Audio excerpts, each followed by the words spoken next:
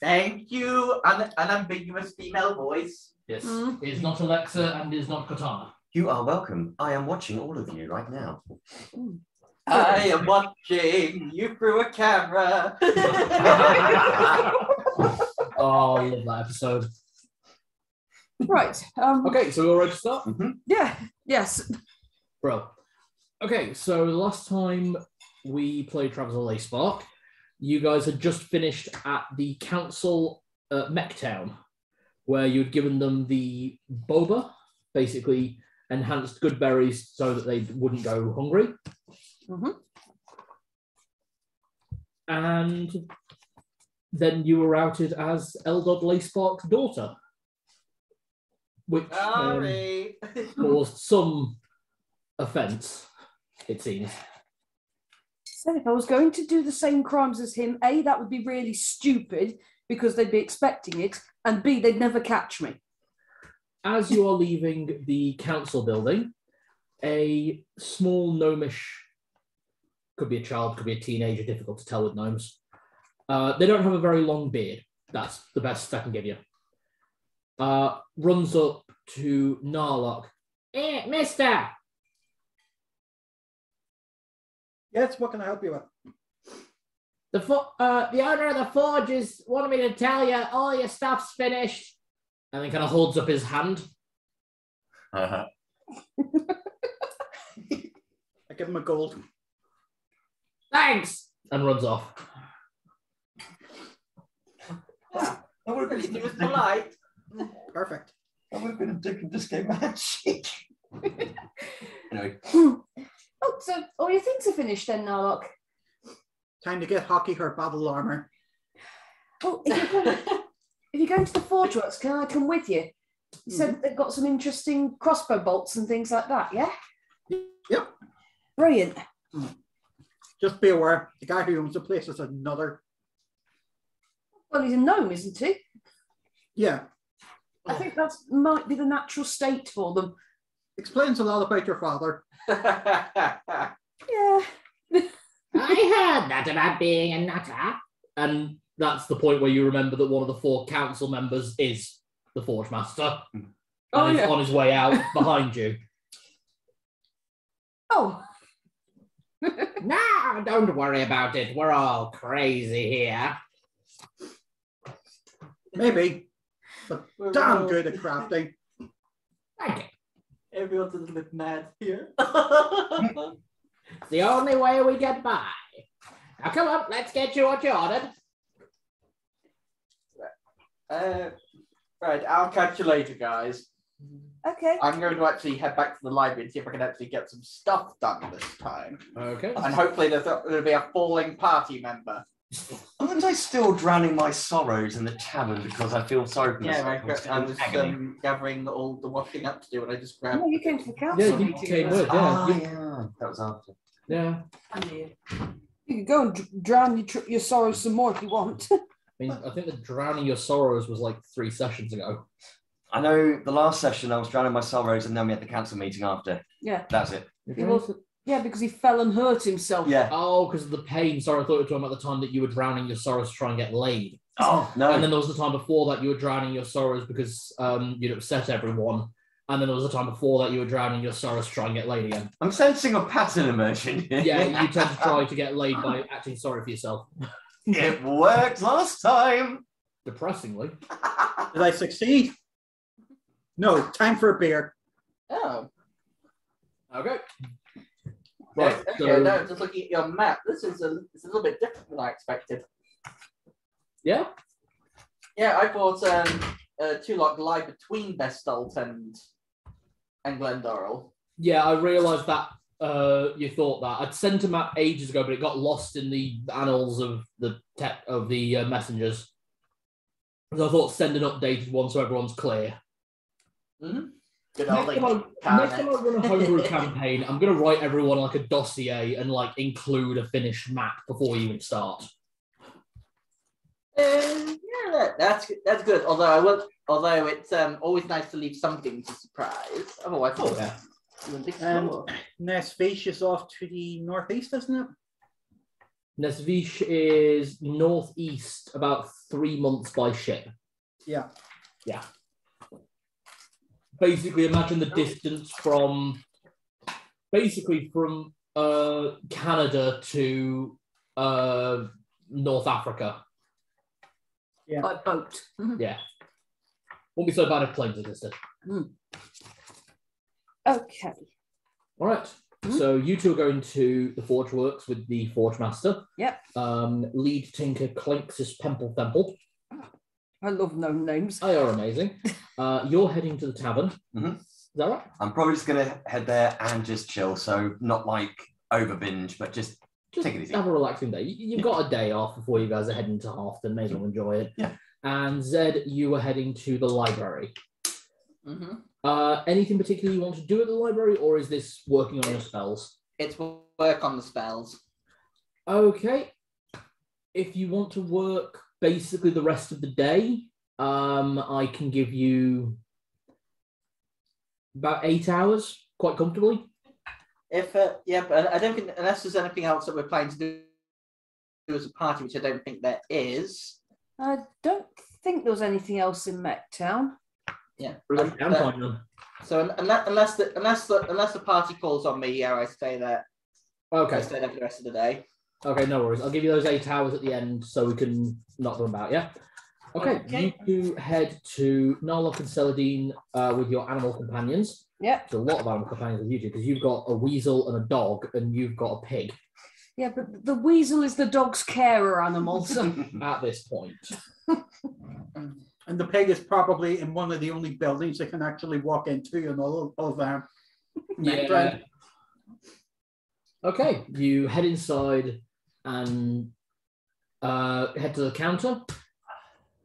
Lead Tinker Clunks' Pemple Femple. Look, I just like saying Pemple Femple. Hobbles his way around the counter. It's like, right, let's see where they are then. Oh, well, that's not it. No, that's a complete waste of time. Well, that's completely useless. You just hear this noise like clank, clank, clank. Like there's metal and everything is like just like, why is that lich? I was waiting for that. I was thinking that as well. Just like, Why is that what? As he throws it, I just drop Celadine, pull her to the side, and push her back up, like Yeah, dodging just kind it. of explosions, blast of colours. Ooh, further in. pretty. And it just, all right, here you go. And sets on the table everything you'd ordered. So there is the witch gun, which has been finished, which I gave you the stats of earlier. Yay, witch gun! Narlock, what else was it that you'd ordered? There's a keg I of ordered gunpowder. another 3-barrel gun. Yep, that is finished for you. I had ordered the armor for Hockey that would shrink with her as she does. Wasn't that done in Dwarf Town? I think that was already done because Yeah, that was like, in Dunder. There was all the ringlets and stuff that she wore, and then they sort of like. Yeah. No, it was just the 2 guns then. Didn't you order a keg of gunpowder as well, or am I making that up? Because that's usually. No, what yes, he said it would take that time to get the keg of gunpowder for me. That was it. So A keg of gunpowder and a pipe bomb. You wanted 3 pipe bombs. Oh, there's a pipe bomb. Yes, the pipe bomb to use in case we come across chimeras. They hate loud noises and we can kill them. That was it. As long as we're not within 10 feet of the thing. Oh, a bit more than 10 feet.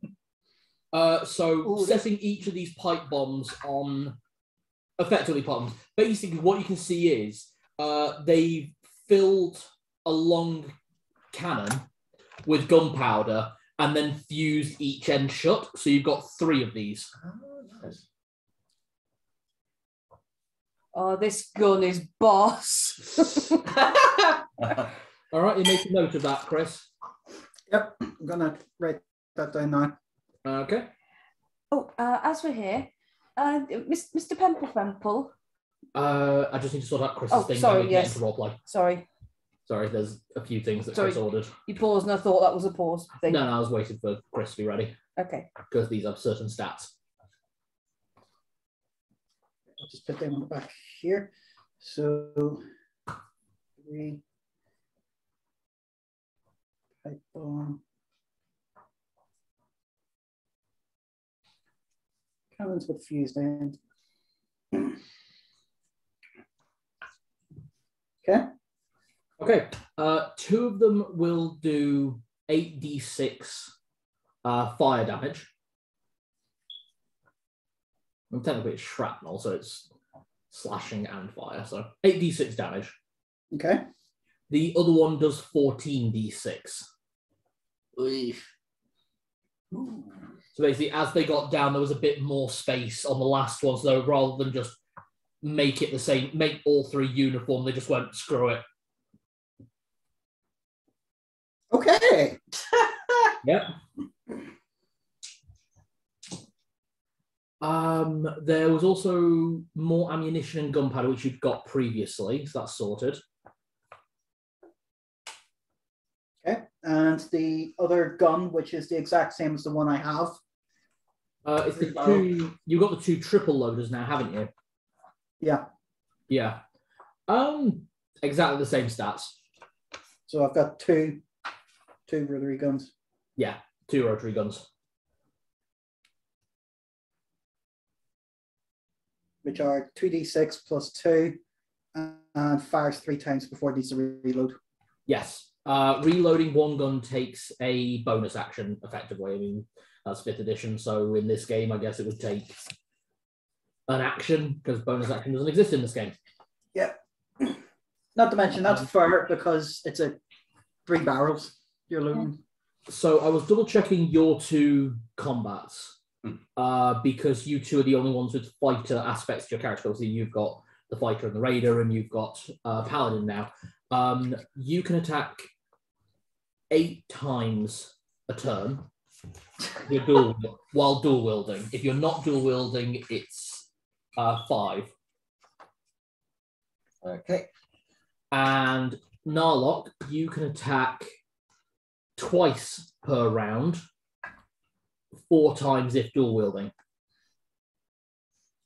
All hacks on the fighter. Well, I've got 2 of these pistols I can dual wield together, so I can just literally be going bang, bang, bang, bang. Yeah, and you'll still have 2 shots left. Yeah. Yeah, just thought I'd make sure you both know how many attacks you make. Got it. Yep, I've I realised I gave you guys the wrong numbers last time. Because I think last time it was 6 times I had on my cheat sheet bit here. So. Yeah, so 1st edition, basically the way it works in 1st edition, if you dual wield, it gives you half as many attacks as you are attacking already. So if you attack twice, you now attack 3 times. But it rounds up. Okay. So you're at the maximum level for fighter hits, effectively. Nice. So at maximum level in 1st edition, a fighter attacks 5 times per round. Half that is 2.5, so 8 times a round. Cool. Whereas where Narlock is at with Paladin, he attacks twice per round, but then Rogue gives an additional attack while dual wielding. So it's 8 and 4. Nice. All right. Now, how can I help you, young lady? Oh, my friend here said that you have interesting crossbow bolts and things like that. Do you do just arrows with interesting effects on them as well? If it has an interesting effect, we can put it on anything with some metal and a shaft. If you find any innuendos in that, that's exclusive to your own filthy minds. Why does I like Jim Carrey doing the Grinch impression?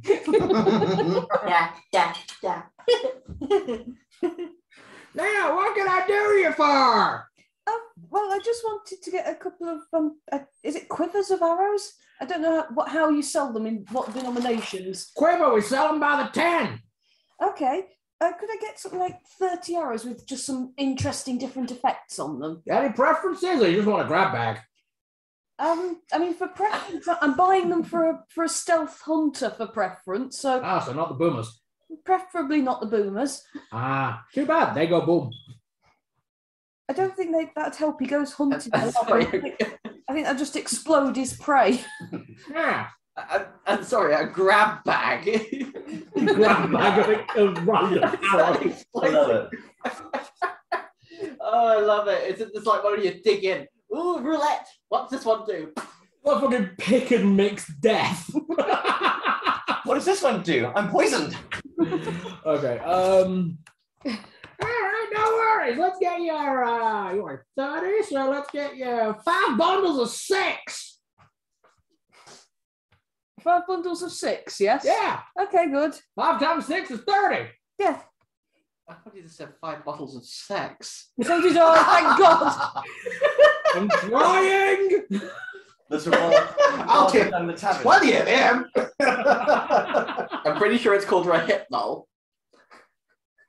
Oh. There's a barto in the tavern's like, I think someone's talking dirty right now. Okay, so My filth sense is tingling. I must go. Not just the 5 scabies. bundles. Ah. We've got 5 bundles. Give me 5 D10 rolls. Oh, okay. I was going to say, I'm buying these for Andalgrim as his Christmas presents. Oh, the Yule. Oh, damn, the Yule festival. 4. 4 lightning. Lightning. Oh. That's 5. That's 6 lightning arrows. Okay. 10. 10 is paralysis. Oh, he'll like those. Mm-hmm. Mm-hmm. 2. 2 is ice. Okay. 8. 8 is holy. Mm-hmm. What particular kind of holy or just holy? Basically radiant. Okay. Nice. 1. 1 is fire. Fire. Is that all of them? How many bundles? 1, 2, 3, 4, 5. 5. 1 more. 1 more. No, yeah, it is 5 bundles of 6. Yeah. Rolled a 4 again. Oh, 4 would be more lightning. Okay. A different 6. There we go. No, you've got all the right ones there. Oh, okay. So yeah, I miscounted.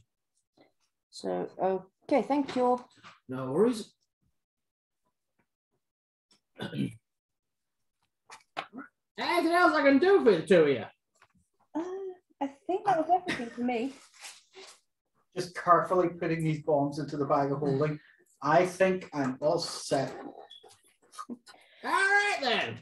Oh, what do I owe you for the arrows? One of those things goes off inside a bag of holding. Just doing this in my head real quick. Please don't make a roll for that. No, I'm just curious. What happens if a bomb goes off inside a bag of holding? Then it would blow everything up inside, but as long as it doesn't tear the inside of the bag, you wouldn't know until you opened it. Just all the stuff came falling It's out. dependent. No, it would just disappear. But that's only if it doesn't break the inside of the bag. If the inside of the bag remains intact, then all your stuff is just destroyed. Okay. So sorry, I didn't last. The 900. Call it 800 gold. 800 gold. Yep, I can do that. I bet we're going from old man to prospector. Okay. Yep. And Nala had already paid up for everything, yeah? Mhm.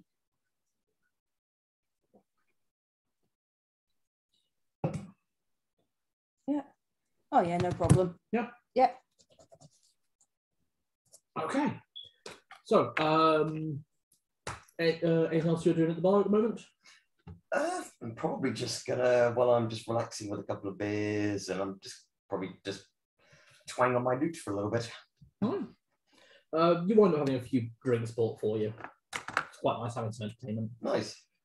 This place doesn't really, it's a very quiet place, so they don't really get much entertainment during the day, so it's quite nice. So I'm just like, well, thank you so kindly. What's your name again? Is this the bartender or just someone who bought you a drink? Somebody bought me a drink. You don't remember. They say it, but you don't hear it. Yeah, it's cool. Yeah. And then I'm just like, realize this is upside down. Ow. Right, let's try again. You're playing it right-handed. Yeah. I was like, ambidextrous? No, I don't know. Where am I? Okay. Anything else that you two are doing? Because Zed was going to stay doing his studies. Just I was going to head back to the tavern and just do a bit of light reading for the evening, I think. Okay. And Narlock. I want to head back with Hockey to the inn and think for today. He's. Do you know what? He hasn't had a look in that book on the settlers of Gatlakur in this species. He's going to take a look for it. Okay. So what was the title of the book again? I got it here. Hang on.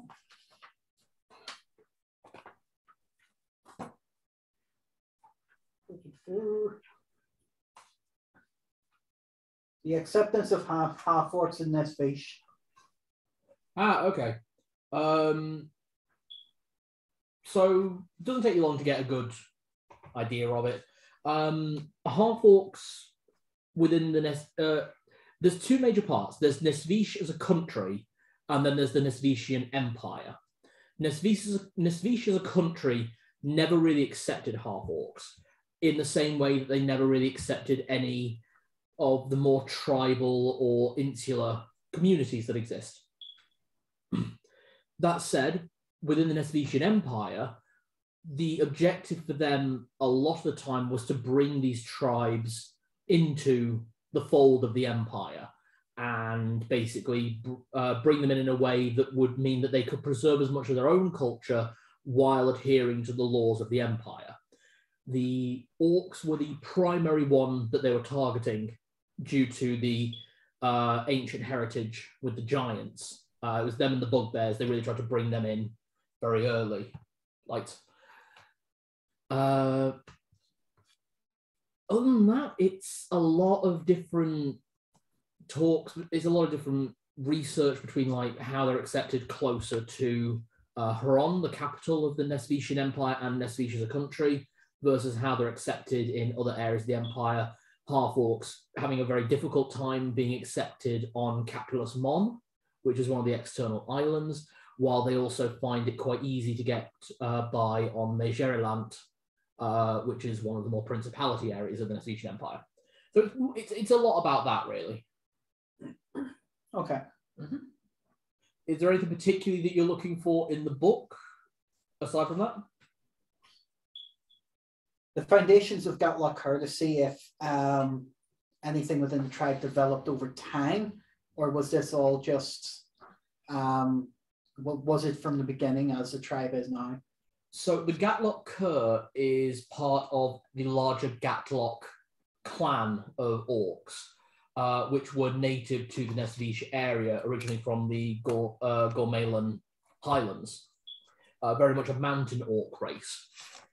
And different aspects of them settled in areas, and often the last three letters of the name, as you know, Cur, were taken from where they settled most nearest. So Gatlock Cur, you came from the Cur region of Nesvish. Different tribes were accepted in different ways, and their culture changed quite rapidly. What you can see primarily when it comes down to specifically the Gatlock Cur clan tribe is that at one point in the Nesvishian history, they were actually brought into the fold some 500 years ago, around the start of the war with the elves. And basically, lots of them started to splinter off as they liked aspects of the Nesvishian Empire, didn't like. So it's sort of been like this difficulty for them to be really brought into the Nesvishian Empire. Okay. That help? Yeah. Thank Cool. you. Okay. You were doing some reading. I was just doing some light reading, so like I've got this huge list of books I've been picking up Okay, all so over. you're doing fun reading rather than... Yeah, I'm not doing academic reading. I'm giving her a break. That's fine. How many could I reasonably tick off? Your intelligence modifier. I'd say you can finish 2 books in a day quite happily. Okay. They're not big books. All right, I'm going to finish off the Harold Porter series then. Okay, you finished them. When Celadine says a little bit of light reading, is it like Hermione when she dumps that enormous book saying it was the light reading?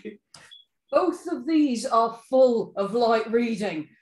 And by full, I mean both sides and all the way to the bottom. This era of books, there are no books as long as like the Harry Potter or Lord of the Rings. Most of the books are like a bit longer than what we refer to as novellas.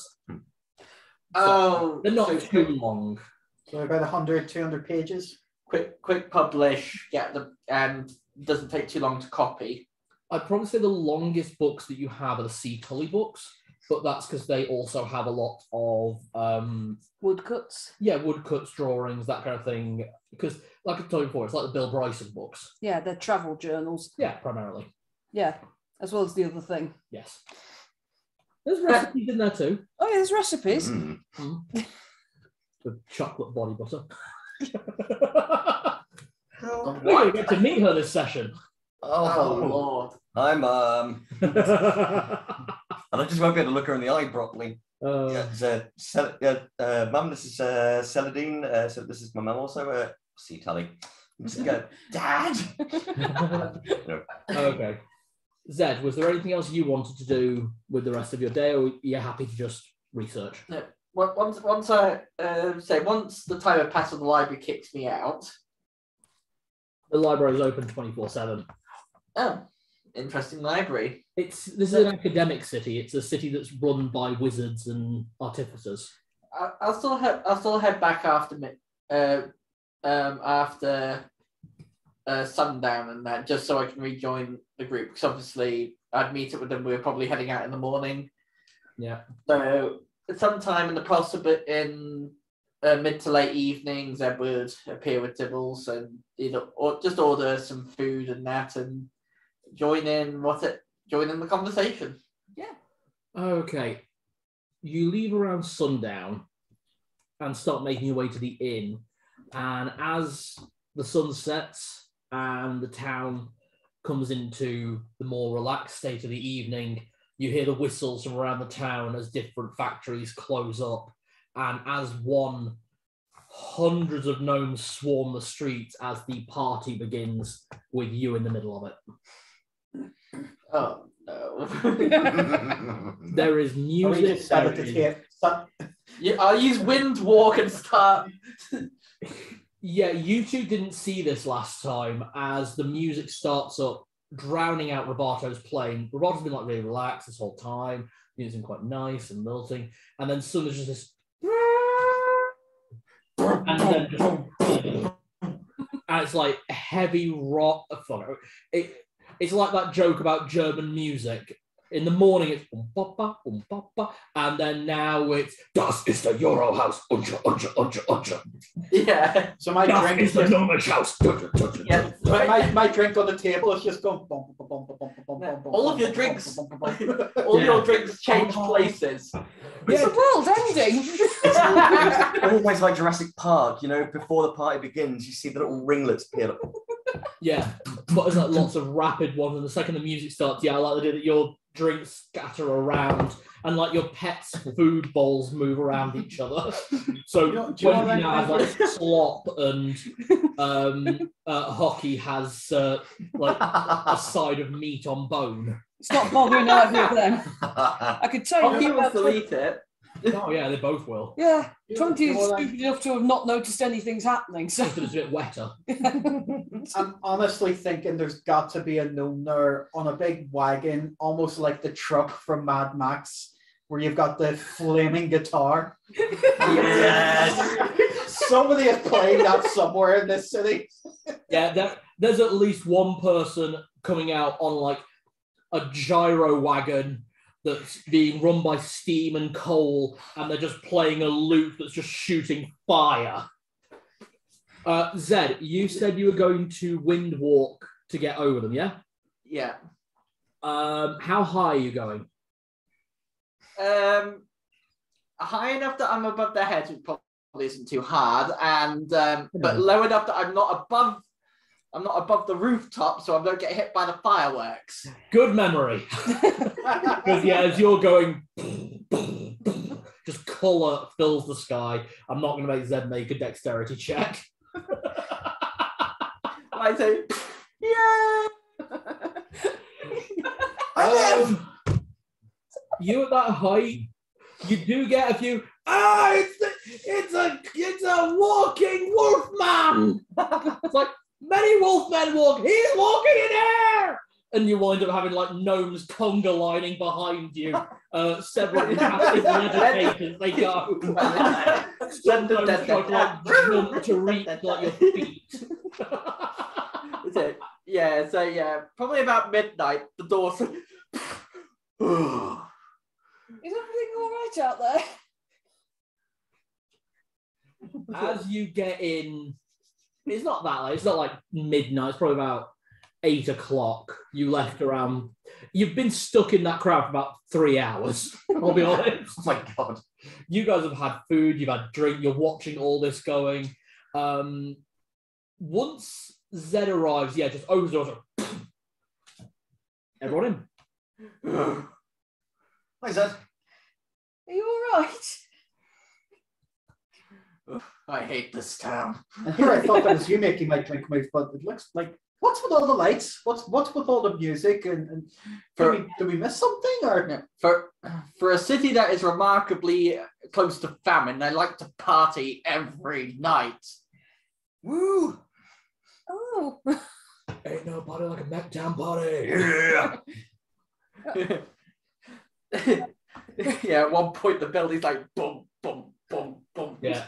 I have a slight question. How are we all planning on sleeping? What is sleep in Mechtown? Oh, right. Oh, right. Yeah, you actually got it. I think you two bought earplugs and mask. Oh, you didn't. I didn't. Oh, you didn't. Yeah. Actually, to be fair, yeah, that makes sense. Whereas Zed, yeah, you've got eye patch and eye mask. The bar lady sells some kind of noise cancelling buds and eye masks for the lights. Wish we bought them last night. Oh, I wondered more, please. Yeah, more. No worries. And just hands it over. It's like silver each. I've probably got that somewhere. I'll hand over a silver. Oh, you get one this time. Yeah. All right. It's a shame because I love hearing myself play, but this will help when I go to sleep. Well, we do have a long, well, not that long a journey tomorrow, but I'm sure you don't want to be drunk when you see your mum and dad. That's a good point. Unless you do. I don't know how liberal your parents are. It's okay. It's just bringing back bad memories of the time I made the drinks go bad when I played at the Harvest Festival. Oh, yeah. You've literally not seen them since. How did you make the drink go bad? That's what I've been wondering. It's something to do with the music. The music was that bad? What, you hit a sour note and soured the ale? Well, you know what? We know when people say that if you look at a bottle of milk in a way, it can curdle. It's kind of a similar kind of like prospect in a way. I've heard you play. It's not that bad. Thank you. You're quite good most of the time. I'm very appreciative. That's in character. It's just like, You've not heard me beforehand, which I am most appreciative of.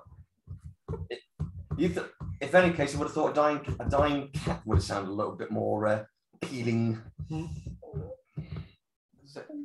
Clearly, you've never seen an orc trying to play a lute. Actually, I have. Just once in Torgavel, but he got stopped very quickly and led away by some kind people. Anyone got a lute? I don't think he was very well. Nope. Anyone got a lute? Roberto's got one. Is that a lute? I take it and I'm like, is that a lute or a lyre? There you go. I've seen an orc try to play a lute. I was going to say, do you want to make an actual performance check? Oh, God. I'm like, have a go, good sir. Oh, I do not have performance, so this is a straight up roll. Roll a one. This is where I'm literally just going to lean the What's table. your charisma stat? My charisma is 18. 18. Watching that 20 again. Plus 4. Okay, I rolled 13, so that's 17. Wow. You know what, for saying you've never picked up a musical instrument, you've never had much care for music, you basically copy a few like the hand movements you've seen Roberto do, and yeah, you manage it. Yeah. How did you do that? Just playing King of the Hill. How have you been able to Honestly, copying you. Sure. You mustn't be that bad. Aww. But it sounds you've got a little bit of natural talent there as well. So Oh, you'll have to write a lovely song for Rachel. Please do not send that to her. I'll never hear the end of it. It's going to be one of those cheesy love songs. It's where she's out on the balcony and he's down on one knee with the lute. Well, I will advise you, Narlock, not to write a song called the Oingy Boingy Boogie because that's now copyrighted by me, but it's also not romantic. And it's not exactly what I call a bestseller. Mm. Just while the noise is going on, I just lean over to Celadine and go like, "Mother like son." Oh, I don't hear any of this. I'm fine. I'm letting you guys roleplay because you guys are really enjoying yourselves, and I'm not in a rush. But I'm just like literally saying to Narlock, so I'm just like, well, you put your finger there, you put your finger there, you put your finger there. That's how you finger a good chord. I've got my earplugs in and I'm heading up the stairs. Night all. Okay. Well, I'll show you. You put your finger there, you put your finger there, you put your finger there, and then you put your finger there, and that's how you finger a night orc. Oh. I'm not going to the quotes page. I'm adding it to the quotes page. Just give me time to gap. You're going to get out of the t-shirt, aren't you? Oh, that'd be amazing. Oh, that's beautiful.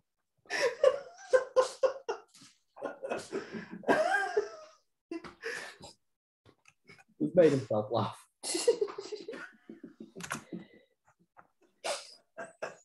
I'm going to high-five you when I see you tomorrow. Yeah. Okay, is anyone else doing anything with the night? Are you joining in the party, or are you all just going to go to bed ready for travelling the next day? Probably gonna go to bed. Yeah, going to. Sorry. Yeah, I'm heading up to bed and all. Okay. Yeah, probably do the same. I mean, the party does sound awesome, but we have traveling to do and quite a bit. Yep. There's a war going on. Have they not realised that? Well, I mean, honestly, having a party when there's a war on probably sounds like the best time to have a party. I mean, keep your spirits up. Exactly. And the other thing is, it's good noise deterrent for less chimeras. Also a good point. Second point, there's a war going on and you guys are trying to get home in time for Christmas. What, should Christmas be cancelled? Oh, God, too many priorities! Oh, yeah, we're going home for the winter festival. Oh. Okay, you will enjoy a long rest. You don't need, with the noise cancelling earbuds and the face masks, you don't need to roll to see if you actually manage to get a long rest. Nice. And in the morning, you wake up. Yeah, you wake up to quiet, calm, nothing bothering any of you. Okay, I'm going to get my bags ready. Okay. I think in the morning I'm just going to write a little note Alright. to Mummy and Daddy dearest. To your mummy and daddy. Right. Yeah. Zed does his prayers, dons his armour, comes down. Oh, yeah, let's get ourselves a breakfast before we have to. Are we riding a chimera there? Am I right in thinking? I know we've got a magic. Riding a chimera? Well, Roberto's got that magic flute that I see Locke said will get us there basically instantly. I can't remember if he said it was a chimera. Didn't we say we were going to use that to get back to Torgaval? Well, it's a 10-day trip to Halfton from here, but from Halfton to Torgaval, it's only like 2 days. It's about 5 days by main road because you go through Pelennor and Denethor. Pellennor's like a day's travel from Denethor. Oh, what is it? Really 10 days from here to? Yeah, it's because there's no road. If you look on the map, there's no direct road. Right. You've got to travel through wilderness to get there. Yeah, okay, use the whistle. And that cuts a very long journey basically down to nothing, and then it's only a 5-day journey back into the safety of Glendorrel. Exactly. Where we know there aren't chimeras stalking the roads. Yet.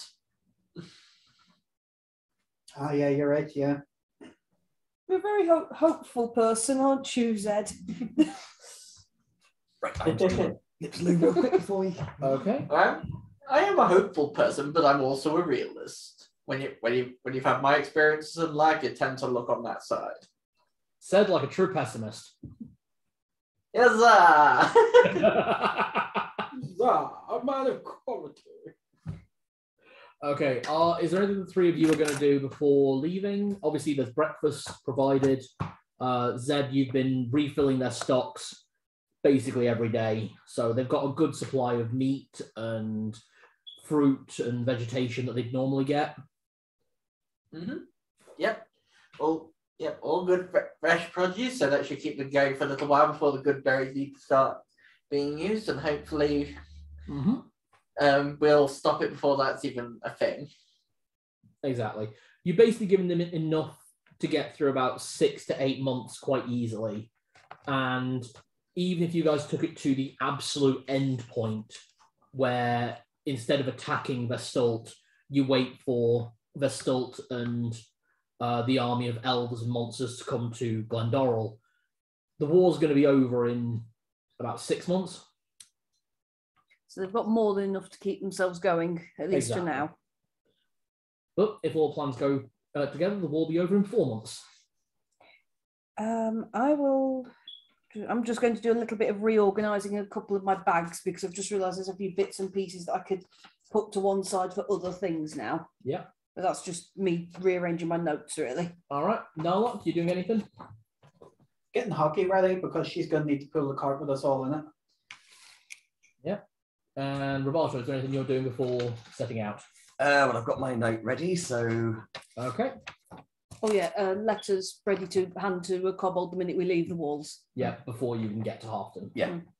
Yeah. Whereas yours, you're sending once you're in Halfton. Yeah. Yeah. Yep. Oh, that reminds me, if I have to write new letters, I can just bring them tomorrow. Yay! Okay. So, you will leave Halfton via the Petal Bridge. Stepping out, you can see the fog starting to drift off the fields of Tulok. You summon a kobold. Yeah. Takes the letters and disappears in an instant. That's All right. so cute. What now? You are outside the town. Ready? Yep. Everyone got their things together? Yep. Grab hold of Hockey, you might want to hold on. I've no idea what this fleet is going to do. grab hold of 20's collar. Okay. I kind of covering Tibbles' ears. Okay. Fleets allowed to dogs. No, actually, it's actually that metallic tin noise. Right. Well, I brandish the flute and I have a look at it, because I'm just trying to think about with the panpipe sort of stuff. I'm just like, I don't know if I'm meant to play a specific tune, but I'm just going to try something. Don't play the Oingy Boingy Boogie. I don't think Chimera's like that one. Or it might sound several Did I times. miss the Oinky Boinky Boogie? I'll probably just play something that reminds me of home. So I think the only way I can describe it is, if you think of the kind of music that had Lord of the Rings, like concerning hobbits, Yeah. I'm just taking I'm some kind of... literally thinking concerning hobbits. Yeah, Yeah, I love it. take inspiration from that. Yeah. So it's almost like with Ocarina of Time, the way you hear the music, but it kind of echoes. Give me your performance check. Here we go.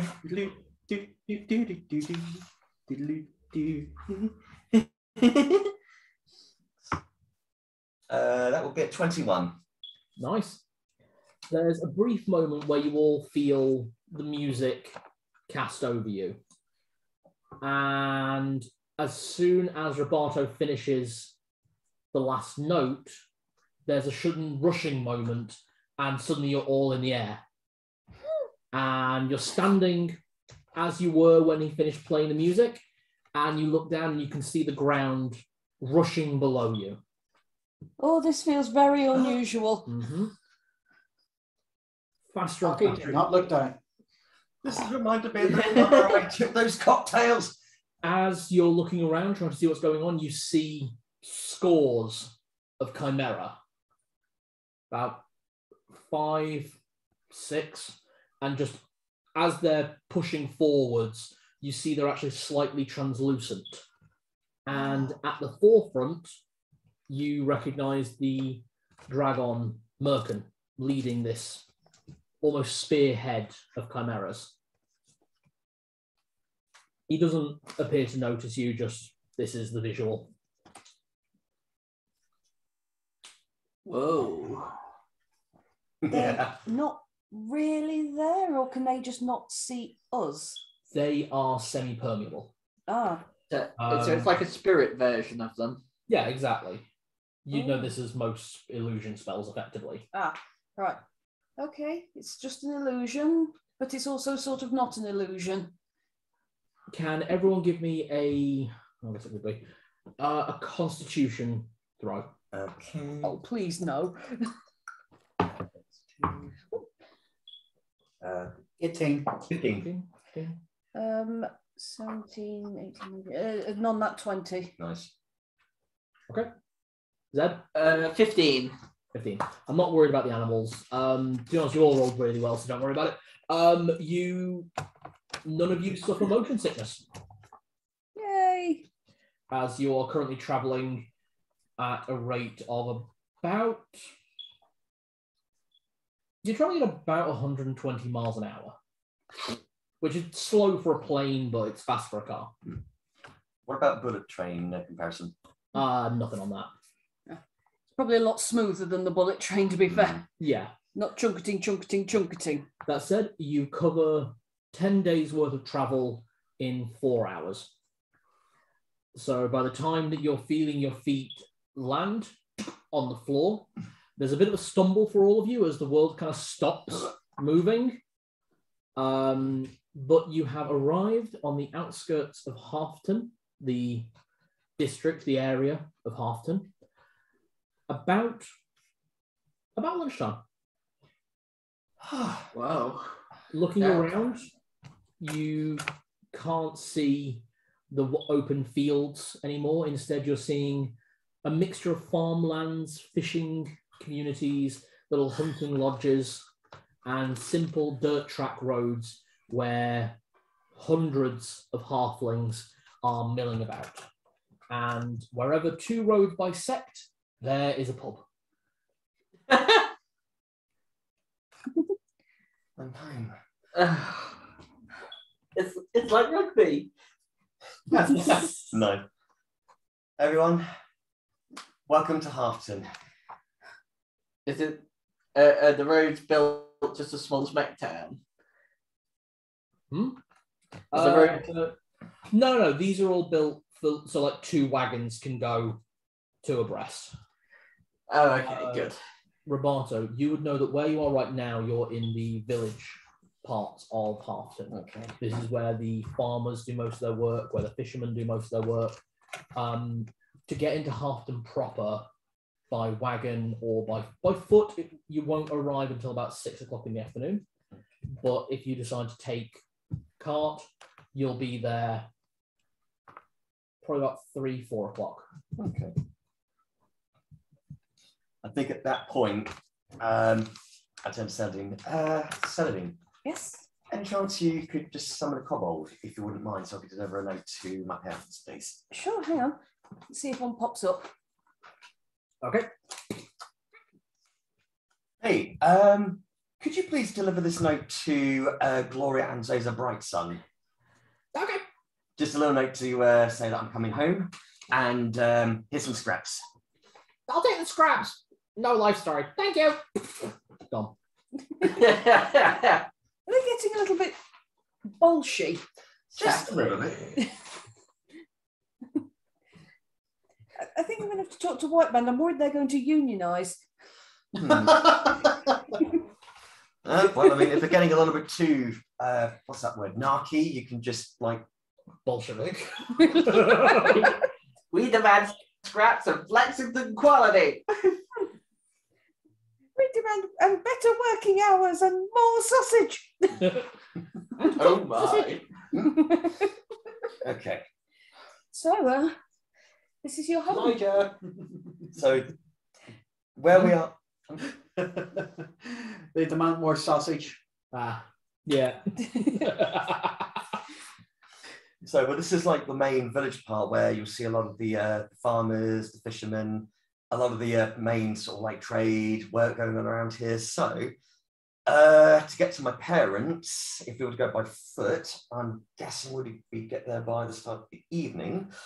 So we could always go by foot if you want to have a look at the sights, or if you prefer, if we take the cart, I just look at Narlock and Hoppy. We'd probably get there by about 3 or 4 o'clock in the afternoon, I'd assume. Hockey, you up for a little walking? Yeah. Okay. Well, we can look at how pretty this place is as we travel, and then we'll probably be in Halfton for a few days, let's be honest. I think we've all learned to rest. And I would say this is like an opportunity to give you you could almost say the basis of a tour. But as I said, both Mum and Dad said that they will accommodate us as well. They're incredibly welcoming. There'll be cake, there'll be drinks.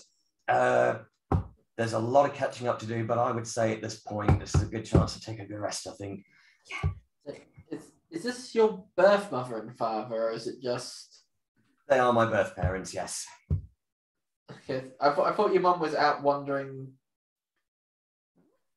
Oh, this was all before I was born. No, from what I can tell from the Sea Tully books I've read, I think that all of those adventures she had were a very long time before Roberto was a twinkle in anyone's eye. You could almost say that all the books were the before I had Roberto. Before my life ended. Oh, sorry. Is that the last? Is that the last book?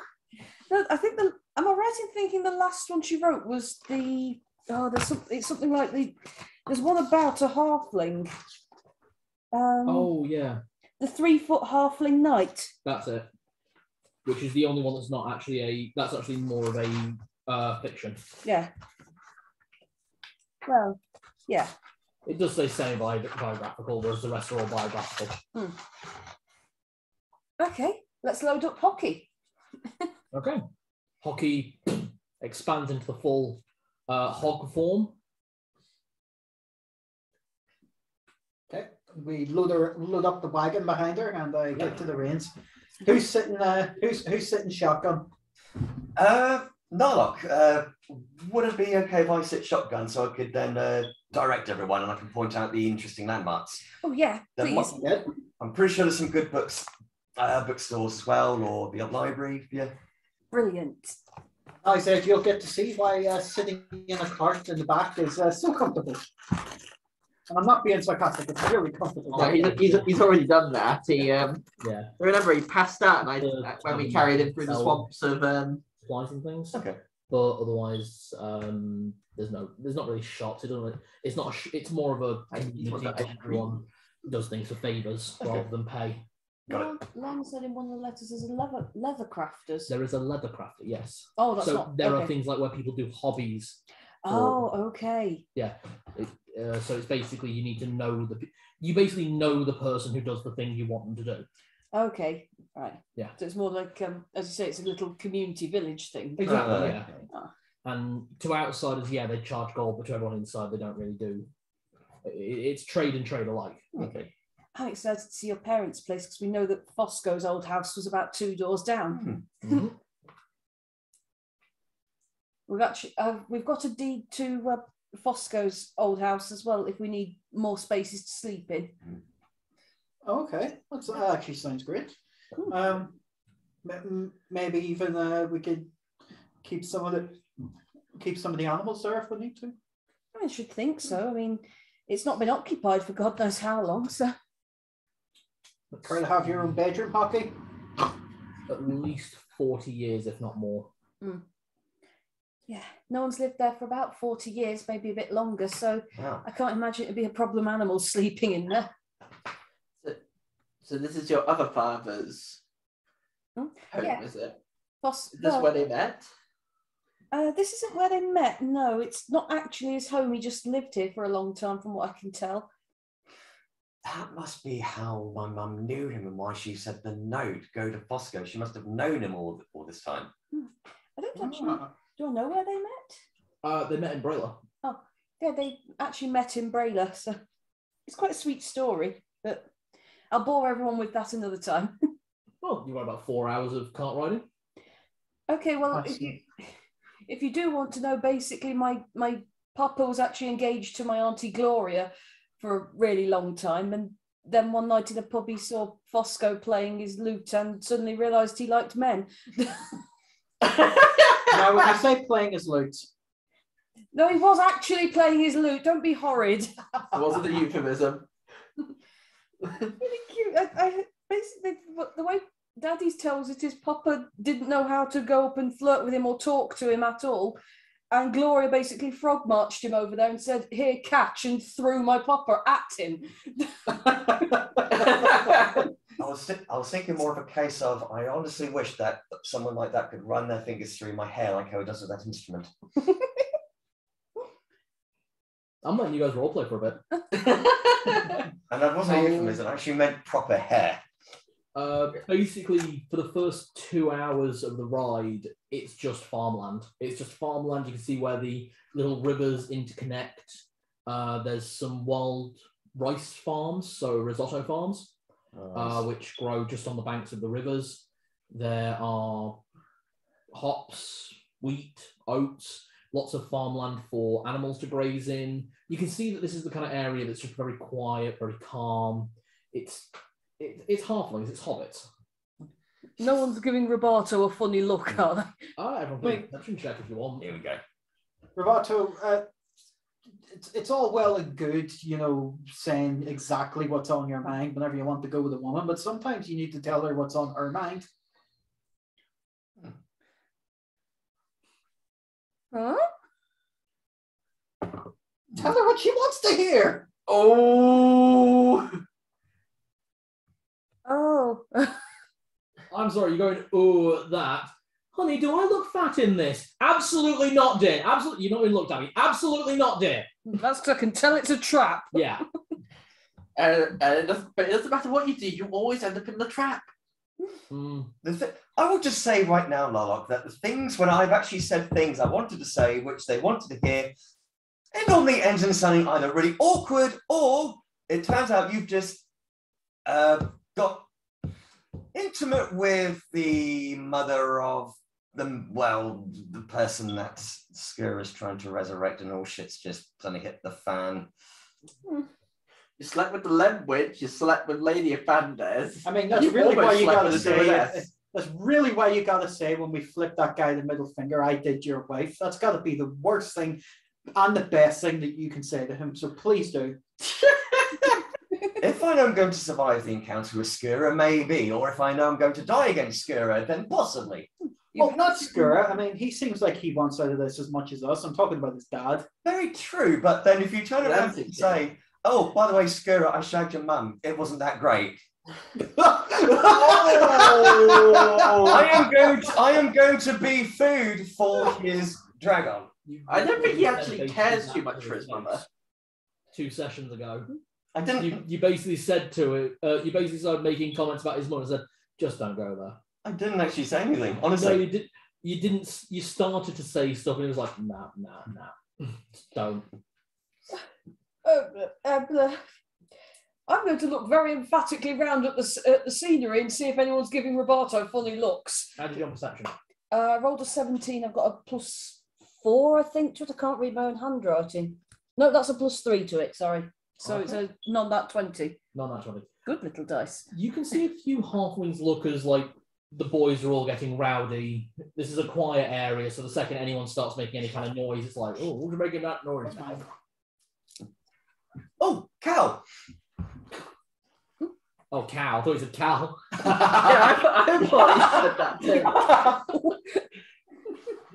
That was Roberto's attempt to suddenly change the conversation because you could see Celadine was like, no, I'm not listening, no. No, it's all right. I don't mind. Well, I mean, obviously I mind a little bit, but I don't mind that much. Apparently most of Torgaval has, so it doesn't matter, I suppose.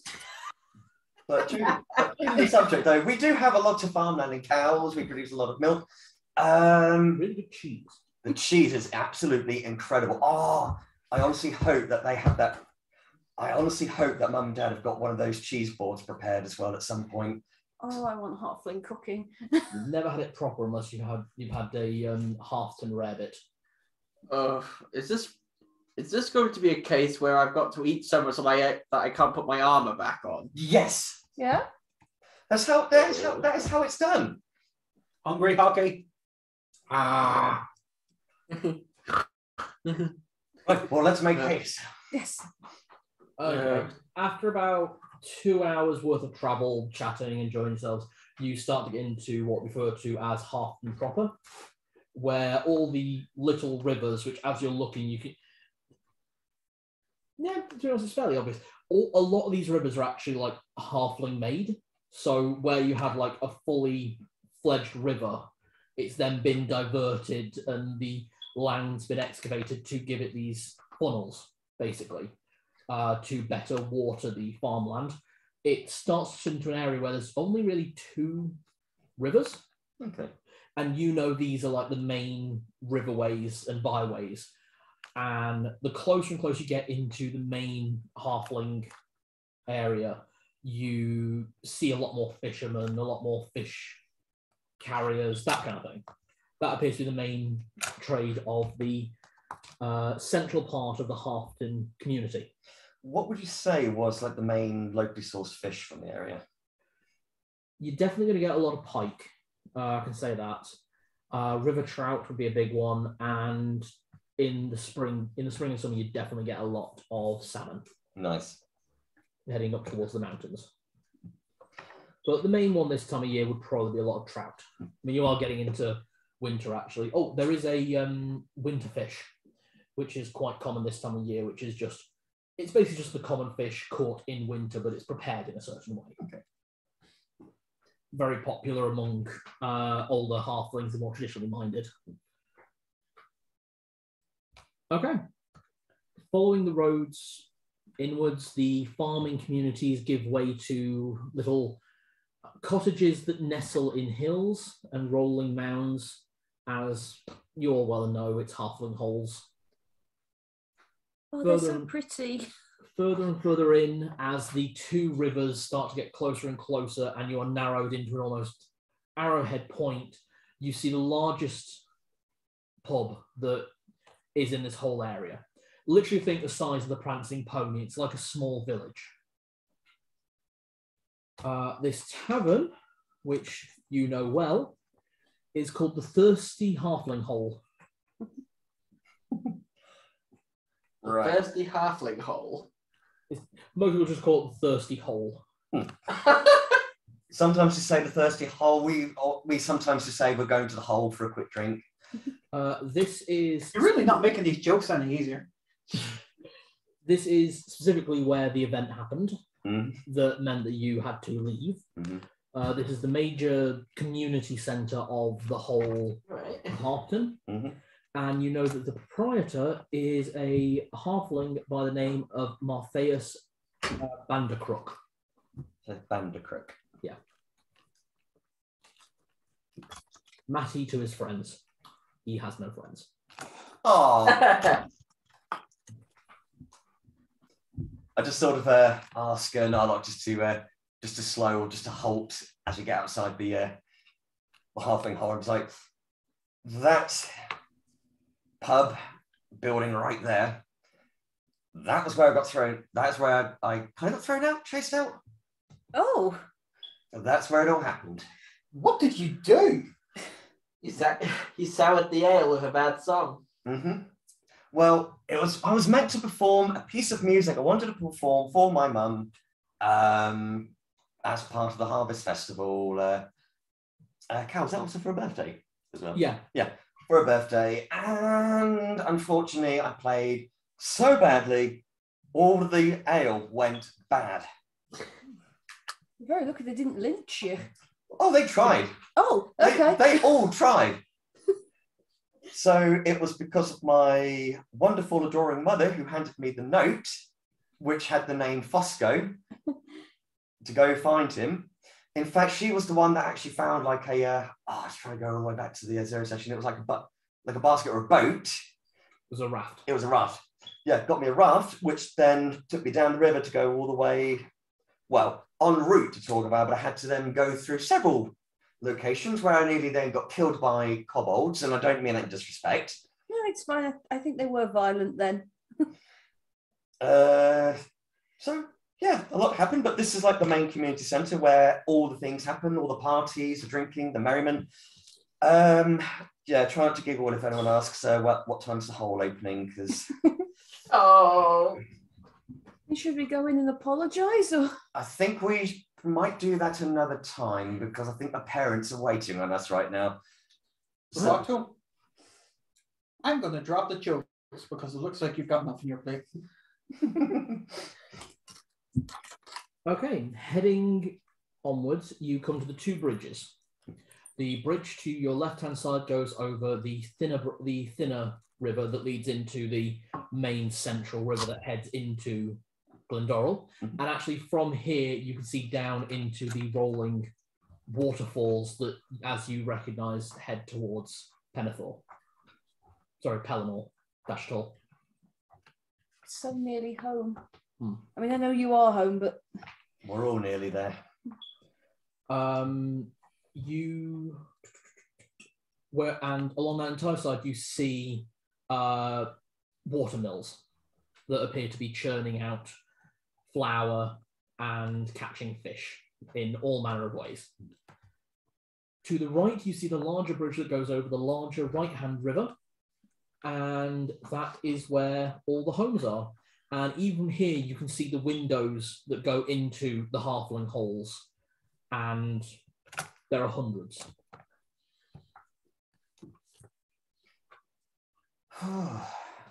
Wow, I didn't expect the feeling of home to hit so hard. I don't know, it feels a little bit different. I don't know whether I'm going to be welcomed again or if I'm going to be chased out. But it's nice to be back. the whole point of coming home is that you're always welcome. Come on. Oh, hey, you've come back here with a very sweet girl and two very big, scurry half-orcs. And the scurriest of the four of us is probably her. Every time Narlock refers to Celadine as scurry, he remembers Fireball. The first time you nearly died. It warms Ed hard that he still call him a half-orc. Oh. Just think, from at this particular point in time, I never realised I was going to run into all of you. So despite what I faced, I'm glad. So I'm glad we're all together here. And besides, I think my mum and dad would love all of you and the animals. Even Measley, as sarcastic as he is, but they'll still adore him. Measley just kind of pops up and starts doing that at you. Yes, I'm talking about you, Measley. Who taught you that? Does he? No, I didn't. Did he raise his middle claw? No, he did like eyes looking at you. Go back in my hood. If Hockey Give did that, she Pablo would a just hug use because her that was tusks. so sweet. Aw. I think it's at that point. Just flex her tusks, just like. I think it's kind of that point as well, because after Celadine hugged me, I just sort of like put my arms around everyone else, pat Hockey, make a little bit of a fuss of Tibbles and 20, and then I just sort of like look at Measy, just give a thumbs up. I know he's going to be sarcastic about it, but I'm just like, You don't see him come out of that hood. I mean, he's your familiar at the end of the day, so. He can pop out if you want. I'm trying very hard with my brain to stop him from being rude at the minute, but I don't think I can. Okay, sort of a, if you've got nothing to say, you've got, don't say anything at all, he doesn't come out the hood. He's sulking. oh, fair enough. Okay, we're almost there. Yeah. Let's keep going. Yeah. All right. I've got a load of her books to get signed. You cross over the bridge, and to the left, when you get to the other side of the larger bridge, you can see the old training grounds where you were taught to fight. Ah, the old training grounds. That's where I had a few practice sessions and sparring with my father. The training grounds are actually part of your family's garden as well, by the way. Nice. So it's a big garden. And you can see the light on as the sun begins to set on this very cold winter day. and the frost is just beginning to cross over most of the halfling hole windows, and you can see the lights on all across that area. Oh. Wow, what? Oh, yeah. I forgot to mention the training grounds. That's actually part of our garden. How rich are you? I'm not the one who's rich. You don't talk like your dad a lot. Is he like captive the guards or something here? Well, yes. I mean, he was. Well, he basically was the one who came across the fighting style that's been used by a lot of the halflings. He doesn't become You kept that one pretty quiet. He does train the militias, the basically standing guard that the halflings produce. Otherwise, he's never really talked about any kind of military history. Just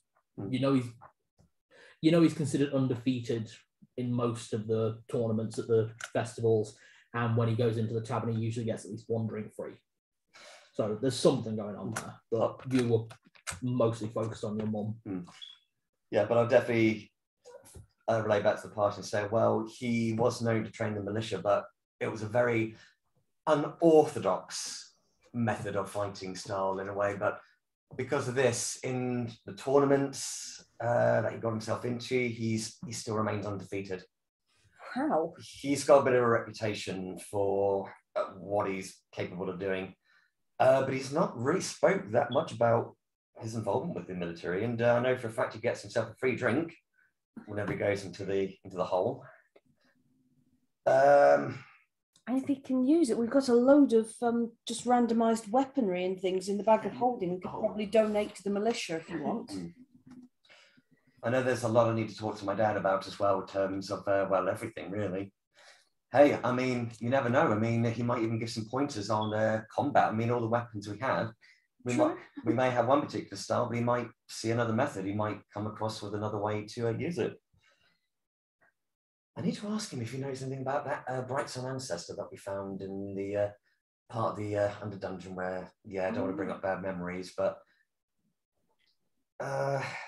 there's a few questions and there's things I need to say, and I need to apologise to him. Well, we're outside your house now. Do you want to go in alone first, or should we all come in? Oh. I think I'll do the traditional method. I shall be polite and I shall knock on the door first. Okay. Okay, you all head on over. Can everyone give me a perception check as you get closer to the Brightson home? That's cacked. Oh, no. 13. Oh, wait, advantage. 8. 12. 13. Okay. 8. 8. Narlock and Celadine, you two are the only two to kind of hear the sound of metal on metal as you get closer. You look into the trading ground and there's no one there, but this kind of noise is quite persistent. I keep my hand on my sword as we knock on the door. All right, so you're at the front. Mm-hmm. So literally when you think Halfling Hole, think Bilbo's door. Big and round and leading into a hillock. And across both sides looking, you can see 2 windows going to your left and 2 windows going to your right. This looks like quite a big Halfling Hole that descends underground. There's about 5, maybe 10 seconds of waiting as you can hear noises inside and you hear latches being moved and the door creaks open a little bit, and then as it opens a bit more, you see the familiar form of your mother. Gloria, yeah? Yeah, it's Gloria.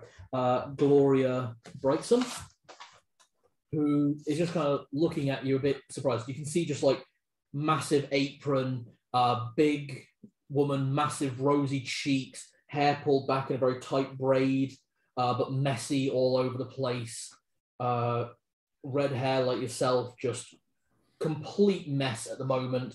And where you can't see like makeup or her very nice clothes under her apron, she is just covered in flour. You finally made it. And she just gives you a massive hug and just like, wait, I'm angry at you. Oh, no, I'm not. I just let you hug her, but I'm actually holding her tight, proper. I'm just like, hi, Mum. You took after your dad a lot more in terms of size. You can't get your arms around your mum. She is too big. I'm still fucking. You're trying really hard.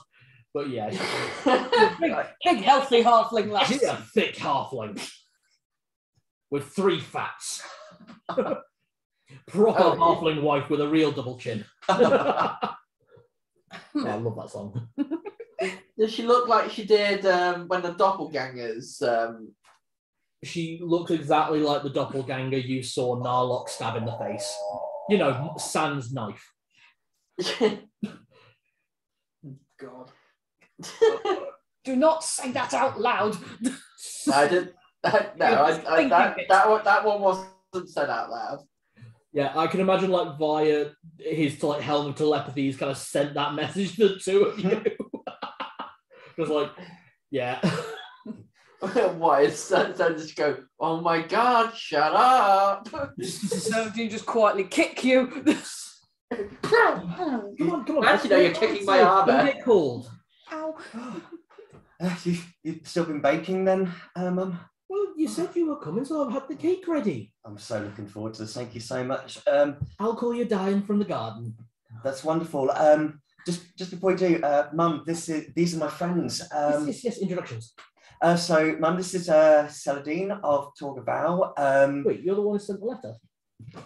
Yes, I hope I wasn't overstepping too much. No, I was just expecting a gnome. You never told me she was a half-elf. I thought I'd like you to find out for yourself. Clips you around the back of the head. How rude! I am so sorry about him. Why am I getting deja vu? It's all right. I don't think he's done anything you need to apologise for. Lots of people make that mistake. My last name is Leyspark, and it's a gnome name. Yes, but I said maybe it would be nice to have a gnome in the house. We'd be all right with that. But no, he didn't inform me of my mistake, and now I've made some gnomish cuisine. Well done. We wouldn't say no to gnomish cuisine. I didn't say I quite like gnomish cooking. Exactly. You need to tell me so I don't embarrass myself. Or next time I don't get a letter like what I had last time, because I actually cried. But Good, you'd not written to me in 6 months. What was I to think? You could have been dead, you could have been in a ditch, you could have been with anyone. You could have been with anything. I'm sorry, I've been a terrible son. This laughter breakdown. Oh, that's all I wanted to hear. I've been a terrible That laughter of mine and Nick's, that's in character. Yeah. It's too much for us. As soon as that happens, she's like, she's got Roberto in the typical big fat mum hug, so head directly between massive bosom. Oh, who are your 2 friends? She lets go and his head's still stuck there. Well, I'd like to introduce you to our friend Narlock. He is a paladin of Helm. Oh, Nice to meet you. nice to meet you too. And this is our friend, Father Zed. He is a cleric of Fenris Ulfa. Yeah. Yeah, you full on, you two are bent 90-degree angles. Are you basically going to end up walking around like Tarzan? Just She's just got each of us in one arm. Just. No, you're at 90-degree angles because of the ceiling. yeah, so, yeah. Think like how Gandalf has to get into Bilbo and Frodo's house. Always at a slight crick of the neck. Yeah. Yeah. Oh, I'll It's a make pleasure sure. to finally meet you. Pleasure to meet you too. I'll make sure we've got some nice. I've got some big throw cushions you can sit on, so you ain't bumping your heads. Oh, thank you, Neville. Thank you. Much appreciated. Right, I'll call you Diane. You stay here, and then I'll give you a tour of the house before Zosa comes in. Thank you. Thanks, Mum. Is there anything else that I could do around the house? You know, just to get everyone comfy, or Is there a place for the animals? okay? I've spent the whole day cleaning. I just literally look and I'm like, oh God, you're not kidding. So she kind of leaves, heading out for a moment. You can hear her screaming, Zosa! Your son's here! Just somewhere in the distance. And as you hear that, you hear the sound of metal on metal get louder and then stop. The room that you're currently in is a nice square room that leads from the front door. A typical entranceway, there's a shoe rack with dozens of sets of shoes in all different varieties. You can see that each row is like labeled. So there's like row, which is just Gloria / Ma, Zosa / Gaffer, and then Roberto at the bottom. So you can see a few of your shoes that you had to leave behind. As well as in here, you can see like family pictures. So there's loads of ones of you and like loads of ones with your mum, loads of ones with you, your mum and your dad. And you can all see that Zosa Brightson, Roberto's father, does not look, you can clearly see the family resemblance, but Roberto took so much more after his mum in terms of appearance, but build, it's almost the exact same. Looking for the photographs of the siblings. No siblings, I believe. No siblings. Not only child. Oh, look, there's one here where he's really little. I mean, I know you are little, but really little. Yeah, there's a picture of Doc wearing like a towel nappy. My God, I would have stepped on you and not even known. I keep forgetting about those photos. You do what I do. Learn an illusion spell to hide them all. It's all part of growing up in memories as well. I mean, it makes mum and dad happy, so it's a talking point as well, because there's always an embarrassing baby photo for like most people, I guess. Oh yeah. Yeah. Gloria Brightson returns. Like, he'll be joining us in a few minutes. How about I give you a tour before we sit down to afternoon tea? Oh yes, please. Okay. Is Tibbles and Hockey with us? Oh, yeah, we've got a load of animals with us. Should we leave them outside? You've been cleaning, or If you wouldn't mind, that'd be all right. If you don't take your shoes off and pop them over there, there's some slippers. You'll be all right. You'll be all right. I don't think I've got any slippers that'll fit you, gents. Actually, no. Some of Zoso's slippers. Some of his old ones. You don't mind threadwear, do you? No, not at all. Okay. She darts off to a pantry and pulls out a couple of like massive, these are clearly like normal halfling slippers, but they've been threaded and patched so much they've become like massive. They're like tennis shoes. Nice. Like tennis rackets turned into slippers. All right. Dad probably might actually have to go outside and actually remove the armor, because it probably wouldn't be comfortable. Probably not. I'll shoot 20 off outside. Put measly on him as well. Actually, measly. Don't let him wander off and eat anything. I just muttered to Tibbles, keep an eye on them, won't you? Just kind of nods at you and follows behind. I say before heading outside myself, is it that pets are not allowed inside, or is it just because they're too big? They're a bit on the big side. Oh, not a problem. Hockey, get smaller. Yeah, just Hey, if our dogs aren't allowed inside, neither's your pig. just hold her up like a little micro pig. Can she come in? As long as you're happy to carry her. Yep. Very confusing friends you've got, Roberto. They've all got their quirks. That's why I get on with them so well. All right. Okay, I'll give you a tour of the house then. Has Nick gone into the other room? Okay. I think Nick's just putting the kettle on. Okay. Okay. Can you hear us from here? Mm-hmm. So, from the entrance room, she leads you straight forward from the front door, because the entrance room has 3 doorways going off from it. As you go forward, you come to see your parents' bedroom. Very typical elderly parents' room. It's like 3 knitted blankets on the bed, a few pictures, mirrors, a dressing table, everything you can imagine. Then as you turn right, she goes, okay, you might be able to stay in the guest room. I think that might be an all right size. And that's just there.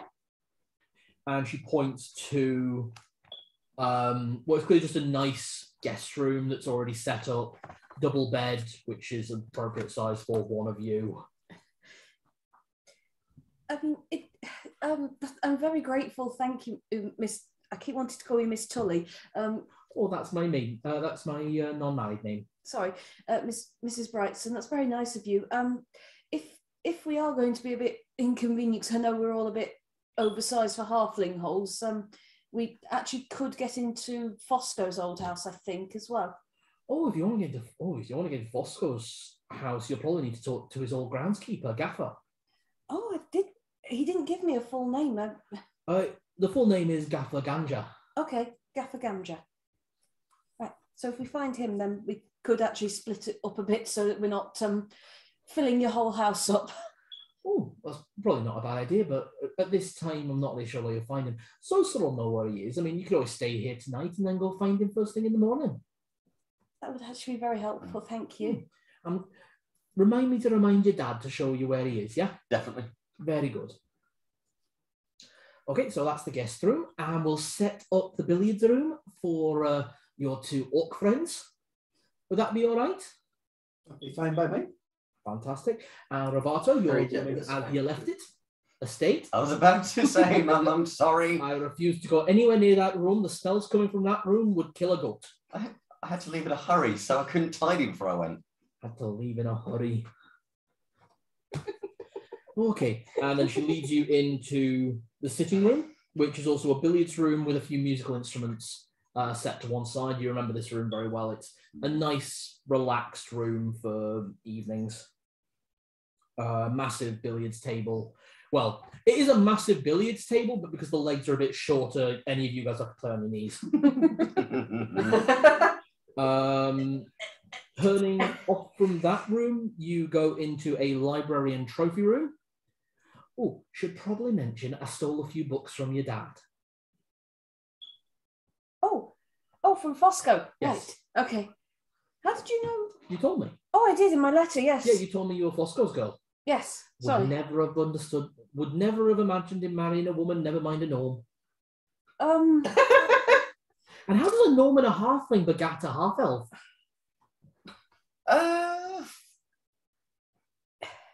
Adoption? He didn't marry a woman. Well, that makes sense. Then how did two men begat a half-elf? I'm adopted. You know, that seems like it'd make a lot of sense. I just couldn't imagine it. I've got a half-orc brother as well. Oh, how very metropolitan. Oh! What is it? Oh, all the people have got adopted half-orc. Oh yeah, it's the new fashion accessory. It's like having an African kid. I'm sorry, bad me, but well done. Oh, we're all thinking it. You go into a library/trophy room, so you can see loads of books about music, travel journals, mostly like study materials for the most part, as well as a few trophies. Things like there's a lot of medals with both Zosa and Roberto's names on from tourneys, from fighting matches. There's a lot of talent show victories going to Gloria, both under the name Gloria Brightson and Gloria Tully. Oh. And there is also a selection of animal heads, just one or two, one elk and one bear. The bear is the one with the most injuries. It doesn't look like it was killed, to be honest. It does not look like it was killed with bow and arrow. It looks like it was killed with a greatsword. Wow. So that was a melee, that was. Jeez. Heading out of the very comfortable and warm library, you head back down. You can see the entrance room where you originally entered. And there is a study/office to your left. But there's probably not much interesting for you. That's just where we do our letter writing. I meant to ask you, obviously not straight away, but when you get a moment, would you mind signing some of your books for me? Oh, you got some more books?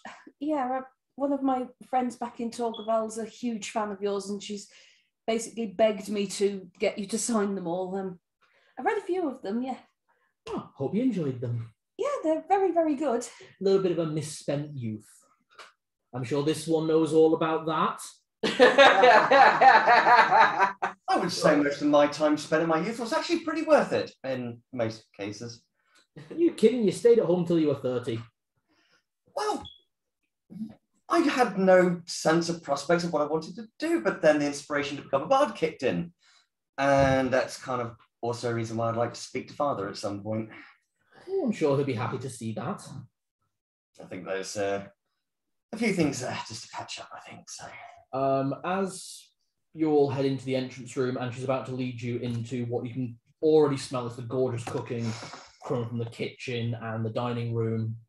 The door creaks open with the sound of boots being kicked off, and in steps Roberto, what you assume to be your father. The last time you saw him, he had a thick mane of blonde hair. Never a particularly good-looking man, but handsome in a hard kind of way. Typical kind of gruff, rough kind of dad. Aragorn style. Oh, not that good-looking. But along those lines, that level of gruff. Yeah, I'd say imagine a halfling version of Greg Davis. Probably the best way to imagine it. Oh boy. Yeah. Nice. Great who? Greg Davis. The comedian. Oh. The Taskmaster. Yeah. Sorry, Greg. He knows he's not good looking. Yeah. But as you're looking now, there's a few changes. The most striking one is about half of his hair is missing from that side of his head, and down the back part of his head and neck, you can see where what looks like a burn has healed very badly. You knew he was always playing around with his forge and smithy that he has in the garden, but this looks like he was caught in a fire not all that long ago. As well as that, you can see more burns coming down his neck, and where he's taking off these long leather gloves that he used for blacksmithing, you can see the typical burns on his hands are a lot worse, and up the right arm you can see several quite bad ones where the skin has clearly been eaten away by fire. You're back. That time. Hi, Dad. Pats you on the back and heads into the dining room. Then stops, takes 2 steps back. Orcs, elf, animals. Then just keeps walking. Your dad seems nice. I'm just literally... He's always been quiet. This isn't different for him. This isn't anything changed. He's just a quiet person. He's normally... Sorry. Paint your dad's skin green and he fit right in and got luck. He's normally been a relatively quiet type, but that's not... His nature, he's quiet, but it's... I don't know, it's kind of calming in a way. Is it calming? It's not really... It is. He's the strong, silent type. Kind of always has been. Very much the best reference I can go with to explain Zosor Brightson in one phrase.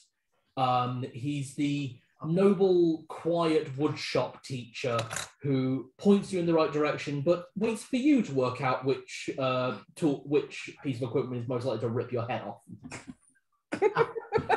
To quote Randy Feltface. That sounds very much like my DT teacher was when I was at school.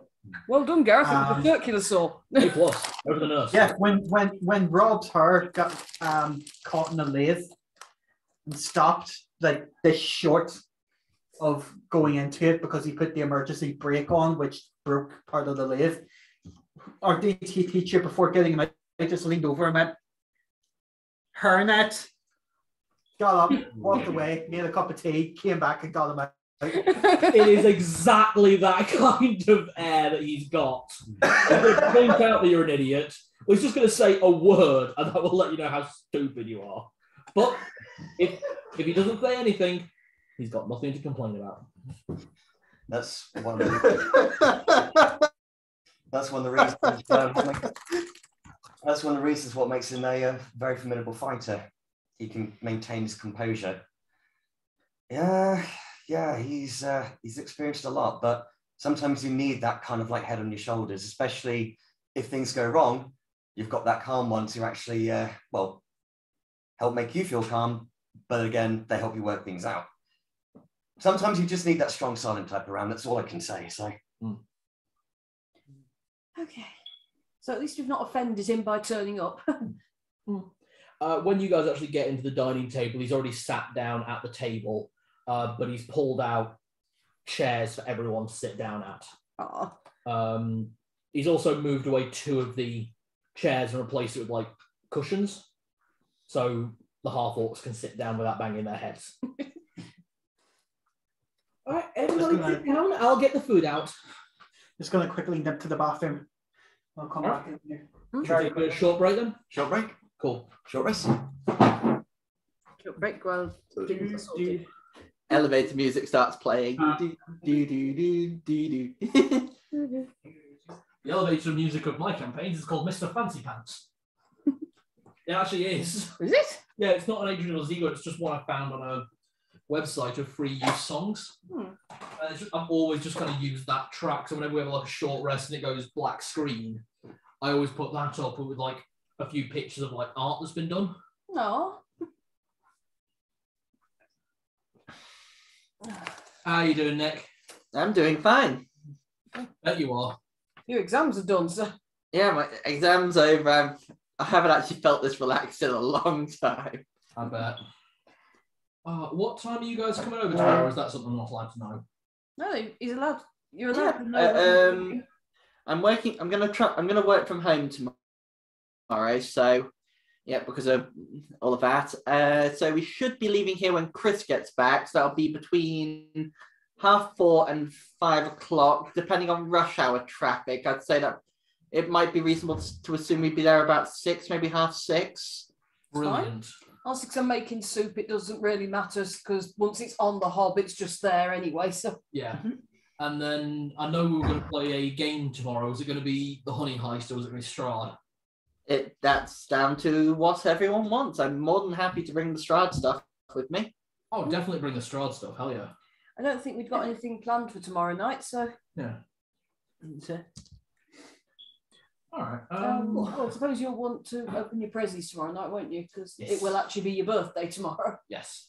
Indeed, I've got a prezzy here for you. Yay! Yay! Yeah. I'm gonna go to it real quick, and then we'll get back. Okay. Awesome. Right. I might have a piece of that coffee cake, you know. Yeah. Do it. Right, that's mine. Now I've just wait on Jenny and everyone else being ready. Mm-hmm. You doing okay, Dennis? Yeah, doing good, Tom. How's the new job? It's going really well. I know there's been like some frustrating moments here and there, but I've got to say I still actually love trying to figure out where stuff has gone wrong. And also I've got there's a particular member of staff in the main dispensary who I'm having a bit of a clash with because basically they're trying to get me to do their workload when I shouldn't really be doing it. But things are changing around now because we've got a band 4 who's now part of the main dispensary as stock controller. He's now cottoned on to what's been going on, so things are going to improve more now, which is great. Good. Can I remind you that thing from Brooklyn? Carly will be the first to go. But it's going really good. Yeah, I'm so much happier with where I am now, I must say. Better than B&Q. Oh God, yes. Yeah, you're going home in a good mood for a change. Exactly. always the general consensus of everybody who gets out of retail, isn't it? Yeah. I still wish I'd been there to see these two kidnap you. Yeah, that was so unexpected, but so brilliant. I was like, right, thank God. I was like, literally, thank God I'm out. I've got changed. I'm going. And then suddenly up comes Cal and Chris. And then it just like, they come with us. They just hoik me. And they're just like, right, we're taking you somewhere. And there were people in the car park as well. They saw me being kidnapped. Oh, yeah, I remember that. That was fun. I was like, okay, where are we going? You'll see. You don't need to know. No, I missed this thing. Oh my God, the kidnapping him. Oh, where are we going? Yay, I'm being kidnapped. I'm in danger. Oh. As long as you didn't scream out, but I pooped from there. Well, it wasn't when it went. No, not tonight, you don't. Oh, God. Oh, thank goodness I'm being kidnapped. Thank God, take me with you. You can't do it when you're being cured. Oh, never going to forget that. That was an amazing day. So thank you all for that. I really appreciate that. It was a great day. It was an absolute pleasure. Oh, we've got a lot of quotes now. Good. We've finally got onto page 4 of the quotes in this book. Yay! And I've added in, I'm sorry, I'm a terrible son. Oh, that's all I ever wanted to hear. And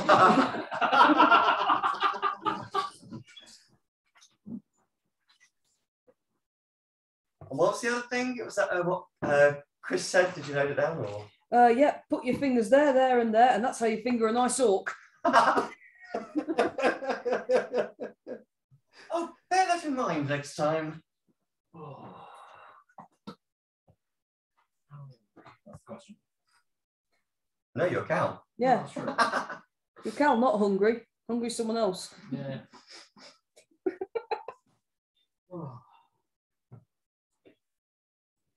I want to make up my noodles before we get back into the game. Okay. All right. We just pass them as there does. Which I will Yeah. say one reason I'm looking forward to this weekend is while he's not here, I am so happy to see Nick happy. Aww. I really am. It's, I see how much he stresses out over these exams, and when I can't do anything about it, it makes you feel horrible. Yeah. I'm sure you've felt the same, Jenny, anytime Cal's had his exams. Yeah. You just keep. You want to help him. The worst of it is when you keep offering to go and do things like get them more cups of tea and things like that, and you know all you're doing is irritating them more. Yeah. But it's the only thing you can do to help. So. You're not irritating. I can tell that sometimes I'm distracting you. So. People don't need a distraction. What have I missed? Oh, nothing. We're all being sappy. They're being adorable. Oh, I've got a weird question for you two. I've asked this to everyone so far. So I've given up cigars and I've taken up pipe smoking. Yep. So I can look like an actual fucking wizard. Yep. I got this really nice tobacco after my exam on Monday as a treat, and it's called Spirit of Scotland. What do you think it would smell like? Scotland, I think it would probably smell like probably earthy. I'd say earthy tones with possibly something of the high pines. Yeah, I can see that. I'd say oak with probably a hint of like darkened whiskey. Either that or haggis. See, those would all make sense compared to what it actually smells like, because it smells like a Christmas pudding. It does. It's really weird. Doesn't actually surprise me because the Scottish have a what is it, the black brack or something, which is a kind of steam pudding. Yeah, that's true actually. Yeah, which is a suet pudding. Better than what your guesses are closer than what I said, because I said maybe angry gingers and whiskey. That sounds like Mr. McKim, doesn't it? Ooh, you're playing with fire. So is anyone that makes him angry. He is the last straw if someone is to come and collect a student. He was an angry Glaswegian coming into the classroom. Right, you get your coat and come with me, you little prick. Brilliant. Oh, you got to love anybody who speaks to give a crap that much. Yeah. The thing is that he was an art teacher when I was in school. He still is. He's an art teacher in these. How did you get an angry art teacher? That's Every impressive. single one I've ever met has been a drugged out hippie. That's the thing. He's really, really nice as a teacher, but when he's called out to senior leadership team, oh fuck, you better be running. I'm still baffled by the idea of an angry art teacher. I didn't know that was possible. It's like all the ones I've ever met have been drugged out hippies or weird middle-aged women. Yeah. I mean, I've been made angry by an art teacher, but that was different. Well, that's because art teachers have their own sense of art, and apparently your creativity doesn't matter in the school. Yeah, my art teacher, me and her had a major falling out because she said somebody had to do mixed media. And I said, no, not me. I've got my own image of what I want to do with this painting. I'm going to keep going with it. This is my final piece. So I bought myself a massive canvas. It was 3 foot by 2 foot. So it was huge, big thing. And I thought, right, I'll be painting this how I want to do it. Everyone who came by says that looks amazing. That guitar with the music and all coming off of it looks brilliant. And then I come up one day and she's halfway through mounting clay and paper mache to it. And I flipped my shit. Yeah, rightly so. Yeah. I was actually screaming at her, like, what the fuck have you done to my painting? And she was going, I told you someone had to do mixed media. And I says to you, I wasn't going to do it. What the fuck? You fucking ruined this. Right, that's it. I quit. And she says, no, you're going to have to come back here tomorrow and finish this. And I says, I'm not coming back to this classroom. I quit. Yeah. You're right. Well, And I literally just went and banged on the door of our year head. And when he answered, I just said to him, look, either she goes or I do. I am not staying in that art class anymore. Yeah. And so he calmed me down. And yeah, I only did 2 A levels after that. That actually sucks. Yeah. I can't work out on what level she thought it was okay to mess with the student's work. Yeah. Because it wouldn't have been counted towards your grade anyway, because she's the one who just done it. So Yeah. Yeah, she apparently whenever they had to what do you call it, on a curriculum, they had to have at least one student doing mixed media. And if they had said that from the start, that would have been different, because then we would have elected someone who would have studied it. But they didn't tell us that until later when they says we need to pick someone now. So nobody had done it and nobody wanted to do it. So In all honesty, mixed media, I never liked mixed media. no. It always ends up looking like a kid's art project. Yeah. just doesn't quite work. But, I'm sorry, this is clearly because I went to a performing arts religious school. What's mixed media? I don't understand. What is it? it's where you, actually you go on because you'll explain it better. Mixed media is a combination of different techniques. So you do a combination of 3D and 2D, and you use different things to portray it. So the paper mache was one form of 3D and a sort of rippling effect, and then the clay was going to be as if coming out of the painting, and then using different types of paint, oil pastels, and chalk to do different colors in 2D. But mine was all just one big painting, and that's the way I wanted to do it. So yeah, a way you could possibly say it is like a portrait of a person that's actually coming off the frame because it's been mounted up with clay and various fabrics. I was going to say I've seen ones like that can look really good, but it's one of those things you've got. It's not something you can do like last minute. No, it's definitely something that requires careful planning. I remember seeing one where basically it was like a hill, and the hill came out of the painting. Like, so you had like the clouds in the background, which was just the painting, just a gorgeous picture, and then the hill came out downwards.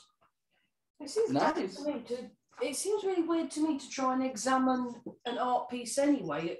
Like, Art is subjective. Yeah. Exactly. Marking it up for an A level anyway, because how can anyone judge how good your art is? Because I would say you should be judged on the techniques that you use. Yeah. I think usually there aren't usual final A-level pieces exhibited in an exhibition, and then they're judged by professional critics. Wow, that sounds cool. No, I didn't do art. Me neither. And because I took art, because everything else I wasn't particularly. Sometimes they back. So I wasn't particularly interested in the other subjects. The problem was in my sort of schools was, if it doesn't look exactly the same as this picture, if it doesn't look that good, then you're a shit artist, rather than explaining your creative process or what you're trying to convey. Yeah. Sorry. Remember Nick? No, I was talking to Nick. Don't worry. Do you know the way I was talking about the guy in my class who became an eye surgeon? Yeah, he only managed to get into that course because he was able to pay his way through it because somebody bought one of his art pieces. Wow, that's impressive. When we went to the exhibit, the girl said to him, "I'll pay you 200 for this painting." Because she said more than that, obviously, but she really liked it the way she was doting over it. And he said, "Yeah, 200 sounds like a deal." And she says, "Now you understand at your age, £200,000 is a lot of money."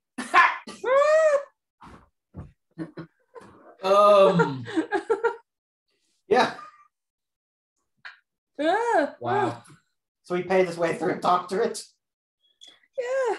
Good on him. 200,000. Woof.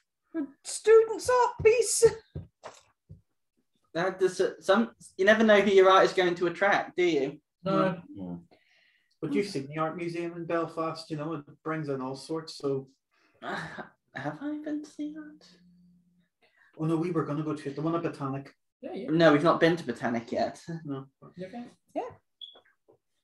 If you guys ever go to Belfast, I'd recommend checking out that museum. It's basically the museum where everything that doesn't fit the themed ones goes to. So everything to do with World War II, but also with archaeology and with things that have been found under the ocean. Also old paintings and history of old towns and stuff. Everything's just mixed together. Was that the one with the Big Troubles exhibit? No, that was the one we went to way out in Ulster.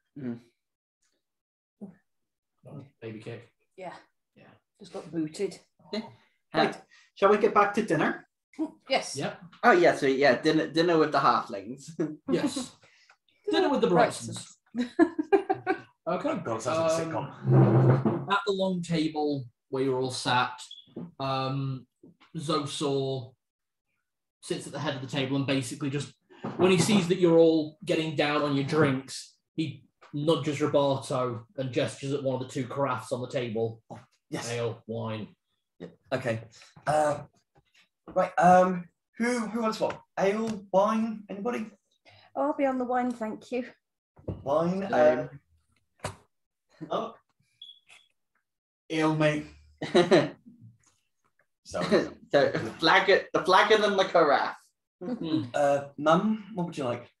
She's actually in the kitchen. Oh, she's kitchening still. Yeah, she's finishing off the food. Oh. Mum! What? What do you want to drink? Wine! Okay. Thank you. As this is all going on, Zosa actually jumps off his table and leaves the room, and then winds up coming back in about 2 minutes later with a barrel of ale under one arm and another carafe of wine. Sets it on the table, sets it up to one side, gets back into his chair without saying a word.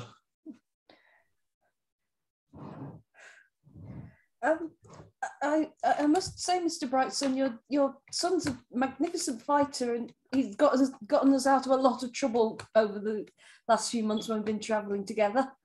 Kind of looks over at Roberto, nod, pats him on the shoulder, and then pours Roberto a drink. Thanks, Dad. I just All right, lovey.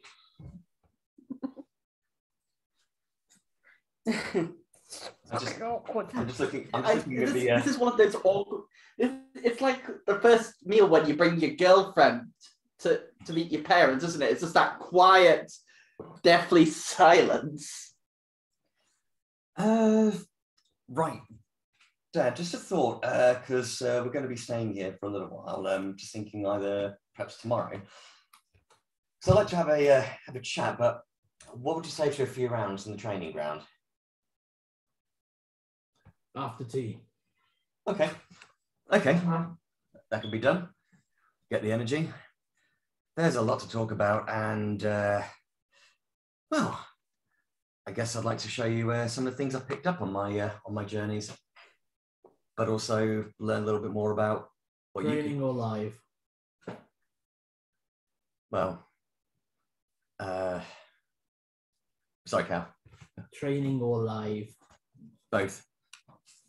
But live. Oh, wait. So it gives you a look like live. Okay. If you've gotten your friends out of sticky situations, then see how you do against old Bessie. What's old Bessie? That's my sword. Yeah. Yeah. He's very, very, very, very, very good with the sword. But I don't think I've actually faced off Bessie live. I literally just take a. Unwarded. You've still got all your fingers. Considering you're also undefeated still, Father. See how you do. And once that's done, Gloria starts coming out.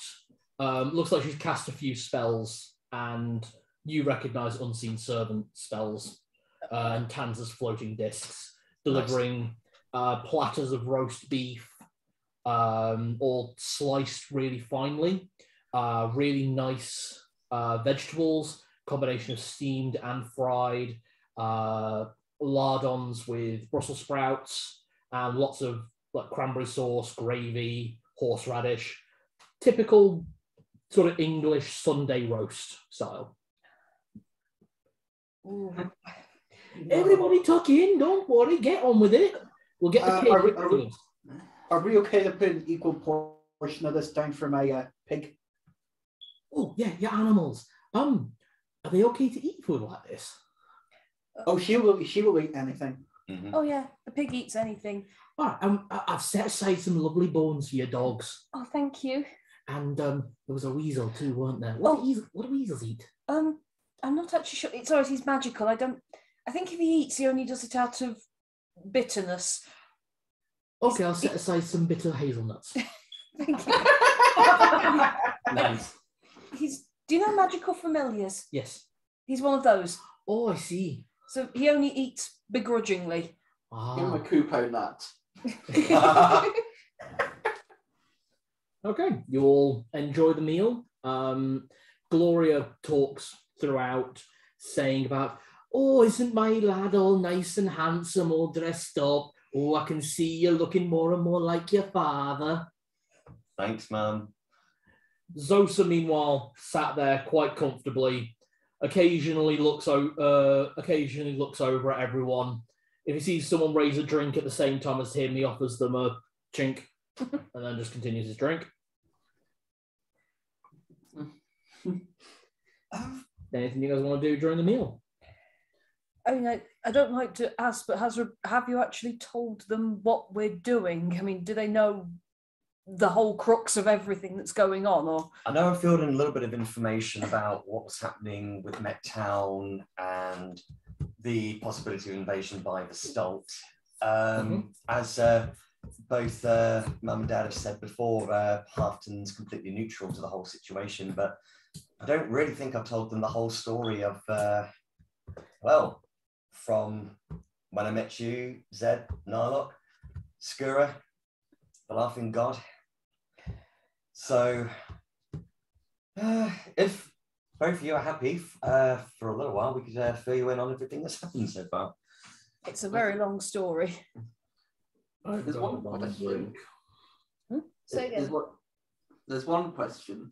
Obviously, Mechtown has got its walls defended. How is Halfton able to hold its own when against the chimeras. The second you say that, Zosaur makes the loudest noise he's made the entire time, and it's him putting his drink down quite forcefully. And he's just kind of giving you a really long look.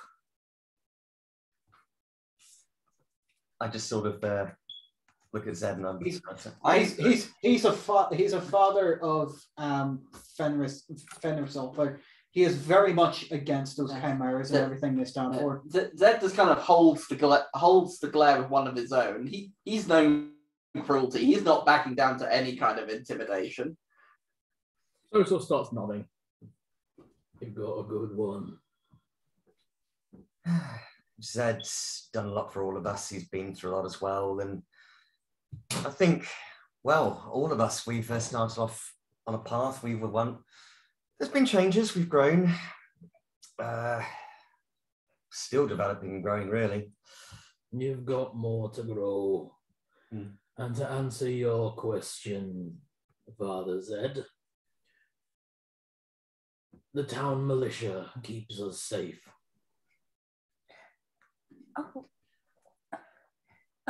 Roberto mentioned that you trained them. Mm-hmm. Me and about 6 others. So there's only 7 of you?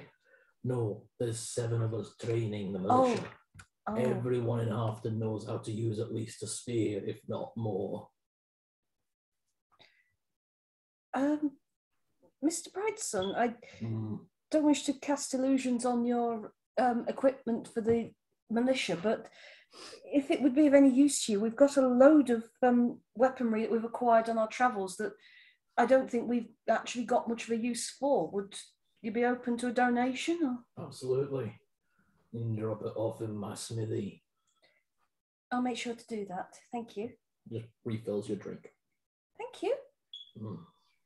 You kind of get the vibe that he refills people's drinks instead of saying thank you or please. That's okay. Celestine's one of those people who just thinks that everyone's nice. So no.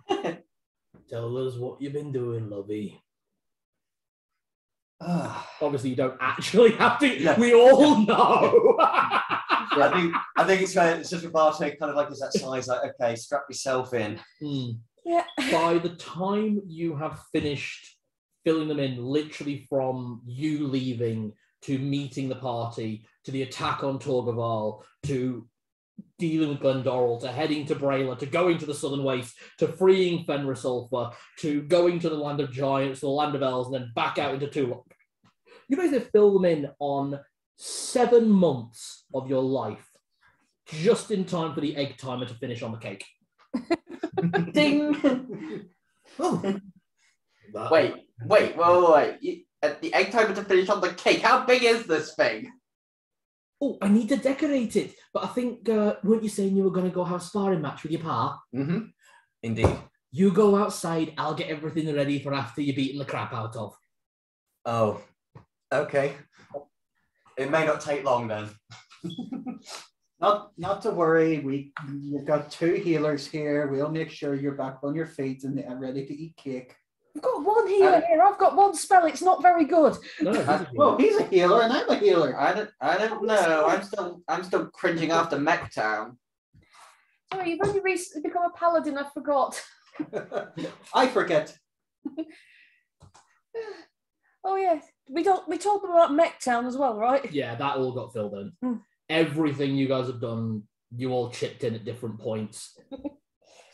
Just like, wow, when you put it into context, we've done a lot of crap. Yeah. It makes you wonder, how are we alive?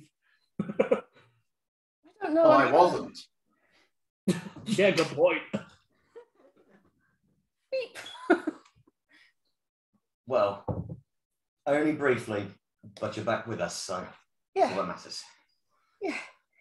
About that, actually, I meant to ask, out of character, do you know the change that was starting to happen in Zed? How much of that has happened?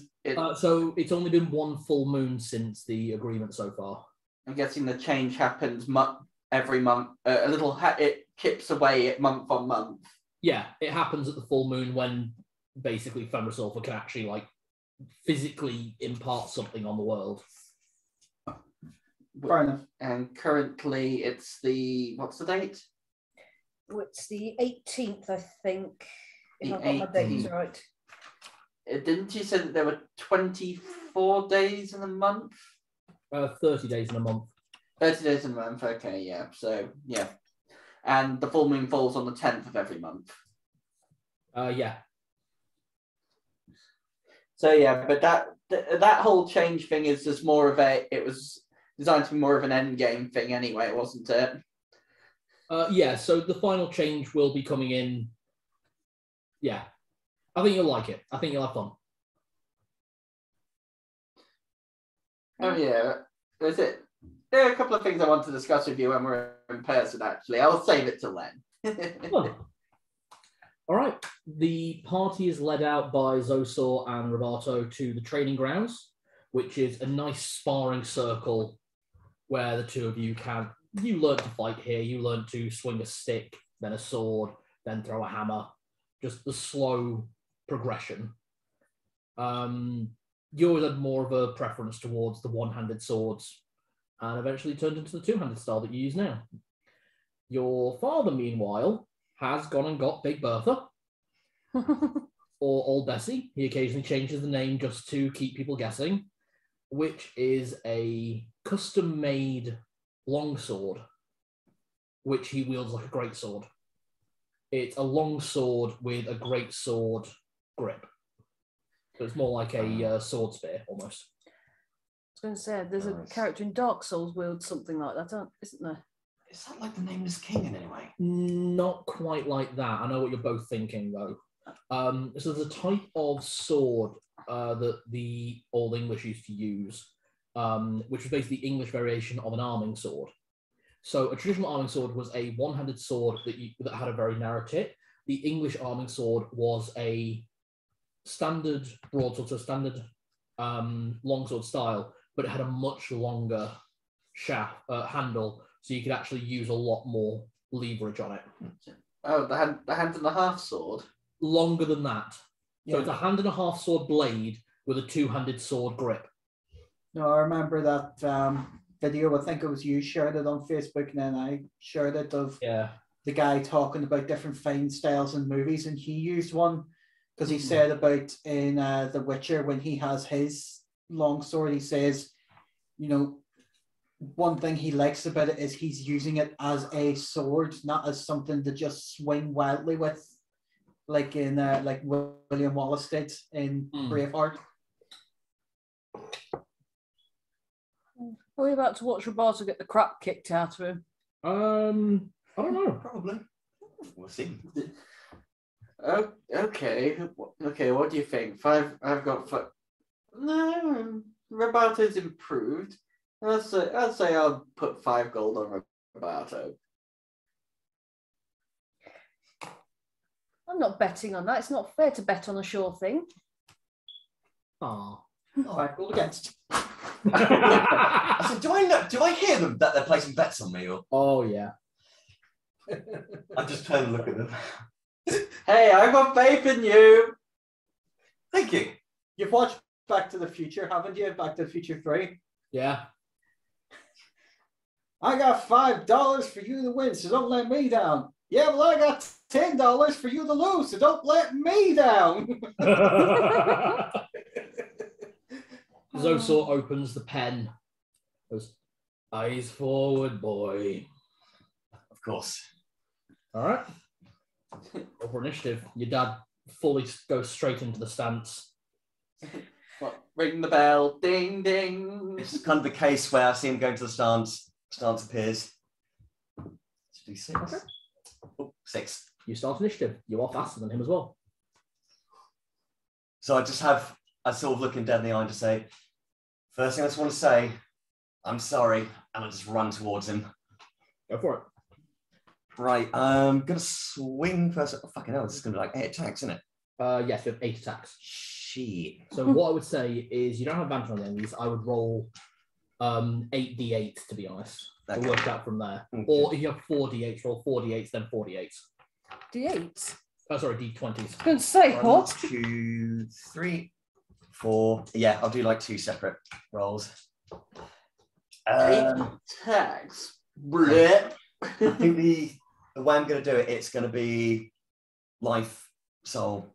So it'll be just full sword kata, just bang. Yeah. 1-2 combos. So I'm just going to do a straightforward roll. I'm not actually going to use the ability of life just yet. Okay. This is the test. Yeah. Okay, so the rolls are... Just tell me what the lowest one is. Lowest one's a 7. The 7 misses. Okay. What's the next lowest one? Second lowest one is a 15. Okay, then the other 3 will hit. Okay, cool. Okay, so that's 4 hits from life, let's say. And then let's get the other 4 hits, which are all from soul. Okay, one's a 1. I'm going to re-roll. Yeah, Halfling. this is your last roll. This is the only one you can do today. That doesn't improve it, unfortunately. That's a 7. That misses. Okay, so the only high roll I've got was a 14. Okay, what's the next lowest roll after the 7? That would be... oh, right. The lowest roll I've actually got is a 6, and then it's a 7, so that'll be an 8. Okay, so the 7 and the 6 miss. What you're aiming for is an 8. Okay, nice. So 5 attacks hit. Okay. So that will be... That's all. It's just D8s for that one. Yeah, these are all D8s. So 5D8 plus 4 for each one, I believe. So it'll be plus 9 then, I think. Because they're plus 5 scimitars. I only wrote it on this bit. Yeah, D8 plus... No, that's the scimitar. Sorry, it's the wrong one. I did have Life and Soul written on here. 2 character sheets. There we go. Plus 5. No, plus 4. Okay, so plus 9 damage then. Nice. So we're looking at 45 damage as base. How many d8s do you need? I can loan you some. Thank you. I've got 1, 2, 3. I've got 4 D8s. So you need 1 more because 5 of the attacks hit. Yeah. Yes, please. There you go. Thank you. So all of these. So is that plus 9 on all of them? No, it's No, plus I've 9 already done all altogether. the pluses. Okay. So it's just what you roll. Okay. Okay, so we have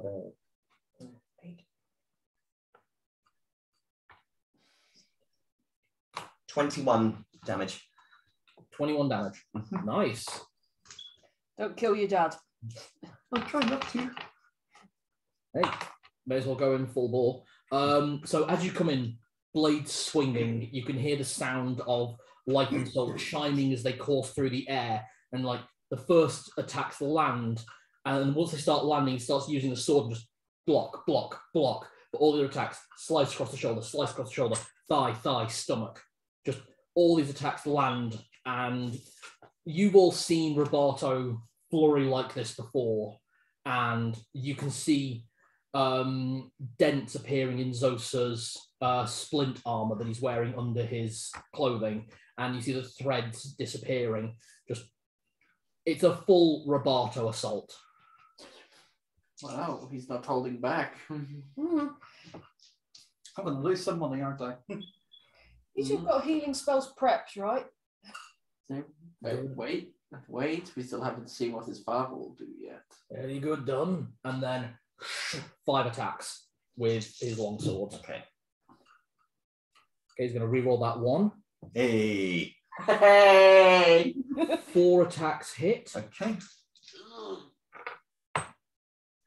It's fine. Roboto's got health in the high 200s. Well, if he does, what the hell does this guy have?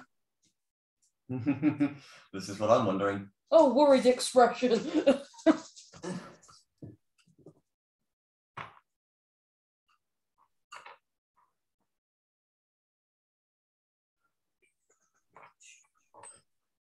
Maths is happening.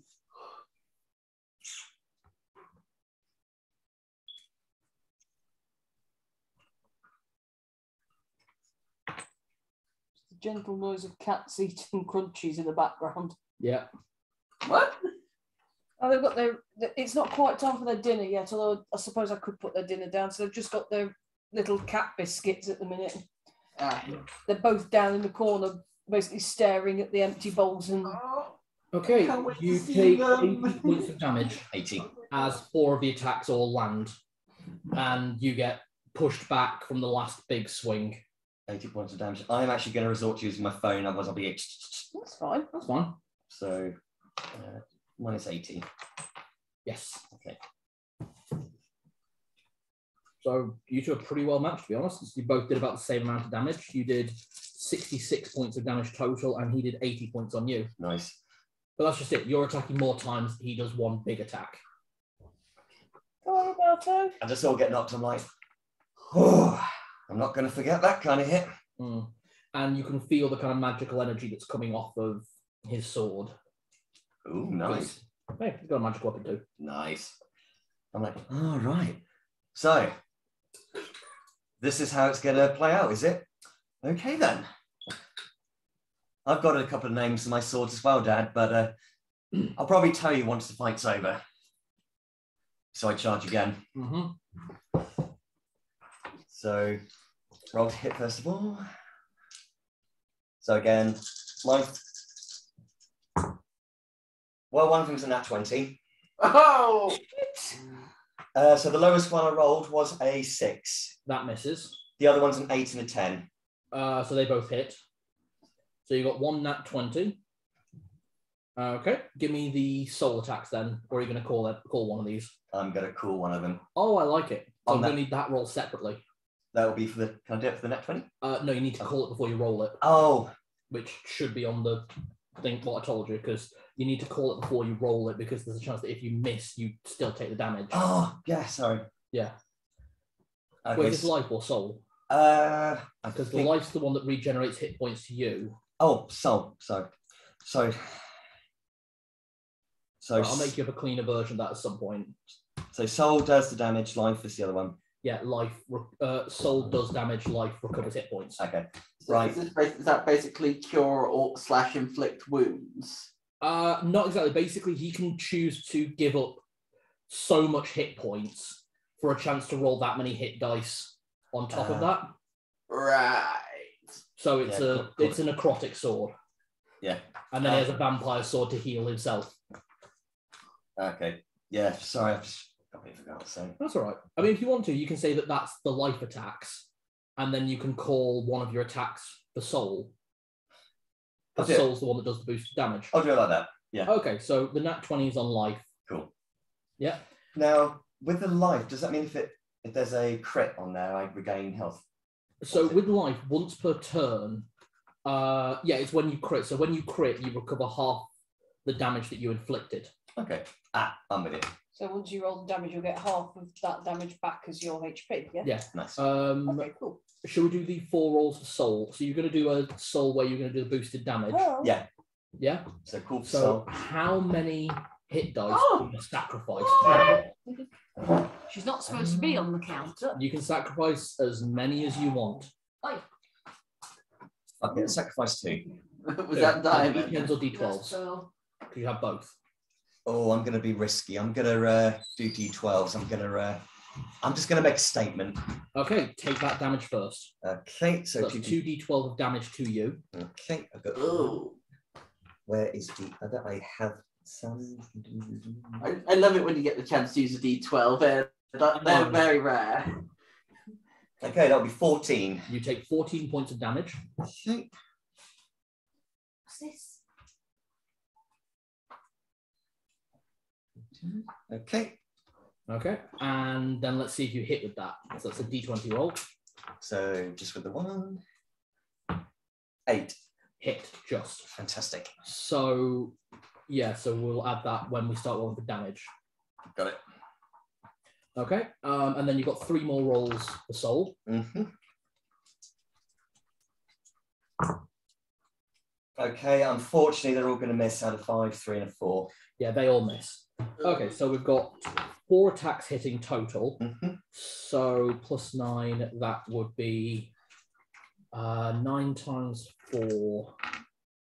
9 4 is 36. Yeah, 36.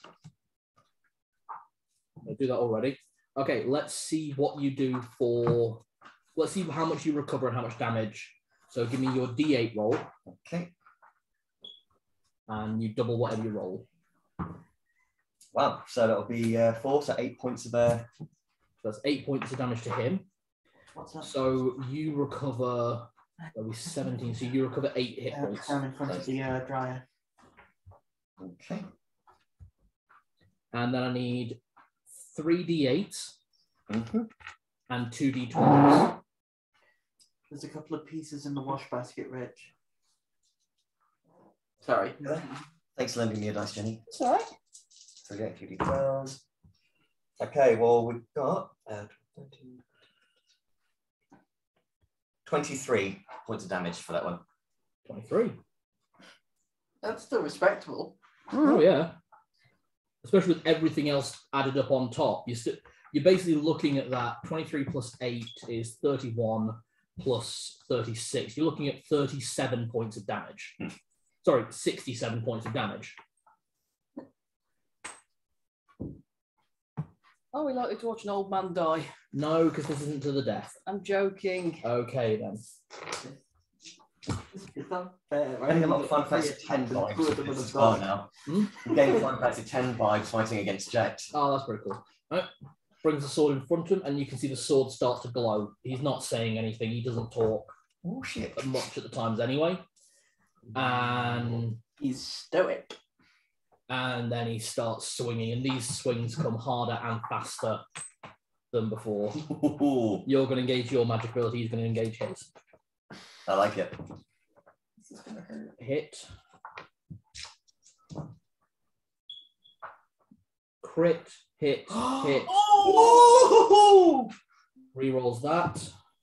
Nat 20. Oh! So we've got 2 crits, Oh! and 3 hits. Did he re-roll a 1 there, or? No, it's a special weapon ability he's got. Oh, okay. Does the longsword crit on a 19 in 1E? His does. He's got a magic longsword that has certain abilities, Big Bess. Wow. He's got 3 charges per day, and he can use a charge to engage what refers to as focus. Yeah. So he gets advantage on the first attack, and then all preceding attacks for that round crit on a 19, and he can re-roll 1 dice. Nice. And it has a secondary feature. Any of the attacks that hit deal max damage.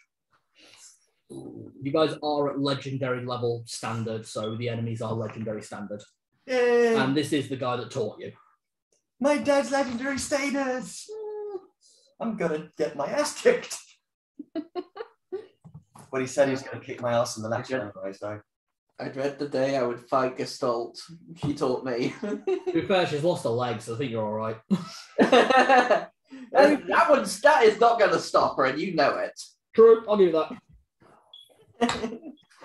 I refuse to fight Eldod. Whoa. I know what he does. Oh, shoot, I can't believe you critted on 2 of them. This is... How much hit points have you got left? I've got 137. I'm getting dropped. 137. Yep. Yeah, you're getting dropped. Wow, what was the damage? I'll add it up and tell you. 18 times 3, that's 18. 36, 44, 54.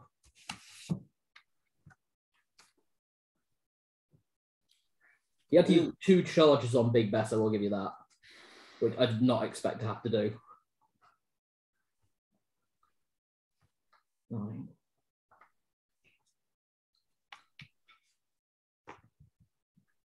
$161 points of damage. Ooh, I'm down. Yeah. So it's dropped. I just dropped. There is no words, nothing. Just bam.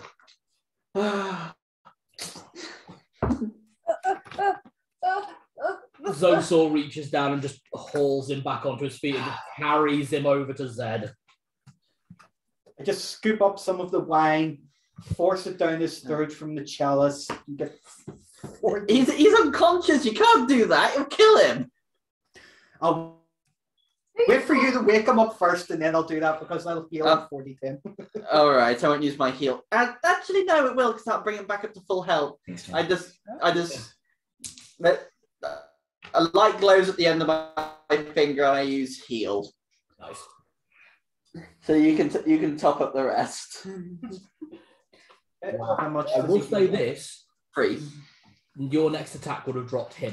Oh, That was fucking close. He was down to about 50 hit points. oh, wow. Let's bolt up and it's like, what happened? Everything just went black for a second. Drink this. Thank you. You're all right, lovey. Pats you on the back. 9, Come on, 15, let's get some cake. 24, You heal 27, so you at least have enough to keep you going through. No, he's got enough. No, basically the heal spell heals into max minus 1d4. Oh, okay. Yeah, Then I offer that to your dad. Then that's 27 to him. Thank you. Hey, sorry, eyes behind you. Yeah. Well, yeah. Although I've been caught. Yeah, Big Bessie attacked 5 times around, so just under you, and the weapon does D10 plus D8, D8 of which being thunder damage. Oh, jeez. And then plus 7 on top of that. Wow. I will say that was a most impressive display. And this is why he trained the militia. And that's why we're not scared of the Chimera. Dad, I said to you I was going to tell you what I called my weapons as well. Originally, their names were Soul and Life. Soul being enhanced to be able to deal with further damage. Life can restore what's lost. But I've named Soul Zosa because my soul is of a fighter where they originated from you.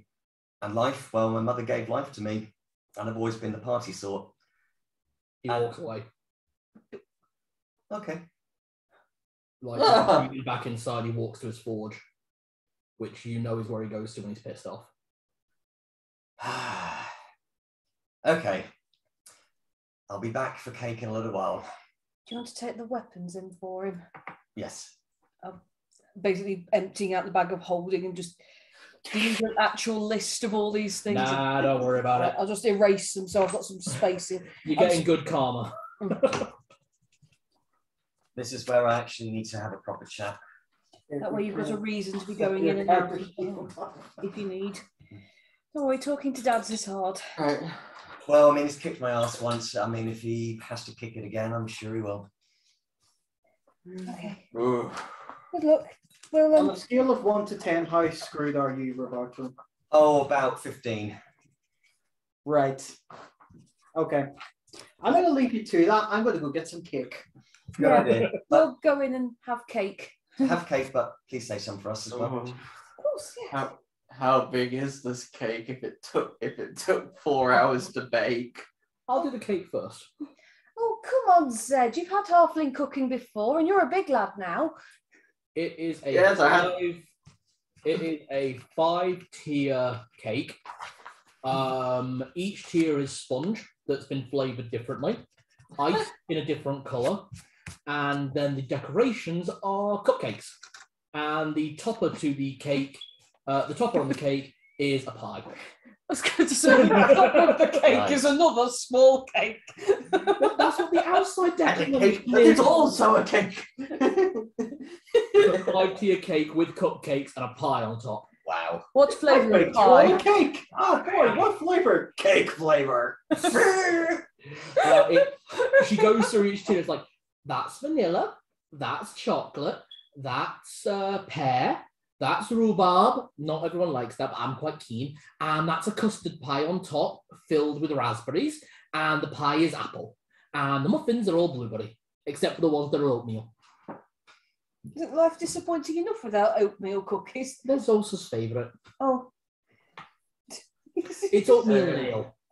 Oh. He's gone back to the forge for the moment, so he might not. We're not sure how long he'll be. What's Roberto done? I don't really know. They did a sparring match and Zoso won, and then Roberto was talking about his swords and Zoso walked off. Lads talk. Let's enjoy some cake. And you all sit down to enjoy some cake. How much does it feel like you're actually going to have a bad conversation with your own dad right now? I'm actually, because I'm reading the moment, I'm petrified now. Because you told me a lot about your dad and how much he does woodwork, and that's where I got a lot of inspiration from Zosa. Nice. Got like stories you've told me, so this should be fun. I'm actually. Oh, you never met the man? You'll love him. So. Oh, that one. He sounds like my dad. Okay. You can hear the bellows already starting up, the furnace red hot.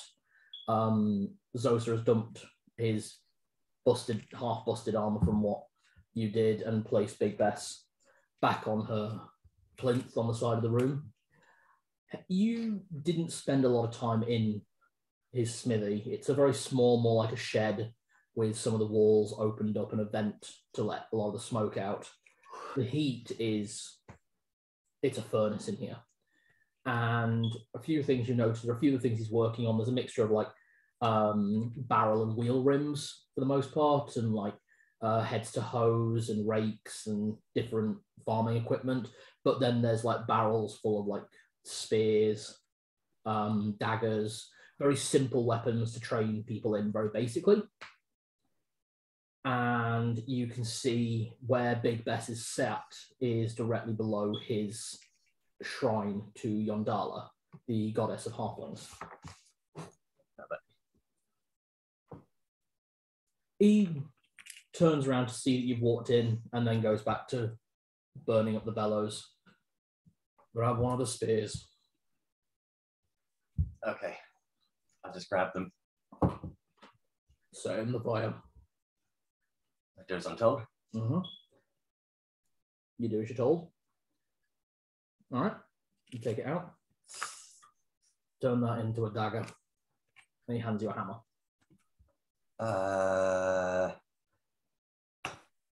He's watching you. I just say, Dad, Turn it into a dagger.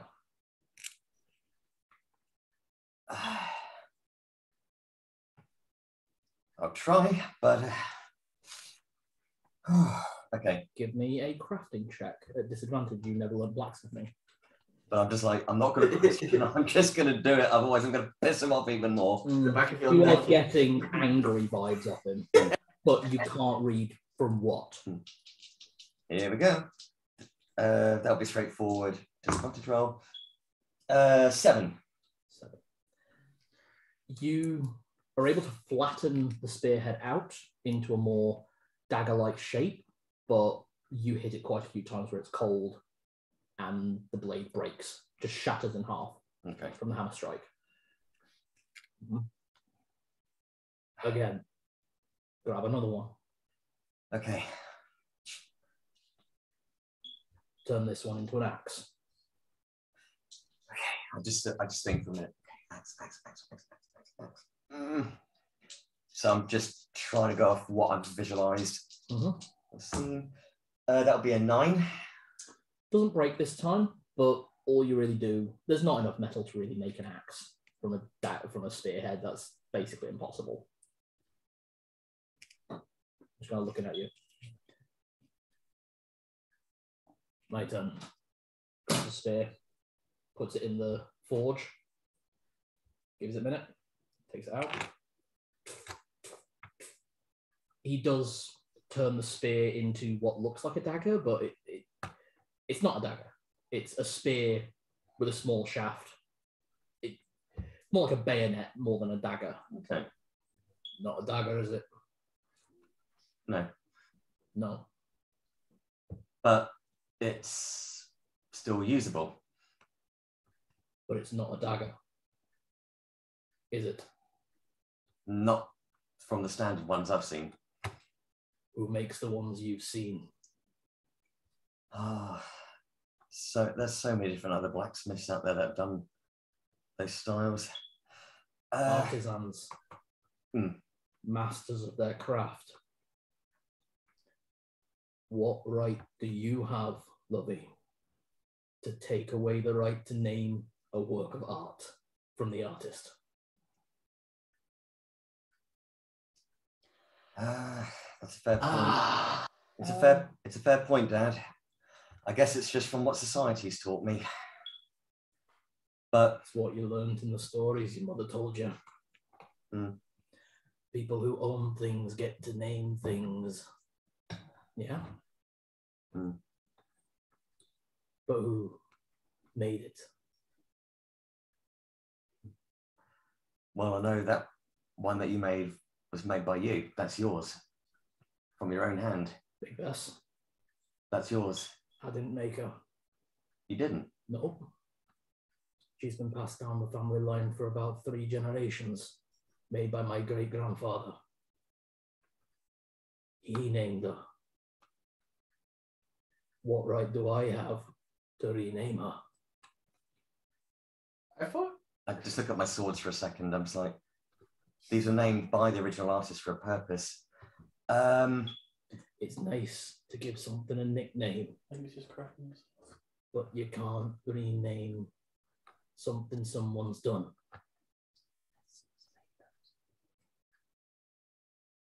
Dad, are you familiar with the name Hephaestus? Aye. If you want to have a look at them, they were... Oh, I know that his work. I already saw them when you drew them. I see. So by renaming something that's been made by the artist, that is major disrespect. Let's try another one, just to prove a point. You always needed things being hit in a couple of times. Your fighting style. It's all because of me. You've earned nothing, you are nothing, and you've made nothing. Everything you are is because of me. How does that make you feel?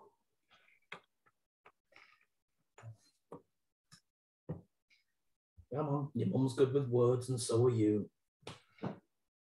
But it's just when one's been oblivious to other truths, then it hits differently. Which is kind of one of the reasons why I wanted to talk to you as well.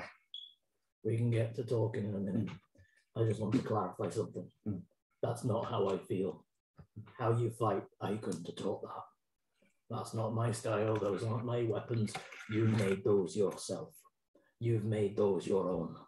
Just because the artisan crafted them doesn't mean the artisan tells you how to wield them. You're the warrior. Don't name the swords Zosa and Gloria. Name your style Zosa and Gloria. And that's how you can respect me and Yamar. By not taking away something from someone else. That's an interesting thought, actually. Everything you have, you need to earn. You can't be given things by other people and claim that they're your own.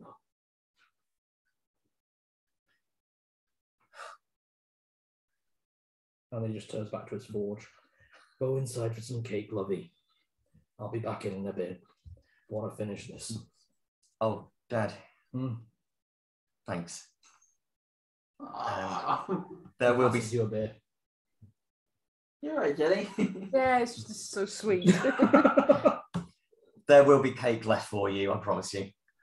I saw that wizard you're with. I don't think there will be. Oh, don't worry, don't worry. She's got Gnome and Halfling in her. I really like Roberto's dad. That Really? got a bit heavy. That was brilliant. Yeah, although I'm curious on that philosophy. If Hephaestus didn't name the blade, Then it would be the right of Roberto to name them. yeah. But Hephaestus named the blades. He is the artist. It would be like calling the Mona Lisa the moody Karen. Well, she was moody. But yeah, you see what I mean? It would be like renaming a great work of art just because you like a different name better. Very true. Yeah, Jesus Christ. But even as a person, there are a lot of truths. I'm like, fuck, I didn't see it that way before. It's got a life lesson from an old halfling. I really did. I like social. Yeah, that was fucking brilliant. I got Jeez. so nervous I tugged my necklace and broke one of the chains. Really? Oh no. Shit. It's all right. I'm fixing it. It's only where the jump rings come a bit loose. So you drop off the weapons and you head back inside. All right. Roberto rejoins the party. You guys are through the second layer of the cake. There's still 3 layers to go. How's everyone doing? Here you go, Roberto. Your first helping. How was your second beating?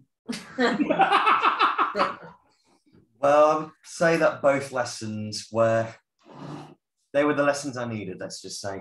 You're not in a lot of trouble, are you? No, not trouble. Let's just say I've got to.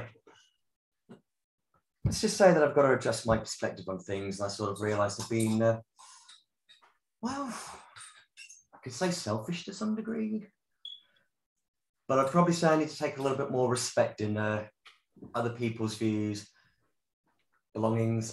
I need to broaden my perspective and open up my mind. I've been too hedonistic and too self-interested, I should say. No, he's had choked on his cake when he hears you've been too hedonistic. I'm like, are you okay there, Zed? Yeah, so he is going to be coming back in for some of the cake shortly. He's just finishing up on some work. That's all right. After about an hour of eating, Zosa comes back in, reaches up and grabs one of the oatmeal and ale muffins. I'll take you to Gaffer Ganja in the morning. Oh, thank you. Thank you.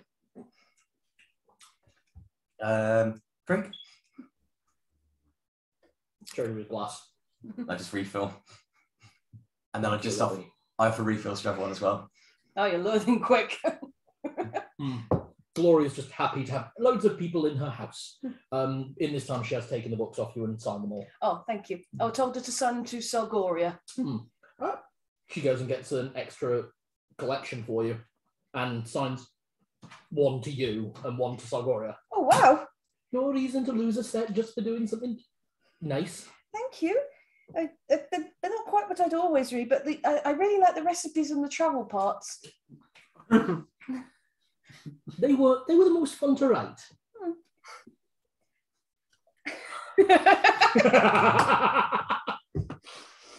Yes, Sorry, but that's about as convincing as someone saying they read the nudie magazine just for the crossword puzzle. She said they were the most fun part to write. Don't you mean crotchword puzzle? I'll be brutally honest, Celadine actually in character didn't like most of them, but she's trying to be polite. Yeah. She doesn't think they're very well written, but you know, you can't say that to her face. Okay, so is there anything else you guys want to do with the evening? I want to ask if she's got any good stories about Fosco when he was living here, but Loads. Mostly him bringing back all manner of trinkets and treasures from adventures, but she was pretty certain he was out hooking. I think. Do you mind if I go out to explore the town a bit? Zosa kind of points at the door.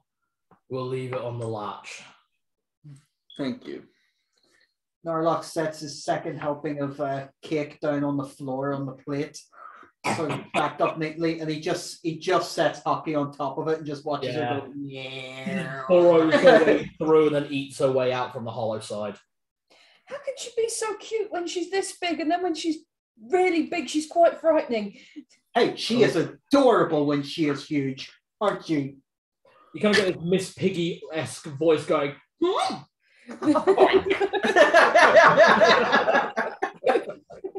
I hope that during the honey heist you do your best Miss Piggy impression for her. The honey heist? What? No, the honey heist is the one shot I'm going to run this weekend. We're all having to play when we're playing our pets. Oh, let's see. How can I do Miss Piggy? I need a line of Miss Piggies this week. Hiya. That's That's actually pretty good, yeah. Nice. I better make you right off the payment. Oh.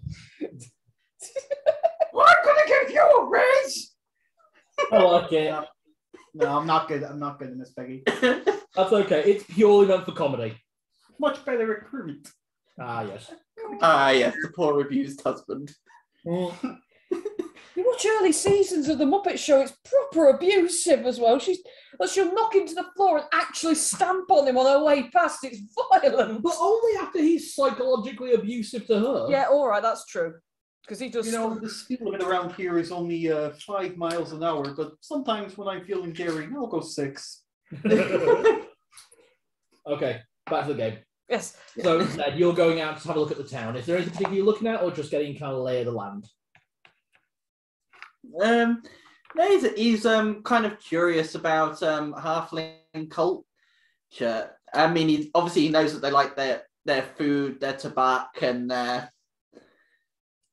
Well, I'm talking on general halflings here. I'm not sure if your halflings are the same. No, they are the same. Literally think Hobbiton. Yeah. And that's what you've walked out into. There are a few halflings kind of giving you a weird look, but mostly they're kind of like nodding at you. There's the occasional one walking past with like a wheelbarrow full of like seeds and like winter foraged fruits. Mm-hmm. Yeah, he's taking a walk through the town. What time is it? At this time, it's probably towards about 9 o'clock in the evening. People are kind of settling in for evening supper. So you see a few old halfling men out smoking these long pipes, trying to blow smoke circles and other shapes as they just take in the winter air and eating like sandwiches and having a hot toddy. Yeah, I think Zed's just going to walk for a little while with Tibbles. I mean, partly just to get out of the claustrophobic house. The air here is just lovely. It's relaxing. It's comfortable. You feel welcome. You feel like people are looking at you, but not in a orc. More a kind of they're new. Morning, neighbor. That kind. Yeah. They're not. No, not quite Hobbiton in the back. Big strange folk. Yeah. Oh yeah, that's like. It's more. To be honest, actually, it's more like Buckland rather than Hobbiton. So. Yeah, the Bucklanders always get up to them. Exactly. So you got the Peregrines and the Tuck sort of atmosphere. So it's very jovial. Everyone's chatting. It's quiet. It's calm. It's relaxed. But you can see a couple of, like teenage level halflings running around. Looks like they're pulling small pranks. You see a bunch of them look like they've just been scrumping carrots and things. That's a murderable crime in Halfton, to be fair. A little bit, but teenagers get away with it. Are there any? Well, probably at this time there wouldn't be any stores open. There aren't really stores in Halfton. Roberto would have explained this on the way down. Basically, because it's a more community atmosphere, you basically know who. Like Zosor has his smithy. So if you want like a rake repaired, you go to Zosor. There are people who do like leather working as a hobby, so you go to them and you might pay them, or you'll do a bit of trade, or you'll even take them a cake and ask them to make something. It's more that kind of situation. Everyone's it's a self-sustaining. It's like Kresik. Actually, yeah, it's just like Kresik actually, but happier. Yeah, operates. Well, anything in Barovia is anything is happier than a Barovian town. It's like Kresik, minus the vampires. Monsters obviously evil. Mm. All right, he's going to see if he can procure a pipe. Okay. Give me a perception check or an investigation check, your choice. It'll have to be perception. Oh, non-natural 20, yeah. Fantastic. I go. There's you. You spot a middle-aged to elderly, really fat halfling, like massive, like so fat his stomach is like bursting out the bottom of his waistcoat. Oh yeah, when you're a halfling, you get that fat, you know you're attractive. They like him chunky. They like him thick. I like big feet and I cannot lie. You and the hobbits can't deny. Oh, sorry. Is Bosco not a very attractive halfling? It's just occurred to me he's quite thin as a halfling. Quite twinky. He's a twinky half.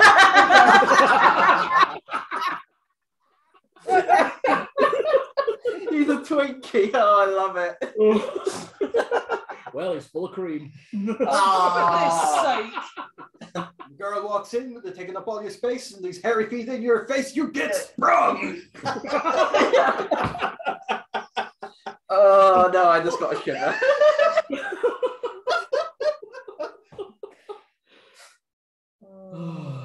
What are we like? I don't know anymore. I love it. You're talking about halfling sexiness, for goodness sake. Sexy, no. Okay. So yeah, I go up to this halfling. He's whittling some pipes. It's like, "Our morning, neighbour. Not seen you around here very often, if at all." Morning. I thought it was 9 o'clock at night. Oh, is it now? Oh, I've been on the old Toby so long, I forgot my own time. It says, oh, is it good stuff? The finest in Halfton. Do you care to join me? Thank you. That offers you a pipe. That's not actually smoked before, but No, it's just interesting. yeah, gives it a try. But the reason he's trying to procure one is for a gift. Yeah, you join me. Yeah. Give me a constitution check. This is quite strong stuff. Oh no. 5. You throw up. Oh, sorry. Oh, it's quite all right. Not used to the strong stuff. I recommend you start with the white leaf rather than go straight for the purple leaf.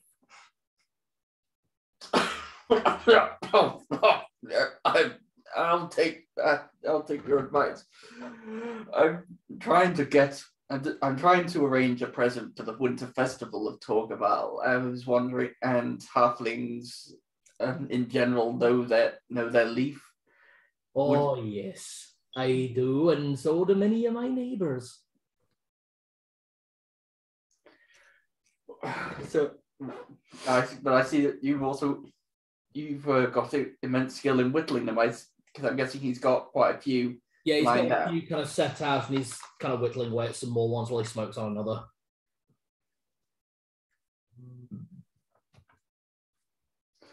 So, yeah. Is there something that you would take in trade, or do you have a price? Oh, if you want one of those ones, I'd recommend going for the middle one. No one's used that one yet, so you're more than welcome to it. And then just kind of looks at the pipe that he's holding. It's very different post-COVID. But this is what they used to do. They used to offer pipes to guests, and yeah. Oh yeah, you also pass the doobie on the left-hand side. That's the Toby on the left-hand side. Yeah, the bog. Oi, oi, oi.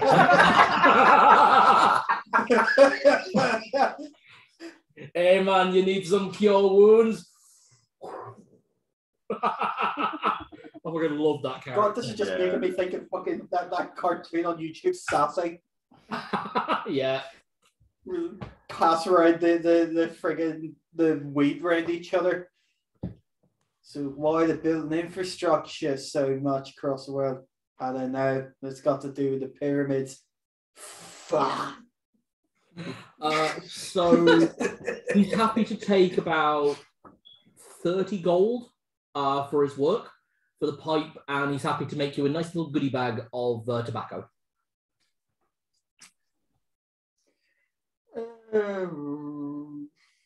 Yeah, I can do that. I've got plenty of gold on me now. thanks to Celadine giving me a stipend. Oh yeah, Giving you your pocket money. Make sure. It's not just you. It's not from me. It's the party's funds. I just wanted to make sure everyone had a good amount on them. Oh, my wife always reminds me to put this on, and he like stitches on very quickly. Smoking causes cancer.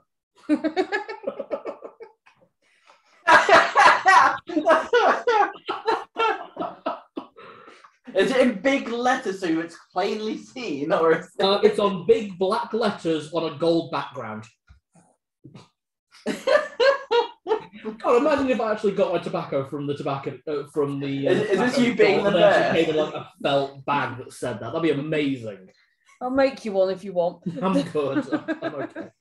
Is this you being the nurse's advocate at the moment? Don't smoke, it's bad for you. Says the nurse who smokes. Then again, nurses have to. It's a stressful job. I have to say I've started smoking more since we found out the baby was coming on the way and my exams. Yes, exams.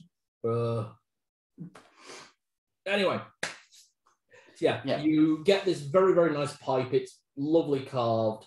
I'll send you a picture at some point because there are some gorgeous pipes out there. Yeah, I say we're in Coventry again. I have to show you. I know there's a place next to the police station that sells them. Nice. Oh yeah, that's that shop that does all the antique ones and the brand new ones, and like you're talking anything from simple wooden to full on milled brass. Yeah, wow, that's pretty cool.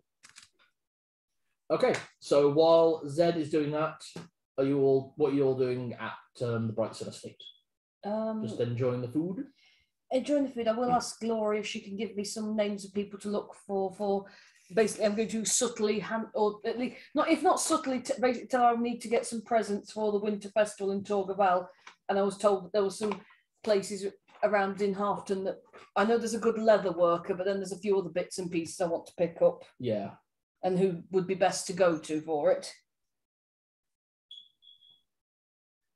And I'm just handing Cal the note because I don't want to hear characters. I don't want characters to hear what I'm. What was the name I gave you, by the way? You didn't give me a name. For the leather worker. I thought Lana did. No, Lana didn't give me a name. She just said that. I can double check if you want. Would you mind? I thought I put a name on it. Yeah, I'll go check. I've got it in my notes somewhere, but I thought it might be one. Yeah, I'll go check. It's only a couple of letters back, so. Yeah, no worries. Yeah, carry on. Yeah, I'm just thinking. I guess Roberto would just be enjoying the food. He'll be helping top up people's drinks and just chatting away. And probably having his mum tell some embarrassing stories about him as well, I imagine. Oh, loads. Oh yeah, parents and grandparents always do. I mean, so I think pretty sure my gran has told you a bunch of stories about me, and I've heard some from your nanny.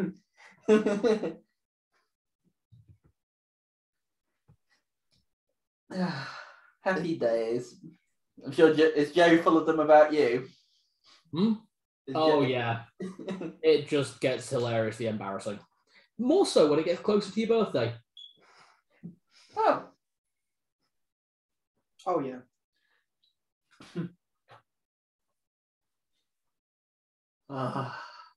Loving the game so far. I've missed this. What was that, love? Same. Yeah? Okay, I'll get the notes. Oh, sorry, I couldn't remember if I gave Jenny a name in a previous session. Okay.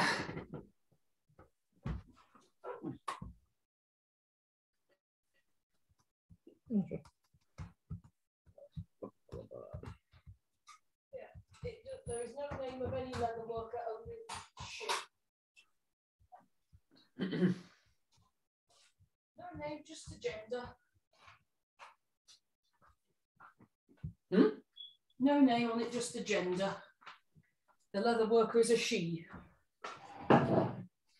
Oh, she likes tanning hides. Oh, I hadn't thought of that. Do you want to put prices down next to them so you can just mark them off when we say that you do them? Actually, yeah. Off? Yeah. If you would, that'd be amazing. Then they'll just have to clog things up. I'll just tack off the money on mine and yeah.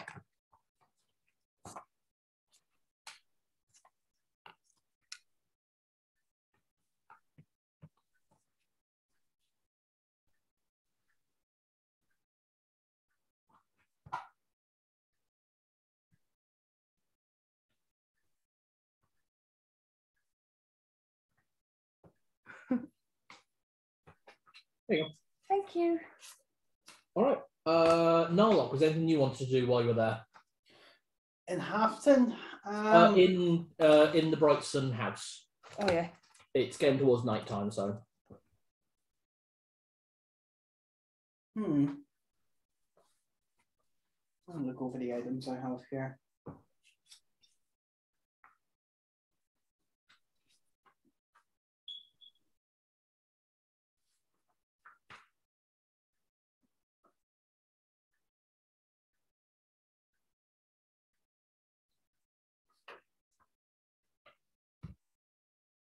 What about you, Roberto?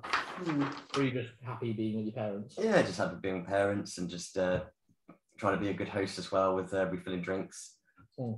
Just handing over any cake and kind of, in a way, if Zed and Narlock are struggling eating the food, it's just like, I can still eat more. How many platinum is it to a gold? It's 5. How many golds is it to a platinum? 5 gold to 1 platinum. So I divide by 5 and I've got it in platinum, yeah? Yes, that's correct. Thank you. Oh, brilliant. I can do that, no problem. Yeah, only because I'm getting a bit short of gold pieces now. We've still got tons of platinum on us. We've just been dealing in small change. So. Just imagine, oh God, we're running out of gold. But I've got platinum. Okay. Yeah. Yep. Yeah, that will be my, I will do that tomorrow as my shopping in Houghton. But I just thought I'd ask Gloria who would be best to speak to about it. Yep. Okay. Yep. Narlock, we'll just say we'll just start speaking to Zosa, is it? Zosor, yeah. So I hear you're from Roberto, you're a blacksmith. Aye. Do you do much of engraving? He kind of waves his head a little bit. A little. Gloria chips in. He is being far too modest. He is absolutely fantastic at the finer arts of bending metal and engraving such things, but he tends to only mention that he's quite good at the swordy bits that these two are into. Well, I'm sure you're at least familiar with this kind of weapon. If I'm okay to take it out in the house. I can object, but it's fine. I take out the triple barrel gun.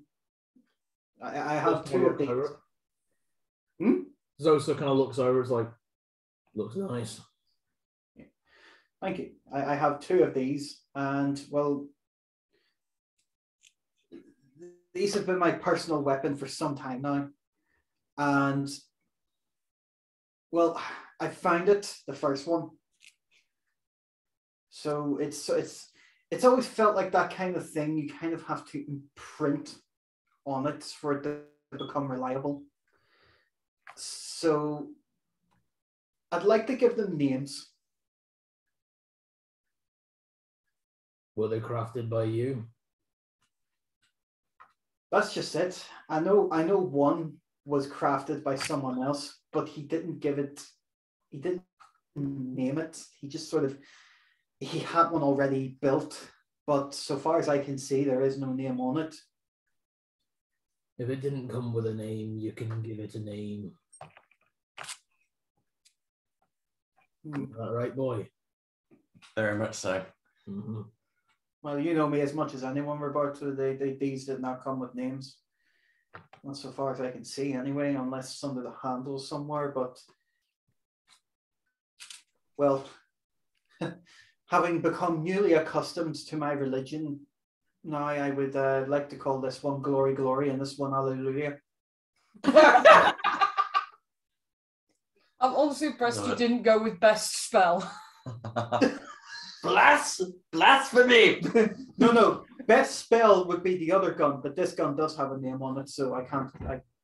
That would just be, well. Right. Well. All right. If you give them to me, I'll have them done by morning before we go to see Gaffa Ganja at the Thirsty Hole. I really appreciate it. How much would I owe for that? Do you want it? Probably better having it done in bronze or gold so it will show up. How much do I owe you? Do you want it in bronze or gold?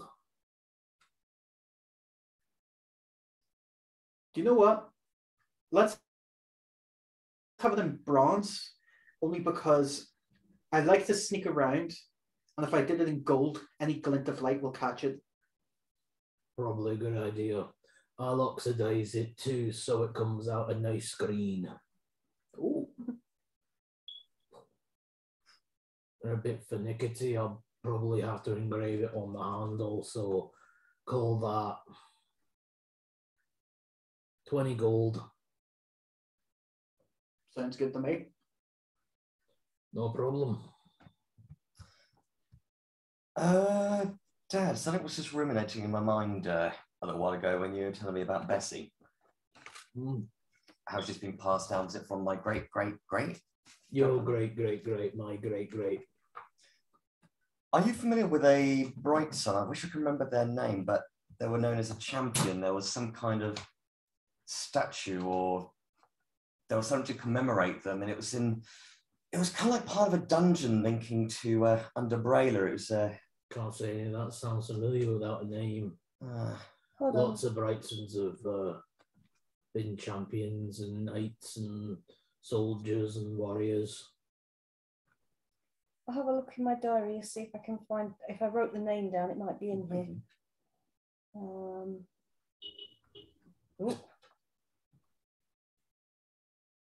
Okay. Zed, anything else you want to do while you're out and about?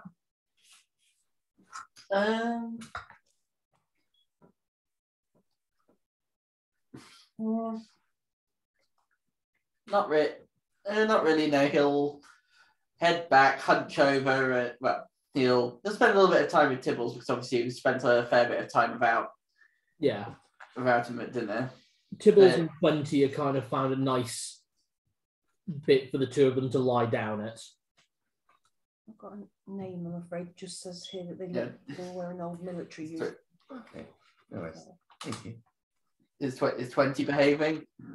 What he sees is sleeping and chewing on a massive bone.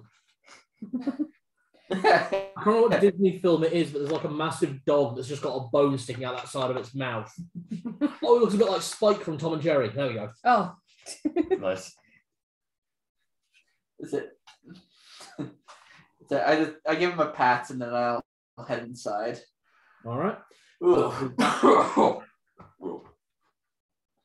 Yeah, he walks in, he's hacking up a lung. You sound like you've smoked 50. You smell like it too. I only took one puff. Oh, you shouldn't really smoke halfling tobacco if you're not used to it. It's not. I just went to procure a gift, and obviously I didn't want to be rude, so I tried it, and I may have lost the cake. Oh, would you like some more to replace it? No, thank you so much. My stomach's still feeling a little bit unsettled. He gets sick very easily. Hey, of all our characters, yours is the one that's been sick the most. Hey, I know. That is actually a good point. I don't actually think that's true. You hurled on the cart, right? When? The mine cart. The bullet train, yeah. No, I was the only one who didn't hurl. No, he Oh, didn't. Yeah, he didn't. I nearly did. Roberto did. The one the dogs did. Yeah. Oh, no. Oh, yeah. Zed didn't, but Tibbles did. Oh yeah, because I ended up carrying him over my shoulder, didn't I? Yeah, you had to. You were like it was like carrying a puppy, but massive. Yeah, I think the only time I threw up before that wasn't it when we were in dungeon and someone ended up sliding into a pile of crap in one of the first dungeons we ever went into. Oh, that was Narlock. Yeah, that was Narlock. No, it fell in the pooey room. Which is why that episode is called "Into the Poopy Hole We Go." Into the poopy hole. Yeah, that's whenever he just swung open the gate to that chest that was in there and just went, right, this stuff is fucking mine. Yeah. And no one argued. Yeah. Wasn't there a bomb hidden in there and it blew up? Which is what was funnier. It was a poison bomb. There's a poison bomb in the poo hole. In the chest he opened. Yeah, in the chest in the poo hole. Yeah. Okay, so everyone enjoys a long rest. The billiards room is made up for Narlock and Zed, and hockey. Blankets are taken out for the 2 dogs, and they are allowed to sleep in like the entryway on a blanket, so they're warm. Oh. The guest room is lovely, warm, cozy, very reminiscent of home. And your room, it's not actually a mess. It's a mess by mum standards. There's lots of musical instruments. There's trophies from like junior tournaments that you won. Lots of pictures from around town. Loads of school reports hung up. It looks like since you've been away, your mum has redecorated in that way that mums do with their sons, where they just put all their accolades on the walls to remind themselves of them.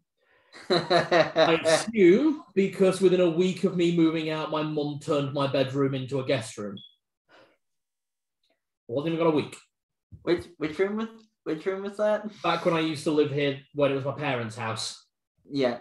So which one was your room the room that you're in now? Yes, because I thought it'd be creepy to sleep in the room that my parents' room. Yeah. Right.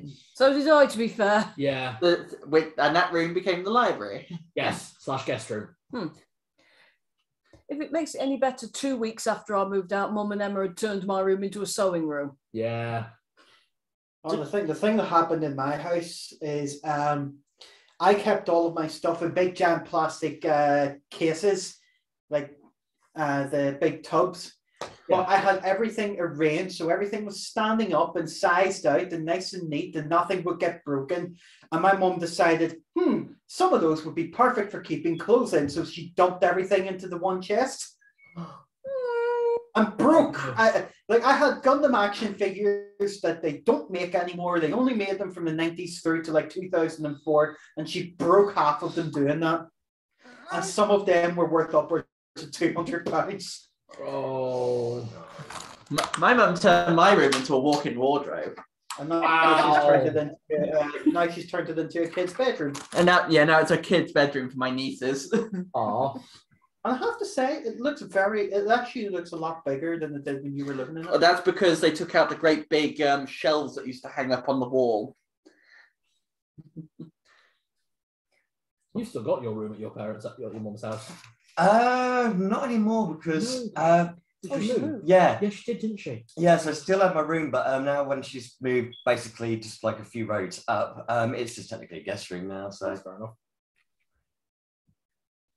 But yeah, it's just like, well, if she wanted to change it into a guest room, then that's fine. But I guess they were kind of like, well, he's probably going to come home every now and again, so we'll keep the room as it is. So we need to sort out that room for you upstairs, so it's an actual sitting room for you. Yeah, we'll get around to it. Yeah, definitely. There's no rush, so yeah. Right. Well, anyway. Oh yes, we were sleeping over at Roberto's parents' place. So you are all woken up to the smell of heartily frying, artery-clogging halfling breakfast. Yes. I kind of get the feeling I'd have been woken up by Narlock going tilt, tilt, tilt. On the billiards table. Yeah. No, what's woken him up is as soon as that smell starts coming up the stairs, Hockey is just grabbed onto him and just going. She is as strong in that small form as she is big. Okay, so she's grabbed him across the room. Narlock wakes up halfway across the room being dragged by a piglet.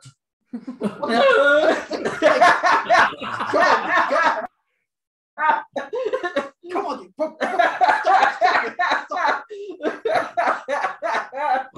go jump on the stomach. Here, catch. You wake up to a rapidly moving piglet. Oh, wow. He just throwing her on you. She doesn't weigh the same. No, but she's gonna stamp around in your stomach, and that's not gonna be nice. Pop running pig. It's okay when I do it. You don't get the throw. It's okay when I throw my pet. I'm gentle with her, aren't I? Okay, you two woke up. Yeah. You hear all this clamoring and noise and the smell of bacon, like massive amounts of bacon. For just 2 seconds, I genuinely think I'm back at home and go, Andor, shut up!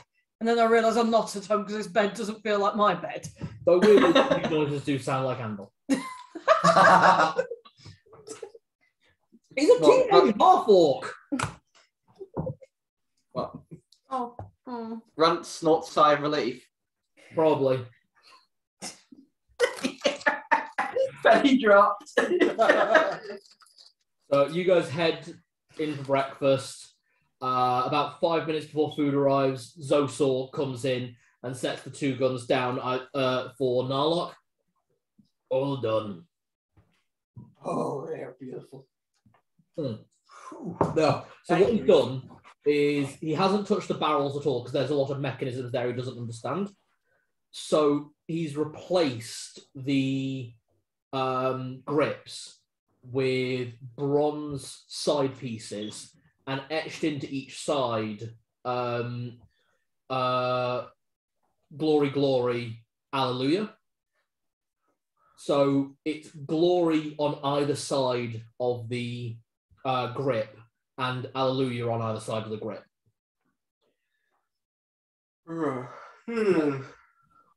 That is right, isn't it?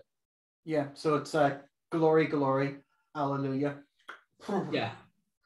Because obviously hallelujah is such a long word, so it goes both sides of the guard, the grip. Okay.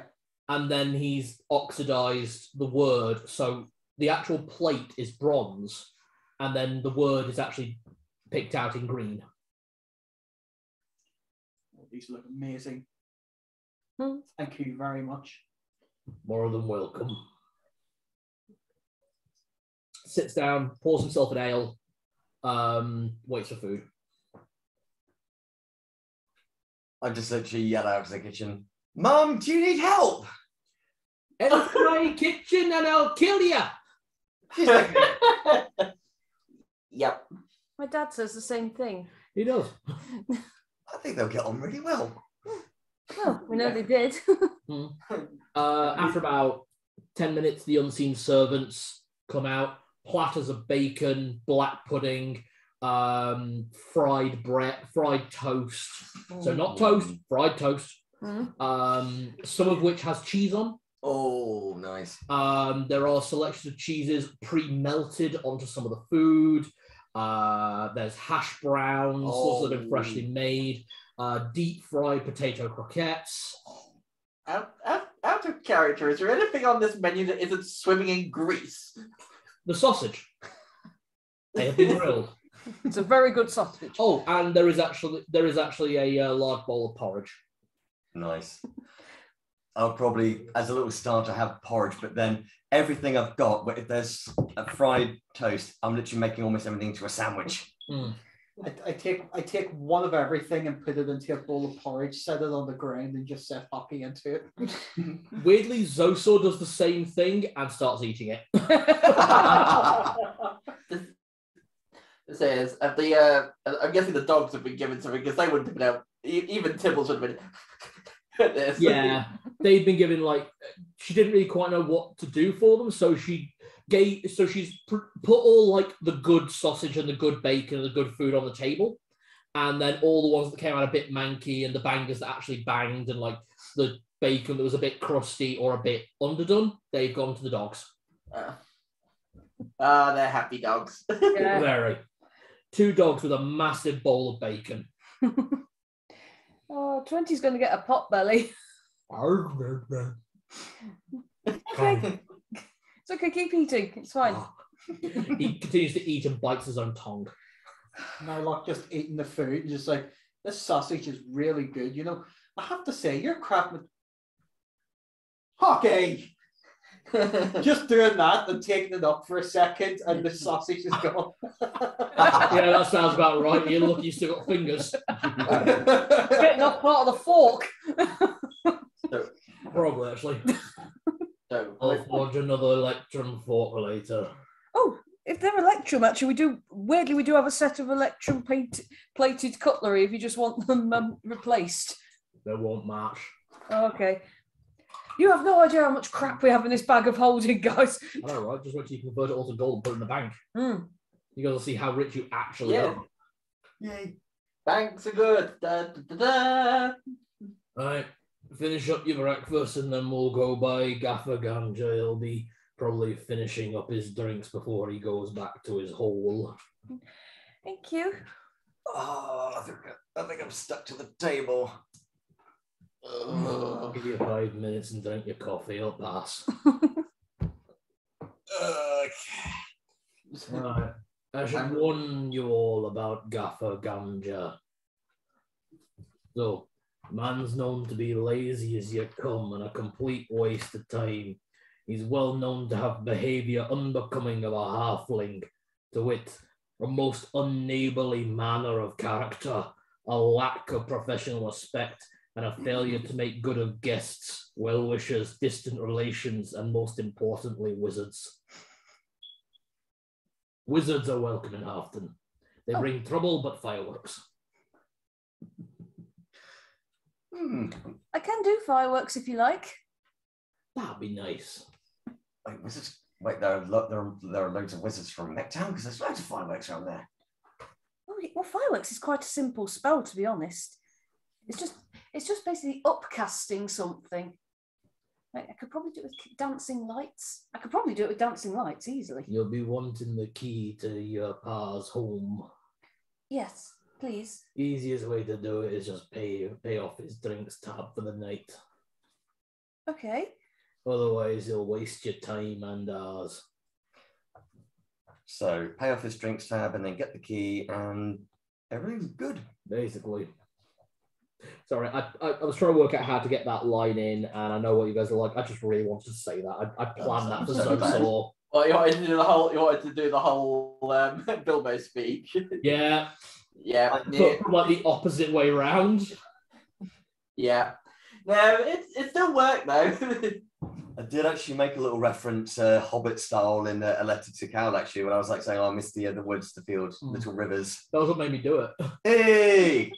Hey. All right. Well, as soon as we've all finished our breakfast, yeah. Right, Yeah. You to the tavern. That's kind of happy because at least he actually tries to get to walk it off. Yeah. Oh, come on, Zed. It's not that bad. It'll put a belly on you. So always need to ask, traveling out and about. Obviously, you two always wear your armor because your armor's light, and you don't wear armor anyway. Not really, no. No. Yours like a chainmail shirt. Would you still wear that under your here? Yeah. Yeah. Okay. Zed, do you get into full raiment? Well, he does it because it's kind In fact, it is your. He'll do it as basically just taking off the boots to because he's wearing full armor, isn't he? Full plated armor. Yeah. So if he takes the boots off, it's uncomfortable because the greaves will just dig. Yeah. So. Yeah, he'll put the boots back on when he leaves the house. It's basically while you're walking around town. Yeah. It's just so I know what everyone's in if something happens. That's all. Yeah. Nothing should happen, but there's always the risk of chimera attacks. Yeah. Narlock, are you in your armor? Leather armor. It's basically just clothes. Yeah. Okay. Yeah. What about pets? Are they armored up or are they going casual? I think Tibbles is always casual unless we know the battle's coming. Then then we put his armor on. Okay. Tibbles always has her, not Tibbles, Hockey always has her new clothes on. I think 20 mostly wears his because it is just adamantine chain, so it's fairly light. Yeah, and it can like go under his saddlebags. We'll do saddlebags and doggy coat. Yeah, exactly. Yeah. Okay, so Tibble's the one not wearing armor at the moment. Absolutely fine. Right. Zoso leads you to the Thirsty Hole Tavern, and heading inside, you go through the outer walls. You can see like the animal pens just to your left, full of like ponies and typical halfling animals. And then to your right is the actual building, which is this big almost U-shaped building. So it's got like a long area at the back, which is clearly just all bedrooms. And then the actual tavern is like this L-shaped building just to your right. Heading inside, it's fairly quiet. Most people have probably just come in for breakfast and then gone off to whatever business they have to do elsewhere. And Zosa points out a gainly-looking, middle-aged, elderly halfling with thick, messy red hair, deep bags under his eyes from not sleeping, purple cheeks from over drinking. Like, that's your git. Thank you. I'm kind of getting the impression he looks a bit like a basset hound. Yeah, I can see that. Big savage. Yeah, this is a guy who's drunk too much, probably borderline gout. He looks like droopy. Is there anyone in the tavern that recognises me that might be giving me the evils? Do a perception check. So, That'll be an 8. You think there are, but you can't be certain. You see a few people looking at you, and you interpret it as no. Roberto, hide the ale. No. Wait. I hide the ale we have, or hide the ale that the bar has in case if I play crap music again. No, it was being the After the ones with you walk in, hide the ale. Just look out for the ones with proboscis, they'll know you. Sorry, say that again? Look out for the ones with proboscis, they'll know you. Yeah. I shall hide behind all of you taller than me, but I'll just kind of try and blend in. Drink a little alcohol in your nose so it smells like. Oh, and get a bull's nose. Gaffer Gamgee. Gaffer Ganja. Ganja, sorry. Yeah. Gaffer Gamgee. Oh, I thought it was Gamgee. No, that's the actual canon character. Gaffer Gamgee. Yeah, that's why I've been... This is the Wish.com knockoff. Yeah, Gaffer Ganja. But I couldn't call him Boss Weed, could I?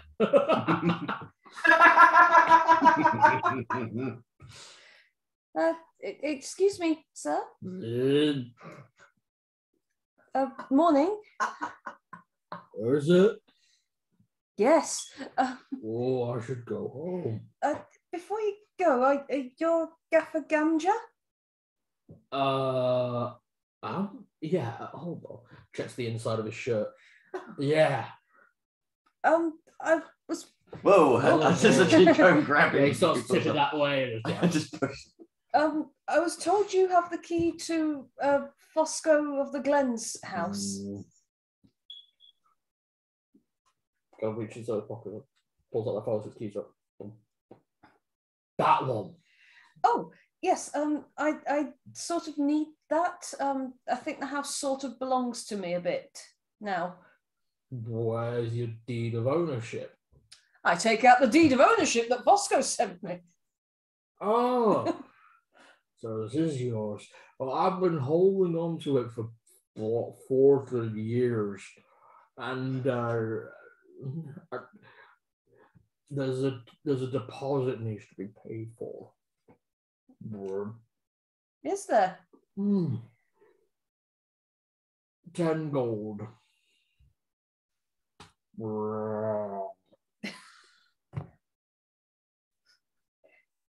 I give him the gold, am I just enabling a very sick man?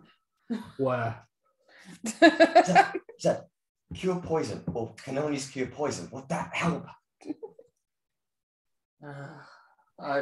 It might, but it might make it. But when he's in, it might. But at the same time, would that make him more or less amicable to the deal? You know, it's only 10 gold, and yeah. I'm going to start looking for a bulb. He looks like he's going to puke. Here's the 10 gold, thank you. That Mickey, there you go. Set me up another rack. Gives you the ring. Oh, no, that one. That's right. Thank you. He drops the ring. Drops the key. Oh no! Go and grab that. I can't. Mickey, another night of drinking on me. And he passes out. Oh, I was going to say, I'm going to go to sleep spell. Then kind of just and just Feel poison. Yeah, just takes a step back. He's out cold at the moment. He's out cold, but it'll cure his hangover. In time for him to start drinking again. Well, he wasn't as unpleasant as I was expecting, but he was unpleasant in different ways. It was the balancing act, trying to prod him up, and then I swear to God he was going to vomit everywhere, so that's why I got this bowl ready. Sorry. Go on. Sorry, Celadine. No, I said, don't worry, I cured him. Put the bowl next to him anyway. The bartender just gets a bowl that just reads Gaffer's bowl. He's a regular. Pain in the ass. What? Oh, it's you. Oh. This is the proprietor, Morpheus Bandacrook. Matthias, it's been a while. Not long enough. About the beer. I just want to apologise for completely ruining everyone's evening. I've gotten better, but if you pull a single instrument in here, I will and have the right to shoot you. well, today's your lucky day. I'm pulling out no instruments whatsoever. Good. I still don't know how you did that. That's a point. Can I have an ale, please? No. Oh, come on, I'm giving you some business. Please? And some drinks for my friends? Reaches down. Pulls out 4 cups. 5 because he sees Zosa in the back, but sets that off to one side. Pours into the 4. And then reaches down and uncorks a bottle for Zosa. Zosa grabs the drink, like, it's not that I don't trust you, lovey. And then he walks off. How much do I owe you, good sir? The pa paid me the damages. So we'll call this one a gold. 1 gold for you, sir. Bites it. It bends. A real gold coin would bend. Yeah, soft metal. Thank you, good sir. And I will ensure to frequent here, and I will not pull out another instrument again. Any music will from now on be other areas away from everyone. Just keep looking at you. I messed up bad, okay? There, I said I'm sorry. Anyway, friends. You can still feel his eyes boring into the back of your head. I was like, was it really that bad of an evening? Yes, it was horrible.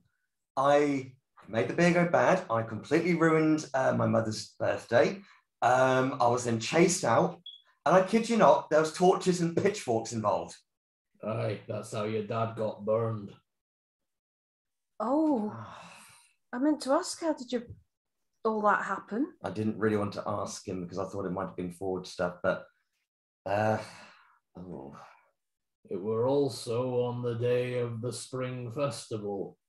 You didn't just ruin the ale, you ruined my prized turnip.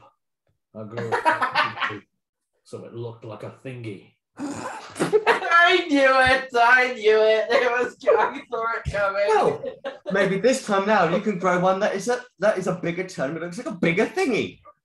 And then you have the biggest thingy in Halfton. Growing one named after the biggest thingy in Halfton. It's called Robato's Folly.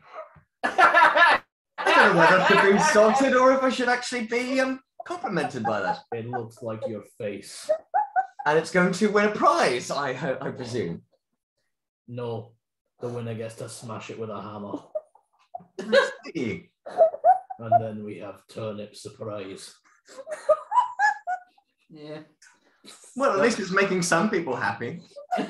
Well, whatever it is, I'm sure your thingy will be the biggest and the finest in the area. I hate this character because I can't crack a smile for the character. I'm so happy. Nylock is actually pretty pissed off with this bartender for the way he's speaking to Roberto. He just goes, you know, I get that this place is the finest watering hole here, but, and he just grabs his drink, pours it on the counter, drops the glass and goes, I wouldn't even piss in it, and leaves. You still paid for it.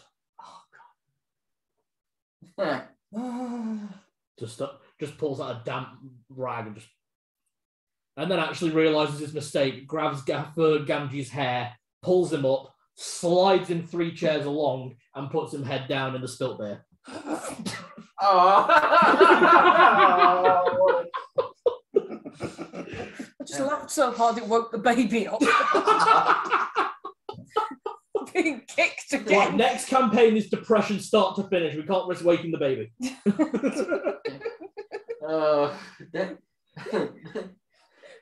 As he walks away, I kind of go, damn, with his bad attitude, I wouldn't be surprised if he has a thingy that's shaped like a turnip.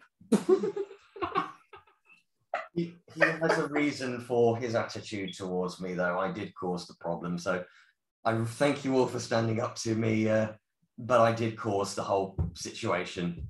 Oh. So that's my fault entirely. No, it weren't your fault, lovey.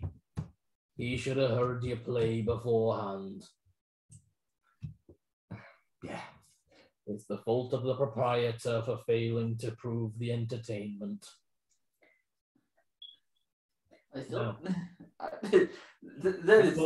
very actually still extremely curious about how it happened, because it just, even with magic, it goes beyond all logic of magic. Does it? I mean, hitting a sourdough, there is no spell at the lowest level for a bard that can taint. If you can heal someone with healing word, then surely you can rot food with a word. Okay, first edition, if you reverse the effect of cure wounds to inflict wounds, because it is a reversible spell, it causes necrotic damage because it causes damage to the target.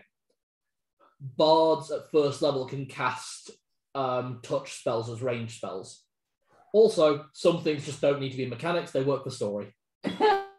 Yeah, I know, but Zen is just genuinely curious about how that magic worked. Zed wouldn't have studied bards very much, so yeah, to be honest, but he does understand that with inflict wounds, the reversible cure wounds, you can do that kind of damage. And it will rot food and it will spoil drink.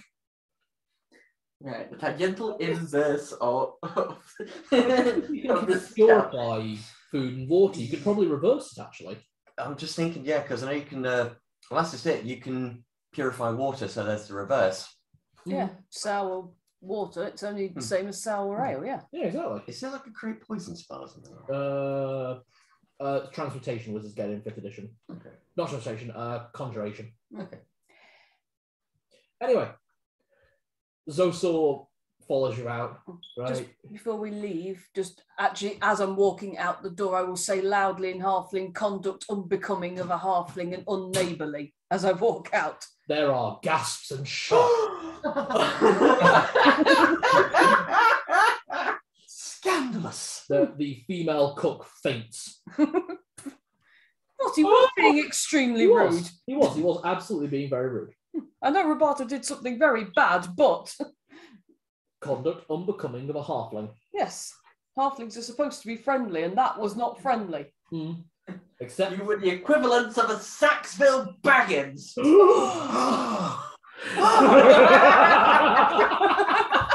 I love that we're all such Lord of the Rings nerds. I like that the one who swore and walked out after dropping his drink everywhere made less of an impact than someone who just said something offensive. That's the bit that I find funny though. It's like there's only certain things that will get on their nerves. No, but pride and honour are a big thing in halfling culture. Yeah. And the proud feet. Proud foot, proud feet. That one too. Poor hosting. Yeah. Forgot to put out a doily. Sorry. That is not a napkin. That is my mother's doily. It's got holes in it. Sorry.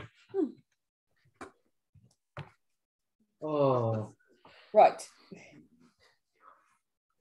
Okay. Zosor leaves with you after finishing his ale. Alright, if you don't be needing me over at Fosco's house, I'll head home. Oh, I did have one little thing I wanted to ask you, and I'll just take him to one side and whisper to him that plan. Yeah. And pass him some money. Yeah. Yeah. No problem. Thank you. See you back at home tonight, lovey. I'll see you in a bit, Dad. Starts heading home. Okay. What now? Who wants to come raid my dad's old house with me? Me! Me. Okay. Going Zen? Yeah. Oh, yep. I'm coming. Sorry, Roberto. Just for the way he was talking to you, I couldn't stand that place any longer. Oh no, I completely understand, and that was good. That was good of you to do that, because yeah, I say I'm becoming of a halfling. That was rude. I just have one question. What the hell did somebody say in there or do? Because, like, what was all that gasping? You two know. Yeah, you two know, obviously. I just pointed out that he was being extremely rude, and I know for a fact that halflings pride themselves on being good hosts.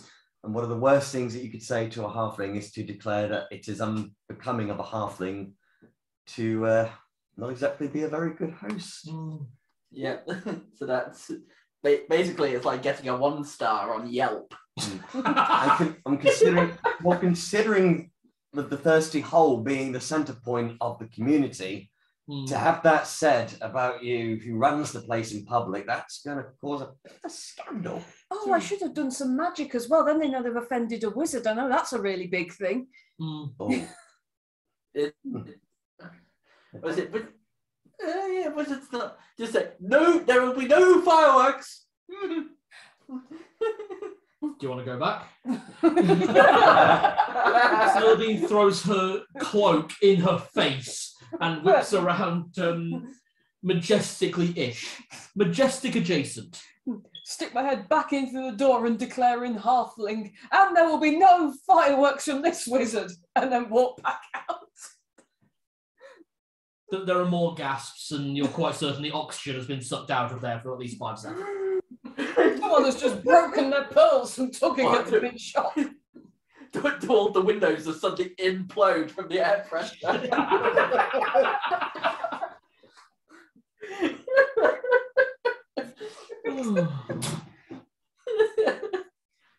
Okay.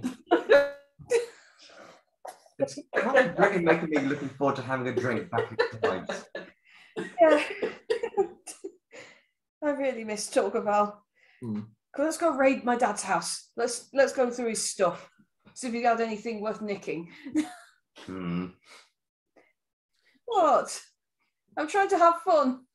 Okay. Is this one Wizard Daddy or Ranger Daddy? I don't have a ranger. My dads are a wizard and a bard. My little brother is a ranger. Yeah. And Lana's a barbarian. This is bardic, isn't it? This one. This is Fosco, yes. Yeah. Okay, so less likely to be intricate magical traps. Yeah, less likely. Not impossible. I don't think. Oh, actually, I should probably tell you you three. I should probably tell you. This doesn't leave us, okay? Lowering voice a bit. Fosco isn't actually from Glendorrel. He's not actually from this continent. He's from the Accord of the Prismatic Steel.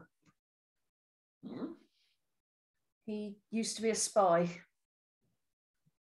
a really long time ago. He's not anymore, and he has no connections to the Accord anymore.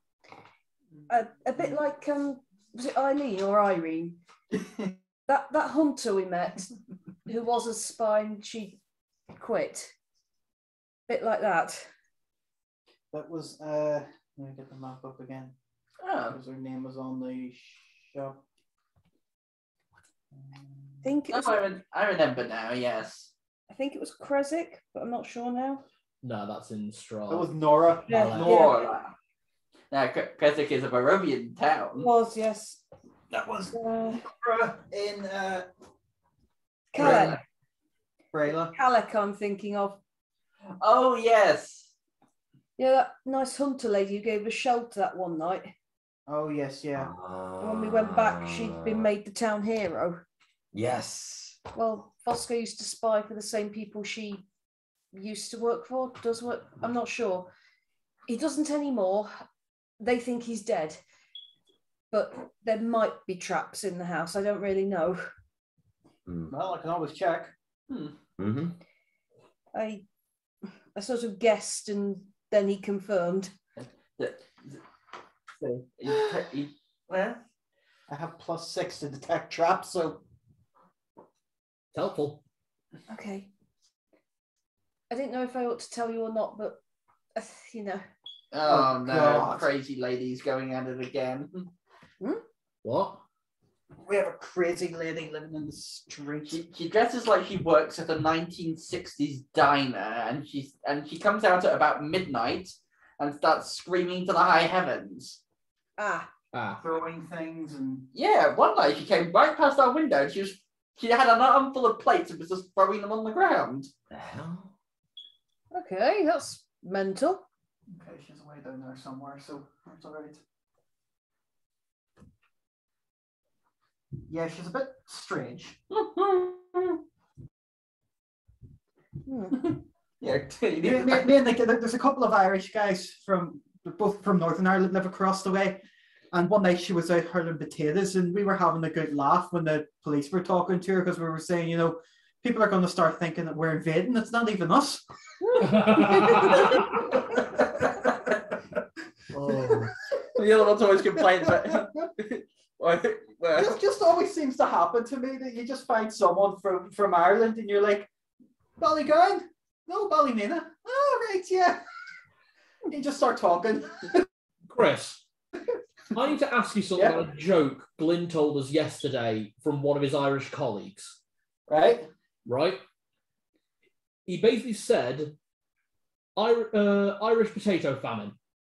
Everyone was a bloody idiot. They live on an island. Fish. How's that feel? Because the only thing stopping you from fishing is that the fishing ports were run by the British Crown, who wouldn't let people fish because it belonged to them. Yeah, I was kind of thinking on that, but Didn't want to tell you. People did fish, but when people fished, they were then fined. When they were fined, they didn't have money to buy any food, and then they starved. yeah. We all get the gist about the famine. Ran out of Spudge, everyone was raging. Oh, that was Derry goes, we haven't even got to the potato famine yet. But we got the gist of it. They ran out of spuds, everyone was raging. I do recommend that you watch Derry Girls. You'll get a good laugh out of it. Nice. My favourite bit in that episode is still the line after from James. Well, I can't tell my rebellions from my uprisings. And whose fucking fault is that? If your lot stopped invading us, we wouldn't have to wait through half this shite. English prick. Nice.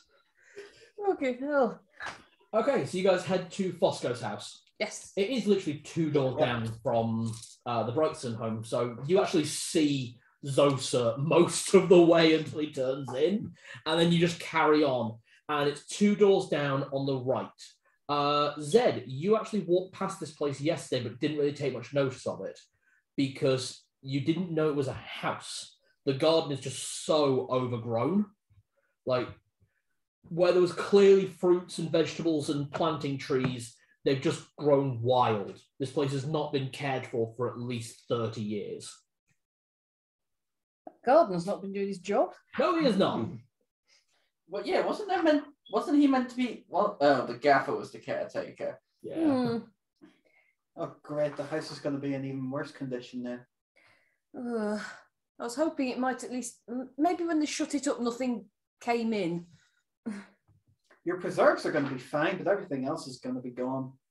As if there was any left. I don't even know when he left here, so... Okay, let's try and find the front door among all this. Just before we go in past the front door, I'm going to get down on the ground and start going over all the tiles. Just Give me a detect traps. 16. No traps. Okay. Yet. Sorry. Just spider walking and just jump up and like hold a thumb up above the overgrown grass. It's good. Okay, you found the door then. Okay. I think. Marion. Hockey, by the way, was just kind of walking on your back with you.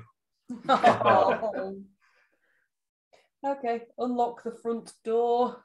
Right? It doesn't give. No. Boys.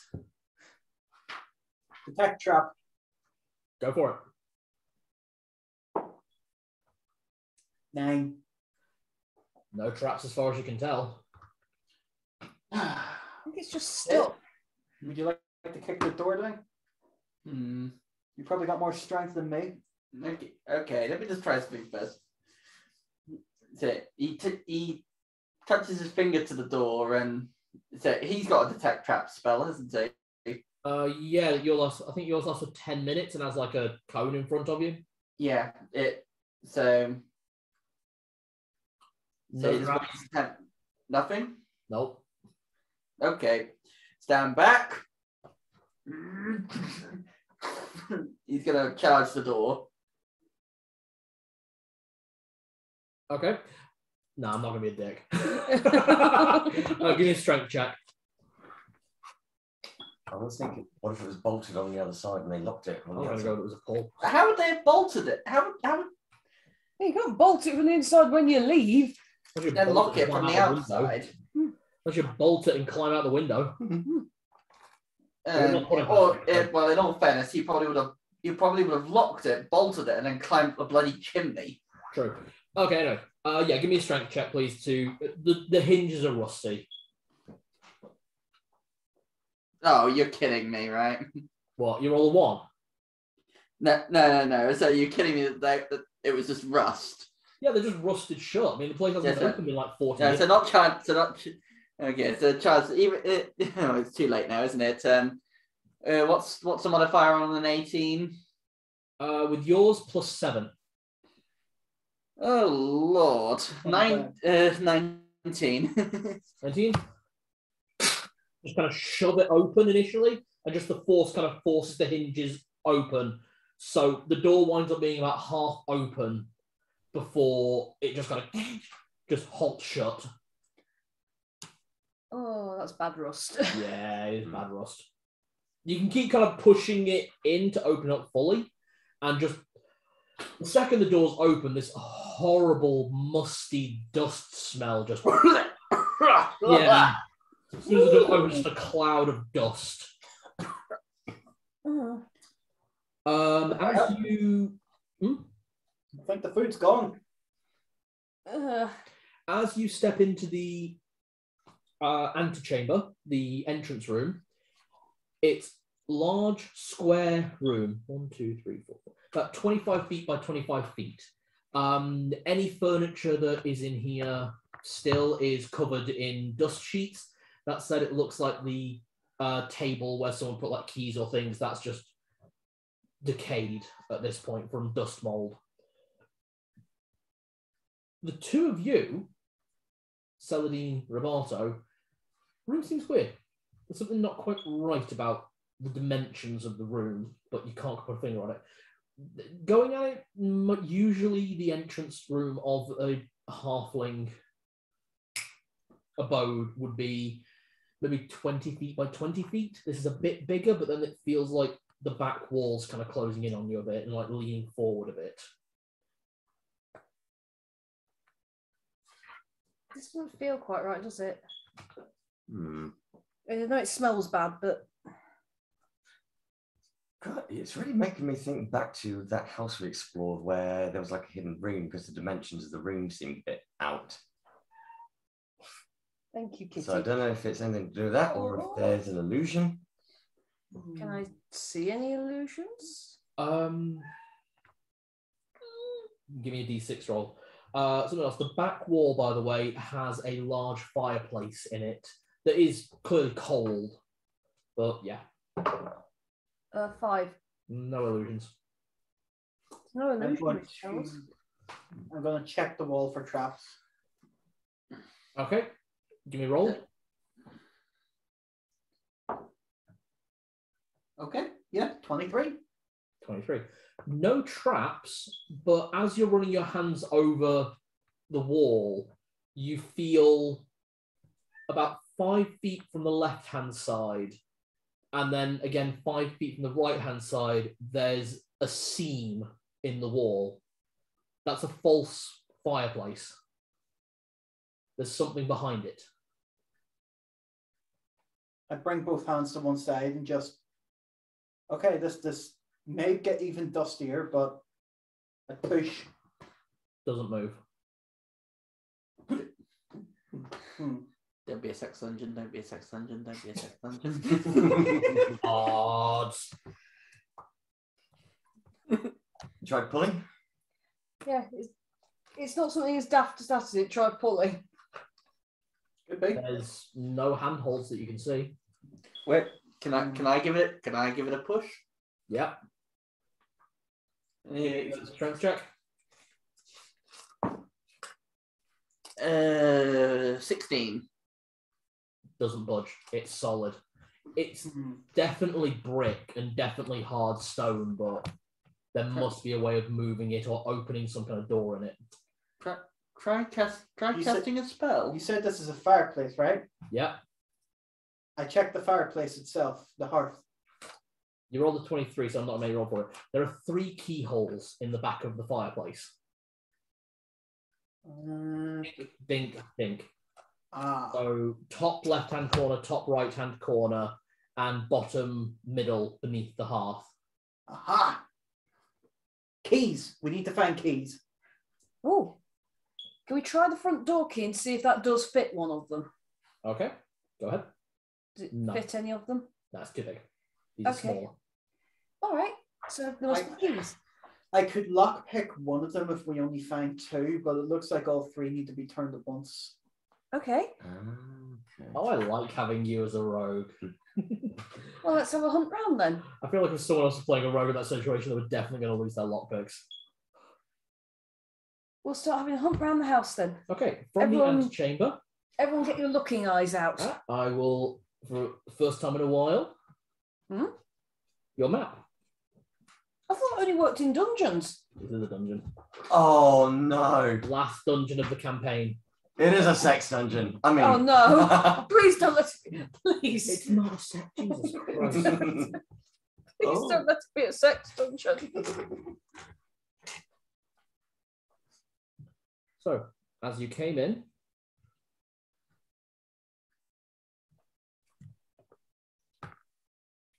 Oh, hello, David. Oh. You want to know what's going on? She seemed to just sat there and was just looking up at me like you feeling? that is what you have at the moment. There is a corridor to the left and a corridor to the right. Okay. I'll take a picture and send it to the group chat. Ooh. So we've all got a visual in a moment when it decides to load properly. Come on, camera.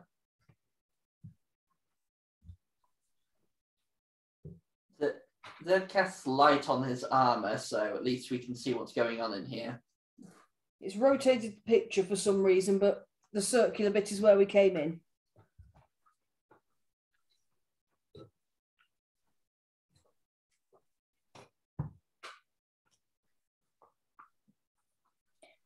Okay, left or right?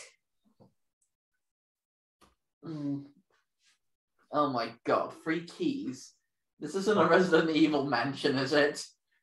No, is there a Resident Evil mission that's got 3 keys? Oh, okay. I've never played a Resident Evil game. Oh, yes. Oh, okay. Yeah, the manor is basically a huge puzzle with different various coloured keys which unlock various doors. We watched Markiplier play the new one. Oh yeah, watched him play the 2 newest ones, but I've never played a Resi game before. They've all got similar puzzles as that Okay. mansion, where it's like shadow puppets and all that sort of nonsense. Okay, yeah, left or right? Go left. Yeah, I was thinking left first. Always hug Always. the left-hand wall. Yeah. All right, I'll take that back for a moment. So as you head through, marching orders, by the way, these corridors are big enough for 2 abreast. I'll probably... Let me go first so I can sneak into places. For the first time in a long time, I put my cloak up. Zed will take point with him. And I will be behind both the guys, so depends. Yep, okay. As it depends where Celadine wants to be. I'd like to be as far back. Are the dogs coming with us as well? Well, are they? They're your pets. Tibble's in front of Celadine, 20 behind. Yeah, should that? Yeah, That's a good idea, yeah. yeah. And I'm in the middle at the back. Yes. Okay. Squash. As you head through, there is a long corridor and opens up to the left. Could Narlock and Zed give me a perception check? Because Narlock and Zed are at the front, is that correct? Mm-hmm. Yep. Yep. You two would get here first. 20. So you go first. 15. 21. All right. Zed, you are caught by the very, very strong smell of strawberries coming from the room to your left. Strawberries. Do you want to take a look inside? You kind of just like, is the doorway? Is it a door frame that's open? The door was there. It's clearly rotten off from the dust and fallen in. Yeah, he kind of edges up and then just peers gently around the door. You can see a large bathroom. What was clearly once had beautiful tile work is now cracked and broken with age. The soap has gone mouldy, but the smell of strawberries persists. Oh. They'll go into the privy. Oh, is it the bathroom? Yeah, it's one that hasn't been cleaned in over... How long has your dad not been here? Oh gosh, must be at least 40 years. Celadine, please don't take this the wrong way, but I feel like we're going to be staying with Roberto's parents while we're here. Yeah. Unless if we're able to decontaminate this place quickly. I wasn't expecting it to be this badly in disrepair, I'll be honest. Why do I smell strawberries? Oh, I bet it's his soap. He does always like fruity soaps. Do you think we ought to check for a key in there, or? Still worth a look. Hmm. Just be careful when you're touching stuff. Yeah. Okay. Who wants to go in and take a look? I can have a look. I'll go with him. I know where Fosco hides stuff, so. Okay. Both of you make investigation checks. Do I have investigation? That's life. I've got my Lantern of Everglow stone. I haven't used this in a while. Nick, confirm. Oh, why do I have to keep doing this? Yeah. Where is it? There. Down there. Yeah, we got a nat 20. Hey. What's investigation runoff? Intelligence. Oh, so mine will be Burble +4. +4, so that's a 14. It's not. Okay. Yeah. There's no key in here. Mm. There's slick, decaying fat from the bars of soap that are scented. The strongest one is strawberry, but you can smell other fruits as well. The bath is so thick with lime decay and limestone. It's just. Ugh. This is not a bath anyone will ever use again without a blowtorch. Yeah, I might just if my dad's not going to be bothered about coming back here, I might just take it to like a Halfton estate agents and sell it for whatever the lowest bid he'll get. I was trying to see if there was a spell or something that could. I suppose I could animate the object to start cleaning the place. Sorry, I have a strong PTSD. Oh yeah, dancing broomsticks that want to kill you. Not pedals and broomsticks. More. I was thinking Sorcerer's Apprentice. Sword and the Stone. Oh yeah. We're going to talk real quick. No worries. Well, unless of course we start singing or that would just burn the whole place down. You're not going to burn it down. We could probably sell it as a really, really, really fixer-upper. Do you think the spell evil could work in here? No. Evil. It's not evil. It just smells bad. Evil. I'll tell you something. Evil. I hope that gardener's been sacked because he's not even close to trying to keep this place nice. Oh. There wasn't a gardener. It was all under the care.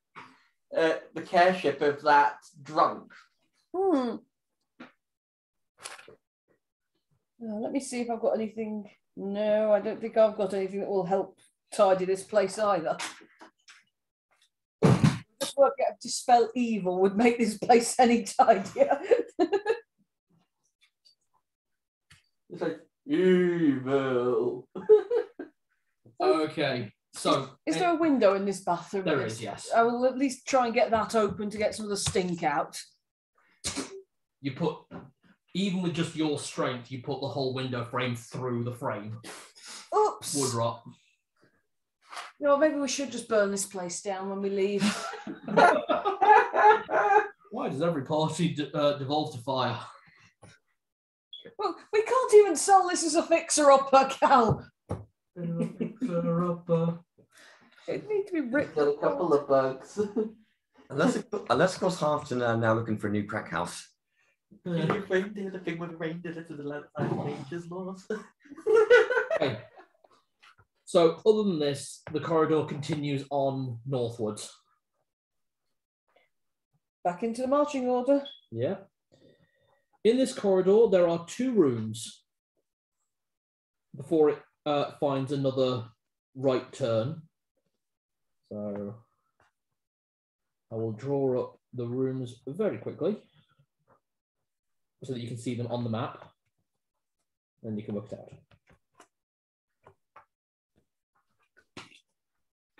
There you are. Okay. All right. I'll let me just take a picture actually now. Pop it in the middle, Duds. That's that.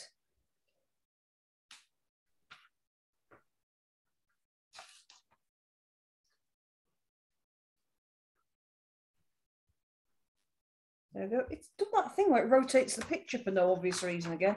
Weird. Okay, so you have a room to your right and a room further up on the left. Okay. May as well do them in order. Mm-hmm. To the right first. Mm-hmm. Okay, you can all pile into this room. It's not so small you can't get in, or does someone want to go in ahead? Zed holds up his lantern and looks inside. You can see a very nice bed that looks like it's been half decayed.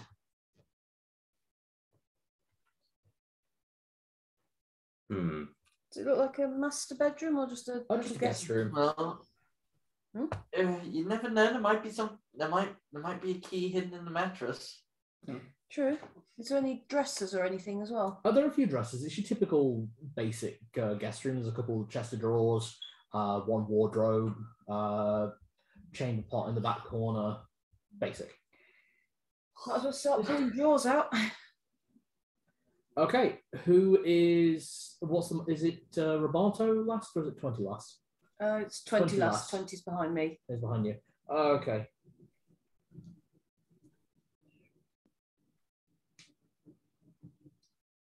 Can everyone just tell me where you're searching? So the layout of the room is fairly simple. You come into the room. Mm-hmm. There is a a double bed at the back, 4-poster. Mm-hmm. There are wardrobes and chest of drawers all along the northern side of the room. There is another wardrobe in the south of the room with what looks like a dressing table next to it, and the chamber pot in the far back right corner. So it's south and then right, so south back corner. Oh, please don't let it be in the chamber pot.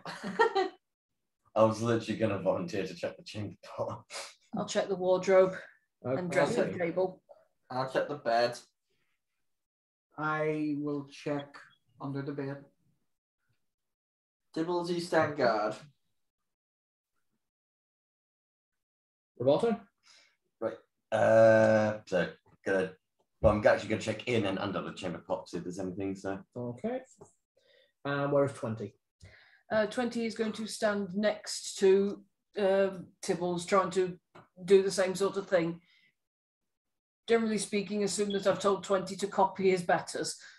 Okay. I'm just getting that image of the three-headed dragon. One looks serious, one's looking off to the side, and then you've got that. Yeah. Okay. Could everyone give me investigation checks? Zed at advantage, please. intelligence. 13. 17. Sorry, 18. Sorry. 9. 17. Okay.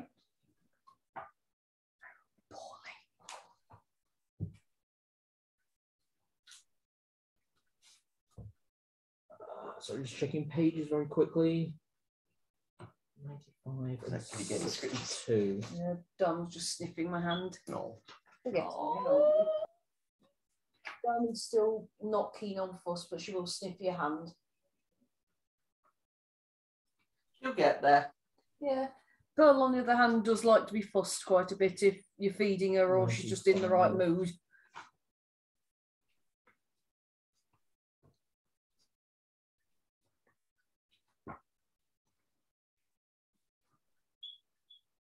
Go chase your sister, go on.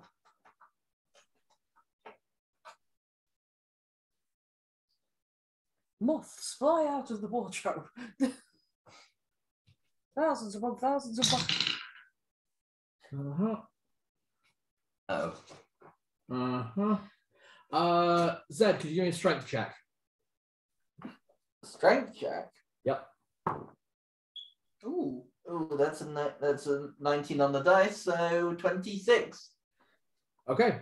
Turn of events.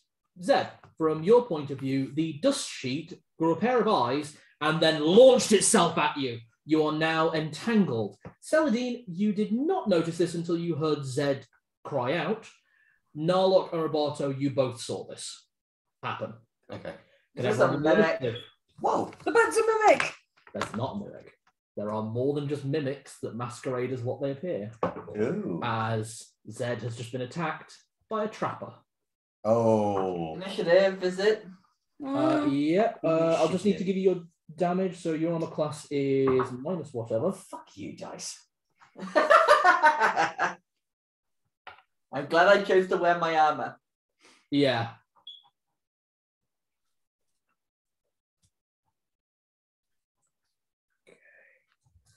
What's your armor class? -3, I think. All right, cool. Or is it -5? Very important. Need to know that. Yeah.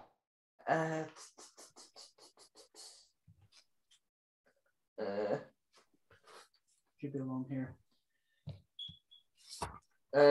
Pretty sure it's -3. -3. Okay. You take 6 points of damage as you are crushed by the trapper. While you are stuck, any attacks you make can only be made against the trapper. You can't reach your sword because it was sheathed. You can see how this is going. That's how he's going to play it, is he? Okay, so... The chamber pot's come alive. Okay, initiative, please. 2. Roboto? 1. Narlock? I just grab my sword and my dagger when I see this thing, and I just start slashing at it. No, I need your initiative number. Oh, 5. 5, thank you. Oh, Celine, yours should be at disadvantage. Oh. Because you didn't pass the perception check, the investigation check, sorry. Well, then I'm at 1. Okay. We're number 1. Who has the high dex? I think it's Celine's got the high dex, doesn't she? My dex is 18. What's yours? Mine's also 18. You both Roll off. Which one of you do you want to make a choice? Rock, paper, scissors, or roll off? Honestly, I feel like Roberto would go first because he actually saw this damn thing attack. So That seems fair. So I'm instantly sort of like, blade! And Zed? What? My Your initiative? initiative. 2. What's your dexterity? 14. Okay, thank you. Actually, not bad.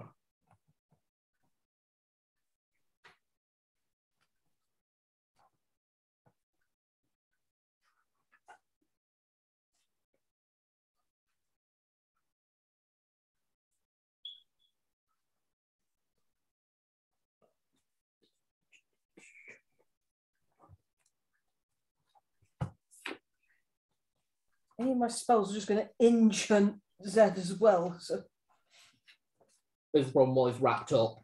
He will be taking damage from attacks, but you need to, otherwise he will be crushed to death. Yes, I know.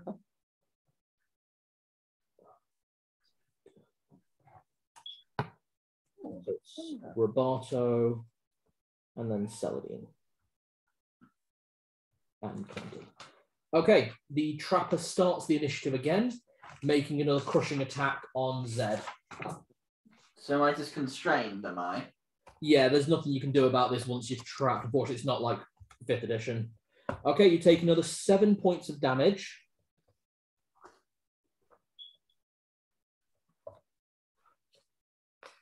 That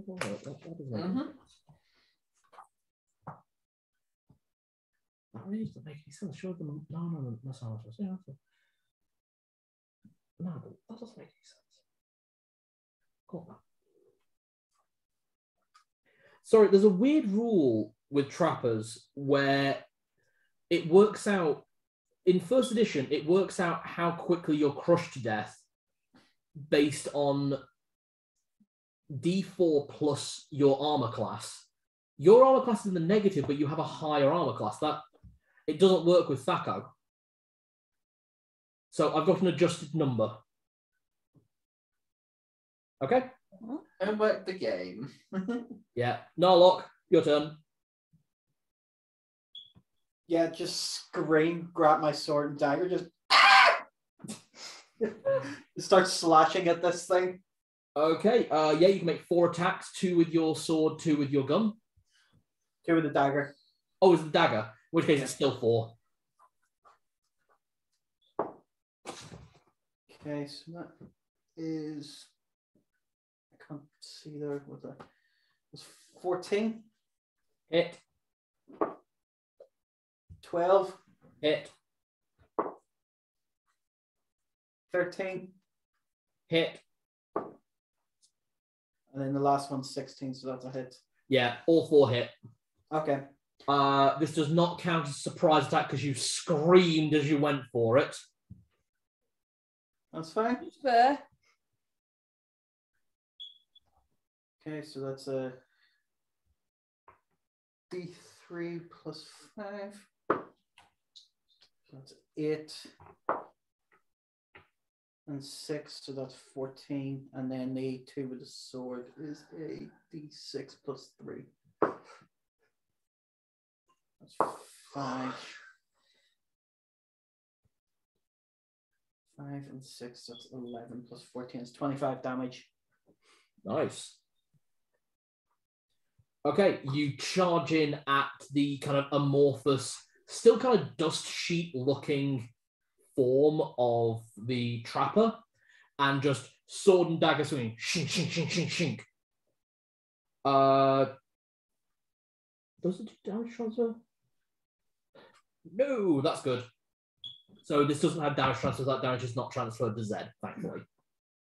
Yeah, you're just shredding through it. Zed, it is your turn and Tibble's turn. You are slowly beginning to suffocate. You can't get to your sword to use it for an attack that was already sheathed. You can still cast spells, and Tibbles can act. Yeah. Zed closes his eyes and begins to mutter, and then casts the holy word. Oh, that spell. It's been a while since I've used. I can actually use it myself now. It's that moment where you have a high level. You can use the spell on the highest level scroll. Yeah, that's brilliant. Nice. Okay, so give me what it does. Yeah. Holy word. Holy word. Okay, the holy word spell. An utterance of a holy word has tremendous power. It drives off evil creatures to other planes, forcing them to return to their own planes. It further affects other creatures of differing alignment as follows. Creatures hit dice is less than 4, it kills automatically. 4 to 7 plus, it paralyzes them for 1 to 4 turns. 8 to 11, it stuns them for 2 to 8 rounds and reduces their movement by half and gives them a -4 to attack. 12 or more, deafens for 1 to 4 rounds, 25% movement, -2 to attack dice, and has a 50% chance of failure. Okay, 50% chance of failure. It does work. The trapper is deafened, and its movement speed is halved, I believe. Okay. Quartered. Wow, even more. Jeez. Ouch. Okay. All right, what does Tibbles do? Tibbles is going to launch himself and start biting and scrapping at the trapper. Okay, go for it. Yeah, come on, what's that? Come on, doggy. Come on, go.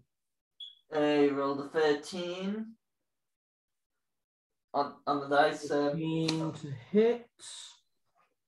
Tibbles. He gets Yep, 2 that bite hit. attacks, doesn't he? He does. And the second one's a 7. Just hits. Yay. Okay, so bite is 2d6 plus 4. 5, 3. So that's 12 on the first one.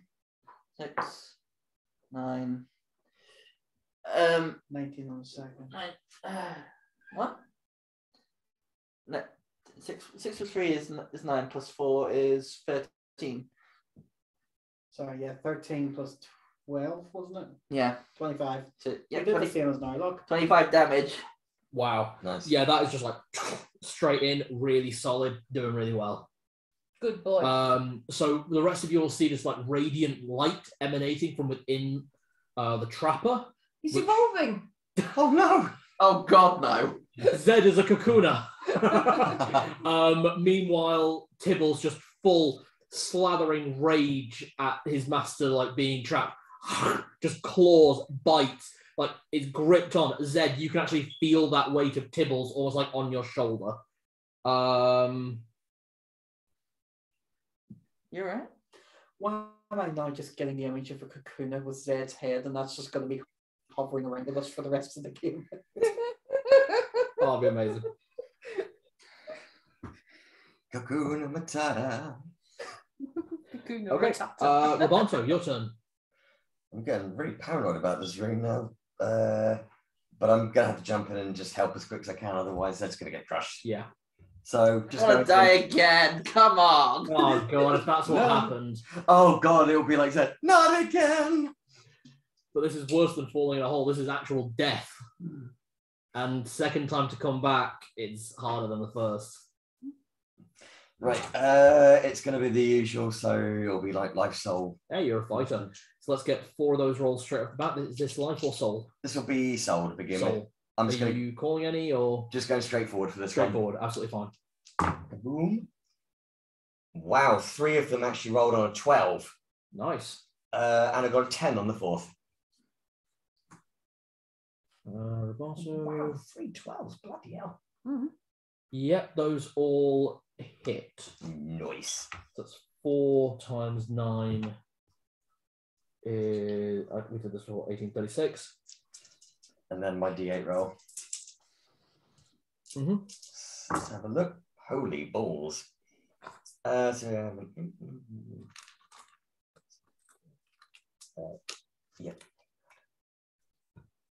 So 18 on top of that as well.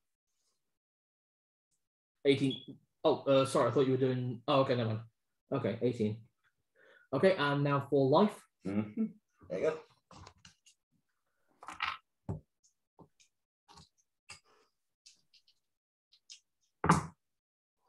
Okay, so the lowest one I rolled was a 6. They'll all hit then. Okay, brilliant. Yeah, fantastic.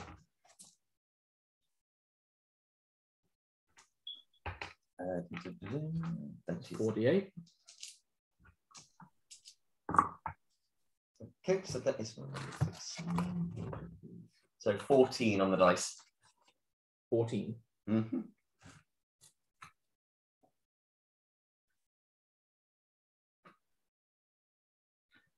Okay. Can you give me a wisdom check? Okay. Really quick.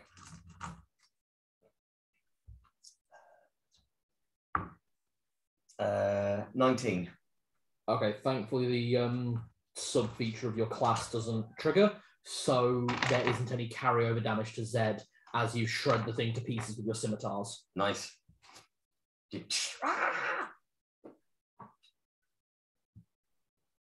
Oh. Oh, it's dead. Oh. Falls to pieces. Oh. I I just thought for a second there you slice it and then it becomes loads of little trappers. No. Do something else for a quickly. There we go. Oh, thank you, guys. What the hell was that thing? I don't know. Never seen anything like it before. Roberto, can you give me a perception check, please? Oh. Perception. 21. You see it as it drops down on you. This time it is a lurker above, masquerading as the ceiling. What's this whole house full of things that are alive? So, Roberto, you take... What's your armor class? -3. You take 6 points of damage. Okay. And you are trapped. You can't do anything. Okay. How big are these creatures? Well, the last one can expand to being about 400 feet squared. Okay, so they're huge. Okay, good. Jeez.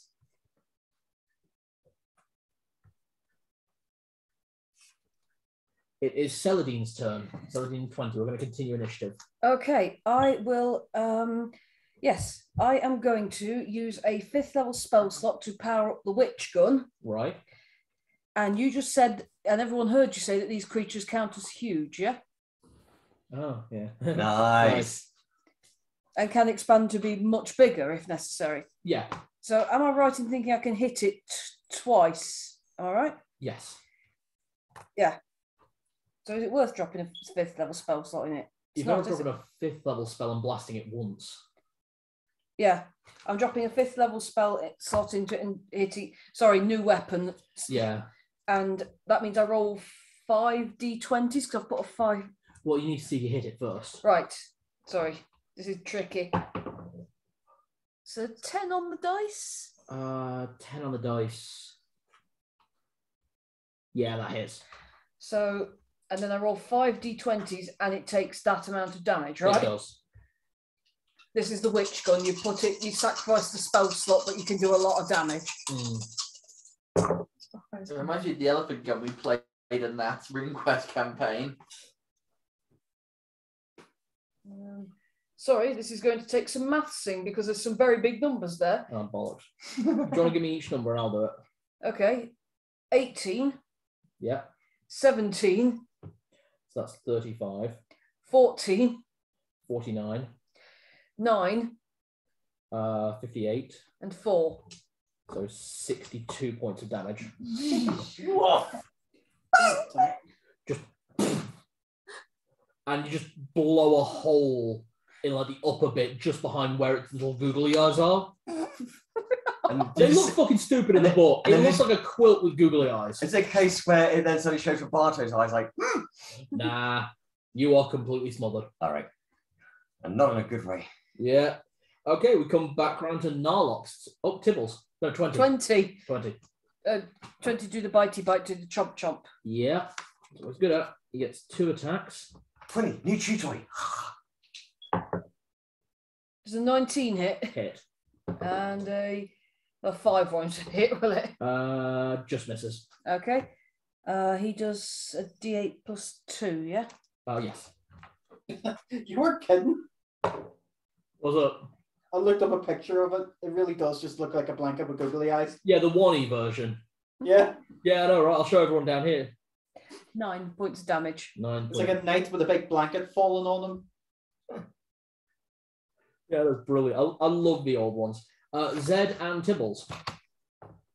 Tibbles is gonna go for a chomp again. Okay. What about Zed? Wait, you skipped Narlock's turn? Oh shit, yeah, Narlock first. I'm going for slashes again on this thing. Okay. So attack number 1. No, What'd you roll? that was a 5. Hold on. Your 2 hit, that might still hit. Oh, it's a hit. Okay. Yeah. Okay. This one has a well, lower armor 14. class than the other one. Hit. 9, Hit. 18. Hit. So to hit the lurker above, you'd need to roll. To fail to hit it, you'd need to roll a 2. Okay. They don't have good AC No, because they're a then- rogue. Exactly. It's all about the smother. Not to mention they have to stay in place, don't they? They do. It kind of reminds me of the Leafyfold 5. from Harry Potter. Oh yeah. Almost surprised that's where she got the idea. That is 24 damage overall. Okay. Zed and Tibble. So you've just gone in slash, and just you just shredded open more holes. There's just bits flying off at this point. Zed and Tibbles. Zed's going to take a swing at the upper part so he knows it's not going to suddenly cut Okay. Robato's head off. Fair. Roll to hit. Oh no, that was a 4. I think with you that hits. Oh, Yeah, that hits. Hey. it's been a while since I've used this blade. Yeah, to miss, you'd have to nat 1. Great swords. They're bloody brilliant for getting through armor class. Okay, 3d6. Yep. 2, 3, 2.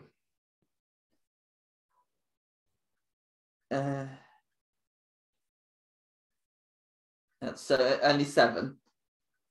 How Wait. does that Is it 3d6? Is that? Yeah, that is right, isn't it? 3d6 plus 5 from the sword, plus there's also your... 3d6 plus 11. There we go. Yeah, so 18. Yeah, there we go. I was thinking that was awfully low. Actually, yeah, I was thinking 7 is not weird enough that still would have killed it. So how do you want to do this? Okay.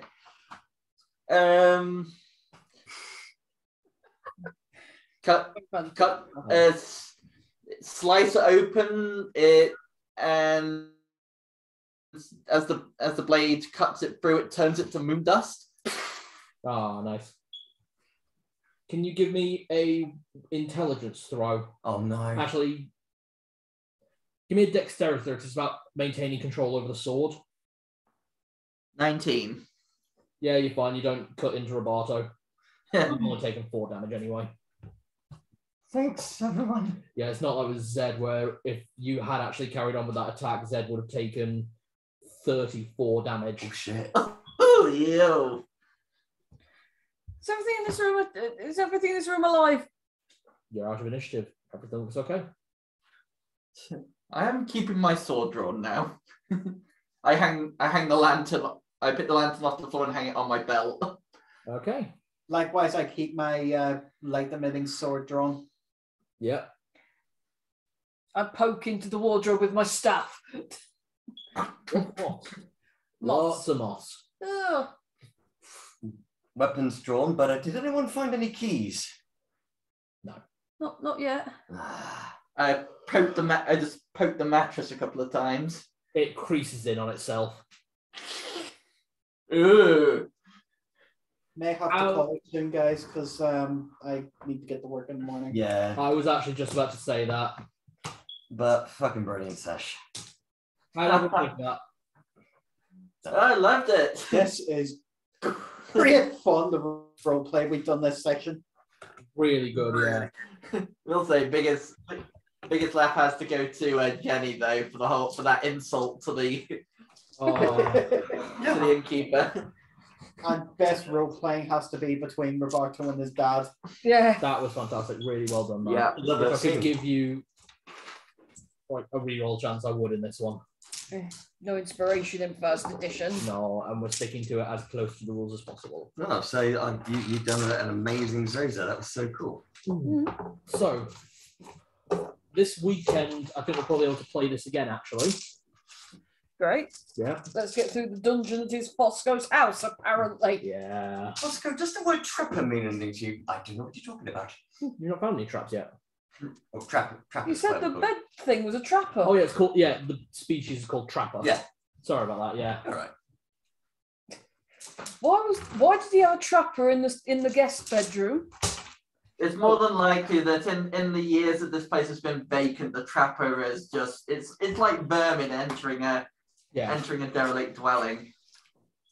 Okay, that's good then. Yeah. You know, I'm going to give you these letters because you will have them before you leave. Oh, okay, thank you. But in game, these haven't arrived yet. All right, so can I read them or Yeah, I'll not? let you read them. Thank you. Because next session all going to be dungeon, and these will leave by the time you leave Halfling. Yep. Just don't write any replies for a while. I probably wasn't going to be honest. Yeah. So big question, people. Do you want a Strahd game tomorrow, or do you want the honey pot? I was going to say, shall we do Honey Heist tomorrow when you get here? Because then that's quite relaxed. That's just silly. Mm-hmm. Then we'll do Strahd maybe Saturday or Sunday morning. Mm-hmm.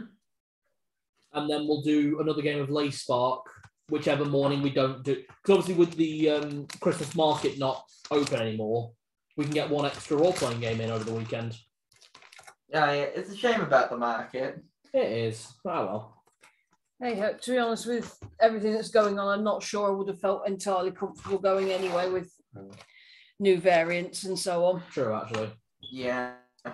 Is that the nickname for the baby?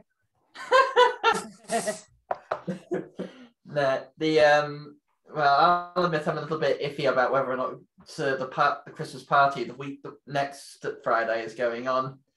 Sorry, next Thursday. Sorry. That's annoying. At least we know all of us lot have been vaccinated, so Exactly. Yeah, and Pfizer does protect. It does, as does AstraZeneca and all of them. Yeah. Except for Moderna. I think Moderna doesn't. No, Moderna does. Yeah, Moderna does. Yeah. Okay. So they're new to the spouting up the pipe again. Oh yeah. what a shocker. Oh no. That's the point. Is anyone showing interest or going to go to the big massive rave at number 10? Oh god. Oh, she's resigned because of that bad girl. It's just a bit on Facebook. People now like saying, "Oh, rave at number Rave at 10." Yeah. I'm going to party with the ham wearing the wig. Very nice. Very nice. If you're going to dance at the dance floor, then make sure you dance. If you're going to dance, and dance from home. If you can't dance from home, come to number 10. What a prick. I know, right? Oh, I know, right? How bad do you have to be to make Tony Blair look good? Yeah. He really does look like he walked head first into a field of wheat with glue on his head. Yeah. Well, his hair actually looks more real than Trump's did. True. That's not something to be bragging about. Well, Trump's hair is real. It's just The comb over's so bad. no, it's not a comb over. It was a botched kind of surgery, and it was the reason he broke up with his ex-wife. Oh, She recommended him to the surgeon. Basically, they take like a a crescent moon shape of the hair from your back of your head Yeah. and switch it with the bald spot crescent moon on the front. And then that hair grows forward. Well, this bit here grows down over the back of that. So he's ended up with like this hair coming down on either end. And he was so pissed off with his ex-wife because she ruined him that he divorced her. Wow. Look, lucky escape for her, I say. Yeah. Not to mention she would have got something in the settlement. All right. Shall we call that there? We will see you guys tomorrow just after 6 p.m. hopefully, if traffic's good. Looking forward to it. Can't wait. It's been so long. I know. Yeah. Birthday boy. Yeah. Big happy. Oh yeah, is it? No, not quite. You're about 3 minutes off. Yeah, about 3 more minutes. Oh yeah. Was going to say as well, Nick, are you going to bring your laptop down so we can record the Strahd session? Yes, I can bring the laptop down. I just need to make sure. I don't need to bring the monster manual, and I just need to bring my player's handbook and Strahd. I think because I think you've got everything else, haven't you? Yeah, pretty much. Yeah. Wait, Strahd's been invited to the party? Oh, Yeah, so we can spit on it. Have you got Xanathars? Yeah, got Xanathars. Yeah, because you use Xanathars, don't you, for Ellis? Got Tashas. Yeah. I've got pretty much all the actual module books, just not. No, I've got all the books, but not the module books. You've not got all of them. Oh yeah, I've not got any of the new ones. Oh right, yeah. I feel pretty stupid now. Just with the way this table's blocking my legs, it just looks like I'm hovering in midair. Oh yeah. It also looks like you've got one giant white testicle. Oh yeah, if you stand in front of the There's the snowball. I am levitating, my young friend. See my wing ball. Oh my god. I will say that this is a very short dungeon. You guys are already about a third of the way through it. Okay. Really? Oh, your house. Oh yeah. Testically. And absolutely honest, I only added the lurker and the trapper fight just to pad the dungeon out. That's cool because I've never seen that before. So. No, to be honest, I only did it because Nick mentioned it in a previous dungeon. Oh, cool. You said something like, "Oh god, you bastard! Don't let a lurker fall on my head." Wish fucking granted. Yeah, I love that he got hit by the trapper, not the lurker, though. I got the lurker. Yeah, you got the trapper. Yeah, you got the lurker. Yeah. What's up? I was just trying. It was in the room where there was like a lot of stalactites in the ceiling for some reason. Yes, that's right. You thought I might throw a roper at you. Yeah, you hate ropers. Yes, I do, because they nearly killed that little bard girl. In your game. Yeah. Yes, in that game where, for goodness sake, she's only there as a sidekick. There is no way on earth that she should have been down there. I know she goes down. I know she goes into the dungeon with the groups a lot, but you'll recall that my character already said the first time she wanted to come down there. Are you sure? Really twig. Yeah. Twill, sorry. Yeah, no, in our friend Tony's game, we have something like that. We've all set off on different paths as different groups of adventurers to explore this map. Yeah. And when we were all grouped together in a room, there was like this little halfling girl who was going out completely on her own. And you could tell talking to her, she was as innocent as an 8-year-old child. She had no idea what she was doing. And we convinced her to stay in the town because, as Tony told me at the last session, if she had gone out, she would not have come back. She would have died. Yeah, brilliant. Well, everyone just went, protect the small. Yeah. Yes. So now she's become proficient in sandwich making, or as she calls it, meat breads. Yes. I'll tell you this: we're all really looking forward to your homebrew campaign, Nick. Yes. Once Strahd is over, I'll put the finishing touches on it because obviously I'm trying to write the whole world at the moment. Yeah. The amount of stuff that I note down mid-session and add in later like I planned it. You guys have no idea. No, but I already know whereabouts you're starting off on the other continent, and I'm just trying to work. I've got a kind of story worked out, but but I'm just trying to iron out the last details. Awesome. Cannot wait. We keep talking about like how our characters are going to interact because mine and your characters know each other from start. Because your characters, we've basically said that your character is basically my apprentice. Pretty much. Yeah. It's like a human ranger teaching a elf rogue.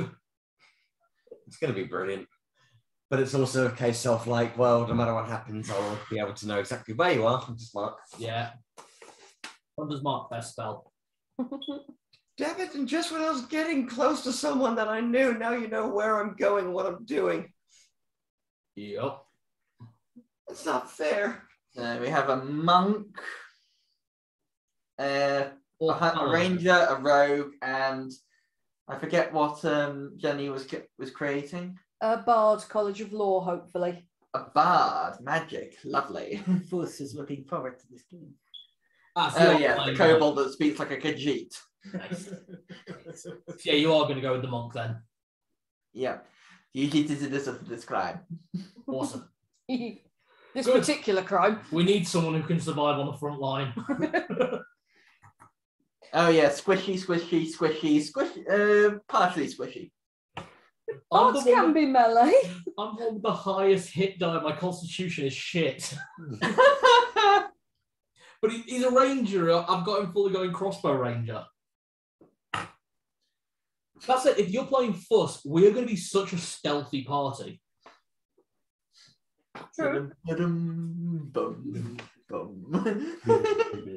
Everyone make sure you got proficiency in stealth and see if we can do everything that way. Oh, no, we're doing that. It's going to be like one of Martin's little projects, isn't it? Foose has Velociraptor claws, so he always walks around like this everywhere.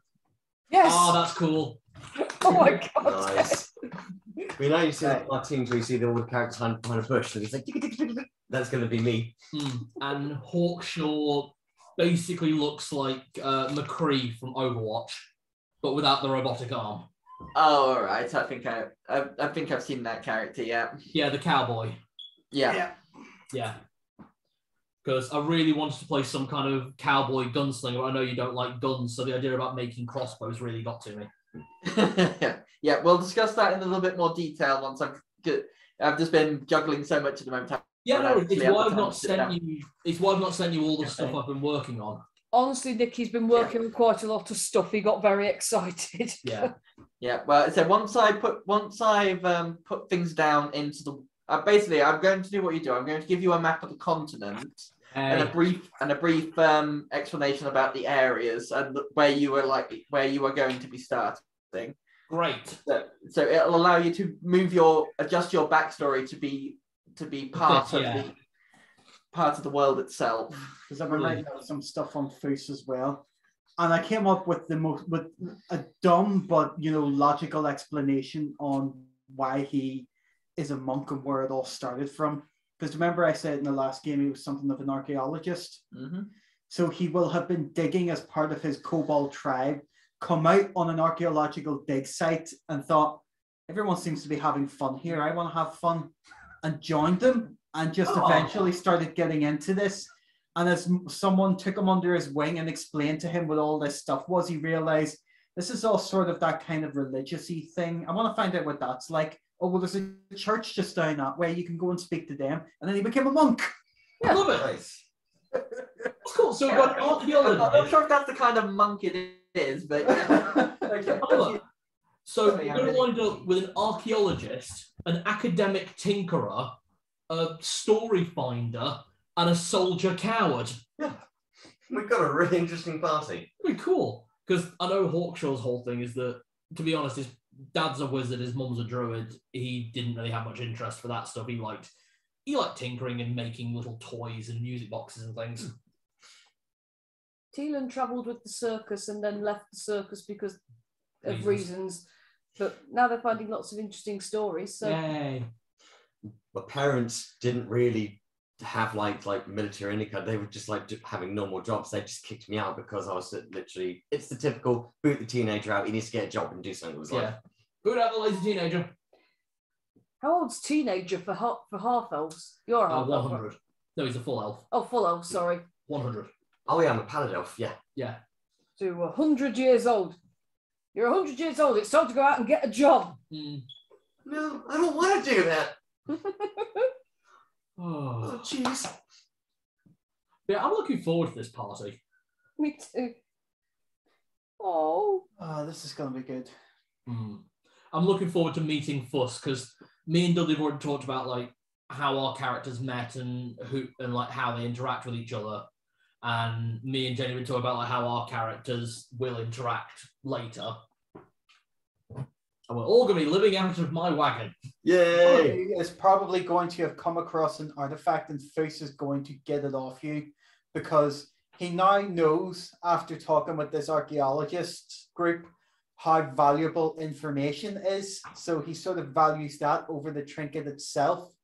And he believes that all trinkets then belong in a museum because that's the only way to place a proper value on them. Oh, God. Did you make Kobold Indiana Jones? Essentially, I didn't even realize because I've never properly watched Indiana Jones, so I didn't realize that's what I made until someone told me. Oh, that's brilliant. That's cool. So yeah, he's essentially at some point he will have gone, but it is gold. I love gold. No, but you know that gold is from this church's background. Yes, from the history of long 100 years ago. And yeah, well, that information is valuable. I went, oh, I see what you did there. Oh, it's important gold. Okay, that could be quite interesting how our characters get together because Hawkshaw's a tinkerer trinkets. Oh God. Our characters are probably going to have a fight to begin with until they realize they've got to like work together somehow. Yeah, I've already pointed out that the first interaction he's going to have with Jenny's character Teal is going to point a crossbow at her because she looks like a goblin. They look like a goblin. Yes, they look like a goblin. Yeah, sorry, keep doing that. Going to do that in game too. Yeah, that's okay. Am I going to be the one that's just like, no, guys, stop fighting. We got to get on. Okay, we can't upset the child. Could you please stop pointing a crossbow at me? Oh, my sorry. I was going to say, you don't want to have one of those in the face. It'll destroy your brains. They'll splatter like all over the floor. But Fuss thinks you look like soldier meant to fight. Let's not get into that. Morty, go get us some rooms and a... Hey, little guy, you drink ale or are you going more for the whiskey? Does it make you hit floor after 10? If you drink it like me, it's hit the floor after 1. Yeah. Okay, 2 bottles of whiskey, 1 bourbon, 1 scotch. You get yourself milk. And what about you, little lady? Why can't he What? just do himself? I love Mortimus. Morty, Fuss, Teelan, and Hawkshaw. This is the weirdest party setup. Oh, and by the way, there will be the return of Jacques. The donkey. But this time I'll actually give a shit. Yeah, this time you will care for this donkey. So it's Jacques and Jenny. Oh. They pull his wagon. Lana's letters just made me feel really sad on the inside. Well, it was sweet, but also sad because she's talking about her dead dad. Yeah. Right, where's Nick gone anyway? He's gone to the bathroom. I can close this off if you need to. Yeah, I think let's call it there because Dudley's got work tomorrow. I've got an essay to try and finish tomorrow. Yeah, all that stuff. Before we go, Hal, happy birthday. Oh, happy birthday! Yay! Yay! I am 29 years and 7 minutes old. Yay! Love you. Love you. See you later. See you later. Oh, See you literally, later. see you Guys, later. tomorrow. See you in a few hours. See you today. See you today. See you later today then, yeah. Bye-bye. See you. Bye. Bye-bye.